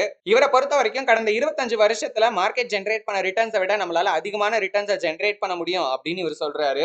நார்மலா மியூச்சுவல் ஃபண்ட்ல நமக்கு கிடைக்கிற ரிட்டர்ன்ஸை விடவும் அதிகமான ரிட்டர்ன்ஸை நம்மளால ஜெனரேட் பண்ண முடியும் அப்படின்னு சொல்றாரு. அண்ட் இது எல்லாத்தையுமே ஜஸ்ட் ஒரு வருஷத்துக்கு 15 நிமிஷம் நம்ம ஸ்பெண்ட் பண்ணி நம்மளோட இன்வெஸ்ட்மெண்ட்டை பிளான் பண்ணாலே பண்ண முடியும் அப்படின்ற மாதிரி சொல்றாரு. இதெல்லாம் விட இன்னும் பெஸ்டான விஷயம் என்ன அப்படின்னு கேட்டீங்கன்னா, இந்த டெக்னிக்ல ரிஸ்க் அப்படிங்கிறது ரொம்ப ரொம்ப ரொம்ப கம்மியா தான் இருக்கு. சோ நம்ம பண்ண வேண்டிய விஷயம் என்ன அப்படின்னு கேட்டீங்கன்னா, நம்பர் 1 டோ ஜோன்ஸ் இண்டஸ்ட்ரியல் ஆவரேஜ்ல இருக்கலே ரொம்ப கம்மியான பிரைஸ் இருக்கிற அதே நேரத்துல அதிக டிவிடெண்ட் கொடுக்கிற மாதிரியான 5 ஸ்டாக்ஸா நம்ம வந்து தேர்ந்தெடுக்கணும். நம்பர் 2 இருக்கலே லோயஸ்ட் பிரைஸ்ல இருக்க ஸ்டாக்கை நம்ம ரிமூவ் பண்ணிடணும். நம்பர் 3 செகண்ட் லோயஸ்ட் பிரைஸ் இருக்கிற ஸ்டாக்ல நம்மளோட டோட்டல் இன்வெஸ்ட்மெண்ட் அமௌண்ட்ல 40% நம்ம இன்வெஸ்ட் பண்ணணும். நம்பர் 4 மீதி இருக்கிற ஃபண்டை 20-20-20 ஸ்பிளிட் அப் பண்ணி மத்த 3 ஸ்டாக்லயும் பாத்தீங்கன்னா நம்ம இன்வெஸ்ட் பண்ணணும். நம்பர் 5 ஒரு வருஷம் கழிச்சு மறுபடியும் இதே விஷயத்தை திரும்ப ரிப்பீட் பண்ணி அதுக்கு ஏத்த மாதிரி நம்மளோட ஸ்டாக் போர்ட்ஃபோலியோ பாத்தீங்கன்னா நம்ம வந்து அட்ஜஸ்ட் பண்ணணும். அதாவது திரும்பவும் பாத்தீங்கன்னா ஸ்டெப் 1ல இருந்து ஸ்டெப் 4 வரைக்கும் நம்ம பண்ணணும். ஓகேங்களா? ரொம்ப கம்மியான பிரைஸ் அதே நேரத்துல அதிக டிவிடெண்ட் கொடுக்கிற ஸ்டாக்க அந்த வருஷத்துக்கு. சரிங்களா? அகைன் அந்த 15 மினிட்ஸ் அப்படிங்கிறது என்னன்னு உங்களுக்கு புரியுதா? ஒரு வருஷம் முடிஞ்சதுக்கு அப்புறம் திரும்ப இதை பண்றோம், மறுபடியும் அதை ரிமூவ் பண்றோம், மறுபடியும் பாத்தீங்கன்னா நம்ம அப்ப வந்து வேற ஏதாவது ஸ்டாக்ஸ் மொத்தமா வந்ததுன்னா இருக்கிற எல்லாத்தையும் ஒரு வருஷத்துல நம்ம செல் பண்ணிட்டு மறுபடியும் பாத்தீங்கன்னா புதுசா ஒரு வருஷம் கழிச்சு நம்ம வந்து வாங்கணும் அப்படிங்கிற மாதிரி அவர் சொல்றாரு. ஸ்டெப் 6 என்னன்னா, நம்ம பணக்காரன் ஆகிற வரைக்கும் இதே ப்ராசஸை ரிப்பீட்டடா பண்ணிக்கிட்டே இருக்கணும் அப்படின்னு அவர் சொல்றாரு. கடந்த 25 வருஷத்துல இவரோட ஸ்ட்ராட்டஜி அப்படிங்கிறது மார்க்கெட்டோட ரிட்டர்ன்ஸோட பாத்தீங்கன்னா பெட்டரான ரிட்டர்ன்ஸை ஜெனரேட் பண்ணிருக்கு. கிட்டத்தட்ட 10.1% அளவுக்கு ஒரு வருஷத்துக்கு. அது மட்டும் இல்லாம அவங்க என்ன சஜஸ்ட் பண்றாங்க அப்படின்னா, ஒரு $20,000 நம்ம இன்வெஸ்ட் பண்ணோம் அப்படின்னா அடுத்த 20 வருஷத்துல அது $1.79 மில்லியன் பாத்தீங்கன்னா க்ரோ ஆகும் அப்படின்னு பாத்தீங்கன்னா சொல்றாங்க. இது மட்டும் இல்லாம அந்த 4 ஸ்டாக்ஸை சூஸ் பண்றதுக்கு இவர்கிட்ட இன்னொரு டெக்னிக்கும் இருக்கு. அது என்னன்னு கேட்டீங்கன்னா, டோ ஜோன்ஸ் இண்டஸ்ட்ரியல் ஆவரேஜ்ல இருக்கிற ஸ்டாக்ஸ்ல அதோட டிவிடெண்ட் ஈல்டுக்கும் ஸ்டாக் பிரைஸோட ஸ்கொயர் ரூட்டுக்குமான ரேஷியோவை நம்ம கண்டுபிடிக்கணும். இந்த ரேஷியோல அதிக ரேஷியோ இருக்கிற 5 ஸ்டாக்ஸை நம்ம சூஸ் பண்ணிக்கணும். அதுல இருக்கலே ஹையஸ்ட் வேல்யூ இருக்கிற ஸ்டாக்ஸை ரிமூவ் பண்ணிட்டு மீதி இருக்கிற 4 ஸ்டாக்ஸையும் நம்ம வந்து தேர்ந்தெடுக்கலாம் அப்படின்னு அவர் சொல்றாரு. அதாவது அந்த ஃபூலிஷ் 4 செலக்ட் பண்றதுக்கு இதுவும் ஒரு டெக்னிக் அப்படின்னு அவர் சொல்றாரு. சரி, ஓகே, இவரோட ஸ்ட்ராட்டஜி கிரகம் சொல்ற அந்த இன்வெஸ்ட்மெண்ட் பிரின்சிபல்ஸோட மேட்ச் ஆகுதா அப்படிங்கறத நம்ம கம்பேர் பண்ணி பார்க்கலாம். வெறும் அந்த ஸ்டாக்கோட பிரைஸ், டிவிடெண்ட் இதை மட்டும் வச்சு இது ஒரு நல்ல ஸ்டாக் அப்படின்னு முடிவு பண்றது எந்த விதமான ஒரு தரோ அனாலிசிஸ் அப்படிங்கிறது தெரியல. அதுலயும் இருக்கலே லோ ஸ்கோர் இருக்கிற 4 ஸ்டாக்ஸை சூஸ் பண்றது என்ன மாதிரியான அனாலிசிஸ் அப்படின்றதே தெரியல. 40% ஆஃப் த டோட்டல் இன்வெஸ்ட்மெண்ட் அமௌண்ட்டை வெறும் ஒரே ஸ்டாக்ல இன்வெஸ்ட் பண்றது எப்படி ரிஸ்க குறைக்கும் அப்படின்னு நினைக்கிறீங்க? அண்ட் நம்மளோட டோட்டல் போர்ட்ஃபோலியோல ஜஸ்ட் 4 ஸ்டாக்ஸை மட்டும் நம்ம ஹோல்ட் பண்ணோம் அப்படின்னா அங்க என்ன டைவர்சிபிகேஷன் இருக்கு, எப்படி நம்மளோட கேபிட்டல் வந்து சேஃபா இருக்கும் அப்படின்னு நம்மளால சொல்ல முடியும். ஒருவேளை நம்ம சூஸ் பண்ற 4 ஸ்டாக்கும் ஒரே செக்டார்ல இருந்தா என்ன ஆகும்? அங்க டைவர்சிபிகேஷனும் இருக்காது, ரிஸ்க்கும் கம்மியாகாது, கேபிட்டலும் பாத்தீங்கன்னா சேஃபாவே இருக்காது. ஆக மொத்தத்துல இவரோட ஸ்ட்ராட்டஜில கிரகமோட ஒரு பிரின்சிபலை கூட ஃபாலோ பண்ணல அப்படிங்கிறது தெளிவா தெரியுது. சுருக்கமா சொல்லணும் அப்படின்னா, ஸ்டாக்ஸை தேர்ந்தெடுக்கிறதுக்காக உருவாக்கப்பட்ட ஸ்ட்ராட்டஜிலேயே இது one of the most dangerous strategy அப்படின்னு ஜேசன் ஸ்பீக் சொல்றாரு. இதுக்கு முன்னாடி ஜேம்ஸ் பண்ண அதே தப்பதான் இவரும் பண்ணியிருக்காரு. லாங் டர்ம் ஹிஸ்டாரிக்கல் டேட்டாவை நம்ம ஸ்டடி பண்ணி பாக்குறப்போ பை சான்ஸ் இந்த மாதிரியான நிறைய பேட்டர்ன்ஸ் நம்மளால கண்டுபிடிக்க முடியும். ரேண்டம் லக்குனால அபோவ் ஆவரேஜ் ரிட்டர்ன்ஸை ஜெனரேட் பண்ண கம்பெனிஸ் ஏதாவது ஒரு காமன் ஃபேக்டரை பார்த்தீங்கன்னா நம்மளுக்கு வந்து சொல்லும். ஒருவேளை அந்த ஃபேக்டர் அந்த கம்பெனியோட பெர்ஃபார்மன்ஸுக்கு ஒரு காரணமா இருந்தாலும் அந்த ஃபேக்டரை மட்டுமே வச்சு இதுக்கப்புறமும் ஃபியூச்சர்ல அதே மாதிரியான ரிட்டர்ன்ஸை நம்ம எதிர்பார்க்கலாம் அப்படின்னு வந்து பாத்தீங்கன்னா நம்ம வந்து சொல்லவே முடியாது. இவர் ஸ்டாக்ஸை செலக்ட் பண்றதுக்காக சொன்ன ஃபேக்டருக்கும் அந்த ஸ்டாக்கோட ஃபியூச்சர் பெர்ஃபார்மன்ஸுக்கும் எந்த விதமான சம்பந்தமும் கிடையாது. இதுக்கெல்லாம் ஒரு படி மேல போய் மணி மேகசின் அப்படிங்கிற பத்திரிகையில என்ன சொல்றாங்க அப்படின்னா, நம்ம போர்ட்போலியோல இருக்கிற ஸ்டாக்ஸோட நேம்ல ரிப்பீட்டட் லெட்டர்ஸ் வரல அப்படின்னா அதுவும் கிட்டத்தட்ட இந்த ஃபூலிஷ் 4 அளவுக்கு வந்து ரிட்டர்ன்ஸை ஜெனரேட் பண்ணும் அப்படின்னு சொல்லியிருந்தாங்க. கேட்கவே காமெடியா இருக்குல்ல. ஸ்டாக்கோட பேருக்கும் அந்த ஸ்டாக்கோட பெர்ஃபார்மன்ஸுக்கும் என்ன சம்பந்தம் இருக்கு அப்படின்றதுதான் தெரியல. விட்டா கிரகங்களோட அமைப்பு, ஸ்டார்ஸோட மூவ்மெண்ட் இதெல்லாம் வச்சு எந்த ஸ்டாக் ஏற போகுது எந்த ஸ்டாக் இறங்க போகுது அப்படின்னு ஜோசியம் கூட சொல்ல ஆரம்பிச்சிருவாங்க போல இருக்கு. ஏதோ காமெடிக்காக மட்டும் சொல்றேன் அப்படின்னு நினைக்காதீங்க. இப்ப இந்த விஷயத்துக்கும் அந்த ஸ்டாக்கோட growthக்கும் என்ன சம்பந்தம் இருக்கு நீங்களே கொஞ்சம் யோசிச்சு பாருங்க. அதுல எந்த கனெக்ஷனுமே ஆக்சுவலி இல்ல. ஏன்னா ஏற்கனவே நம்ம பார்த்திருக்கோம், ஒரு பிசினஸ் grow ஆனாதான் அந்த ஷேரோட பிரைஸ் grow ஆகணும். அப்படி வரது மட்டும்தான் ரியல் growth அப்படிங்கிறது. மத்தது எல்லாமே பாத்தீங்கன்னா டெம்பரவரியான ஒண்ணுதான். என்னைக்கா இருந்தாலும் அந்த ஷேரோட ரியல் பிரைஸ் அப்படிங்கிறது பளிச்சுன்னு தெரியதான் போகுது. இந்த ஃபூலிஷ் 4 ஒர்க் ஆனதுக்கு சிம்பிளான காரணமே லக் மட்டும்தான். அண்ட் கிரகம் திரும்ப திரும்ப சொல்ற ஒரு விஷயம் என்ன அப்படின்னா, ஒரு ஸ்டாக்கோட ஃபியூச்சர் சக்சஸ் அப்படிங்கிறது அந்த ஸ்டாக்குக்கு பின்னாடி இருக்கிற பிசினஸ் எந்த அளவுக்கு நடக்குது, எந்த அளவுக்கு grow ஆகுது, எந்த அளவுக்கு பெர்ஃபார்ம் பண்ணுது அப்படிங்கறத பொறுத்து மட்டும்தானே இருக்கே தவிர வேற எதை பொறுத்தும் கிடையாது. மறுபடியும் சொல்றேன், வேற எதை பொறுத்தும் பாத்தீங்கன்னா கிடையவே கிடையாது. இந்த ஃபூலிஷ் 4 ஸ்ட்ராட்டஜி மார்க்கெட்டோட பெர்ஃபார்மன்ஸை விட அதிகமான ரிட்டர்ன்ஸை ஜெனரேட் பண்ணும் அப்படின்னு பார்த்தா அதுக்கு பதிலா அதை நம்பிக்கிட்டு இருந்த மக்களை தான் அது ஏமாத்துச்சு. இவர் சொன்ன அதே மெத்தட ஃபாலோ பண்ணி 2000ல நம்ம இன்வெஸ்ட் பண்ணிருந்தோம் அப்படின்னா இந்த 4 ஸ்டாக் தான் தேர்ந்தெடுத்திருப்போம். Caterpillar, Eastman Kodak, SBC, General Motors. ஆனா இந்த 4 கம்பெனில இவர் சொன்ன ரேஷியோலயே நம்ம வந்து இன்வெஸ்ட் பண்ணிருந்தோம்னா நமக்கு கிட்டத்தட்ட 14% பாத்தீங்கன்னா லாஸ் தான் ஆகியிருக்கும். அந்த டைம்ல மார்க்கெட்டே வந்து ஃபால் தான் ஆகி இருந்துச்சு அப்படின்னா கூட டோ ஜோன்ஸ் வந்து வெறும் வந்து ஒரு 4.7% தான் ஃபால் ஆச்சு. ஆனா நம்ம போர்ட்ஃபோலியோ இங்க 14% பாத்தீங்கன்னா லாஸ்ல இருந்திருக்கும். கிட்டத்தட்ட 25 வருஷம் மார்க்கெட்டோட ரிட்டர்ன்ஸை விட அதிகமான ரிட்டர்ன்ஸை ஜெனரேட் பண்ண அவரோட ஸ்ட்ராட்டஜி இப்ப லாஸ் ஆகிருச்சு, அதாவது தோத்து போச்சு அப்படின்னே சொல்லலாம். ஏன்னா அந்த ஸ்ட்ராட்டஜியோட லக்கோட வேலிடிட்டி 25 வருஷம் தான் போல இருக்கு. அதனாலதான் இப்ப ஒர்க் அவுட் ஆகல. இப்ப வால் ஸ்ட்ரீட்ல நம்ம பார்த்த இந்த 3 எக்ஸாம்பிளுமே பாத்தீங்கன்னா ஒரு பாயிண்ட்டுக்கு அப்புறம் ஒர்க் ஆகாமலே போயிருச்சு. இந்த ஒவ்வொரு சோ கால்டு இன்வெஸ்ட்மெண்ட் ஸ்ட்ராட்டஜியுமே ஃபெயில் ஆனதுக்கு முக்கியமான காரணமே இது எல்லாமே கிரகம் சொல்ற மாதிரியான செல்ஃப் டிஸ்ட்ரக்டிவ் ப்ராசஸ் மாதிரி இருந்துச்சு. ஏற்கனவே நம்ம பார்த்த லா ஆஃப் டிமினிஷிங் ரிட்டர்ன்ஸ் மாதிரி இந்த மெத்தட்ஸ் எல்லாம் ஒர்க் ஆகாம போனதுக்கு ரெண்டு முக்கியமான காரணம் இருக்கு. ஒன்னு, இந்த ஸ்ட்ராட்டஜி வந்து ஒரு ரேண்டமான லக்க பேஸ் பண்ணி இருந்திருக்கும். அதனால பாத்தீங்கன்னா ஒரு பாயிண்ட்க்கு மேல ஒர்க் ஆகாம போயிருக்கும். இதுக்கு ஒரு எக்ஸாம்பிள்னா நம்ம பார்த்த அந்த ஃபூலிஷ் 4 சொல்லலாம். இல்ல அந்த ஸ்ட்ராட்டஜி வந்து ஒரு நல்ல ஸ்ட்ராட்டஜியாவே இருந்திருக்கும். அதுவும் பாஸ்ட் பெர்ஃபார்மன்ஸ்ல நல்லாவே ஒர்க் ஆகிட்டு இருந்திருக்கும். பட் அது எப்ப வந்து பப்ளிசிட்டி பண்ணாங்களோ, அது எப்ப வந்து பாப்புலர் ஆச்சோ அதுக்கப்புறம் பாத்தீங்கன்னா அது கொஞ்சம் கொஞ்சமா வந்து ஒர்க் அவுட் ஆகாம போக ஆரம்பிச்சிருக்கும். இதுல ஆக்சுவலி அது ஃபுல்லா ஒர்க் ஆகாம போயிருக்காது. பட் அதோட எஃபிஷியன்சி ஓகேங்களா, பாஸ்ட கம்பேர் பண்ணும்போது இப்ப பிரசன்ட்ல அது பாப்புலர் ஆனதுக்கு அப்புறம் அதோட எஃபிஷியன்சி அப்படிங்கிறது ரொம்ப கம்மியா இருக்கும். கிரகமோட தெளிவான அட்வைஸ் என்ன அப்படின்னு கேட்டீங்கன்னா, ஒரு எக்ஸ்பீரியன்ஸ்டான கேம்லர் எப்படி வந்து கேம்லிங் ஆட போவாரோ அதே மாதிரி தான் நம்ம ஸ்பெகுலேஷனையும் பார்க்கணும் அப்படிங்கிறாரு. இதுல முதல் விஷயம், இன்வெஸ்ட் பண்றதா நினைச்சு ஸ்பெகுலேட் பண்ணிட்டு நம்மளே பாத்தீங்கன்னா ஏமாத்த கூடாது. ரெண்டாவது, நீங்க சீரியஸா ஸ்பெகுலேட் பண்ண ஆரம்பிச்சிட்டீங்க அப்படின்னா அது ரொம்பவே பாத்தீங்கன்னா ரிஸ்கா மாறிடும். மூணாவது, நீங்க எந்த அளவுக்கு ரிஸ்க் எடுக்க தயாரா இருக்கீங்க அப்படிங்கிறதுக்கு எப்பவுமே பாத்தீங்கன்னா ஒரு லிமிட்டை வச்சுக்கணும். ஸ்மார்ட்டான எக்ஸ்பீரியன்ஸ்டான கேம்லர் எப்பவுமே என்ன பண்ணுவாங்க அப்படின்னா, கேசினோக்குள்ள போகும்போதே பாக்கெட்ல வெறும் $100 மட்டும் தான் வச்சுட்டு போவாங்க. ஆனா அவங்களோட மீதி காசெல்லாம் சேஃபா இருக்கும். இதுக்கான காரணம் என்னன்னா, ஒருவேளை ஏதாவது ஒரு கேம்ல தோத்து போயிட்டாங்க அப்படின்னு வச்சுக்கோங்களேன், எமோஷனலா கூட எடுத்து இன்னொரு கேம் விளையாடலாம், இன்னொரு பந்தயம் அப்படின்னு போயிடக்கூடாது அப்படிங்கிறதுக்காக. ஏன்னா அந்த $100 லாஸ் ஆச்சுன்னா அவ்வளவுதான், அப்படியே நடைய கட்டிட்டு வீட்டுக்கு வந்துருவாங்க.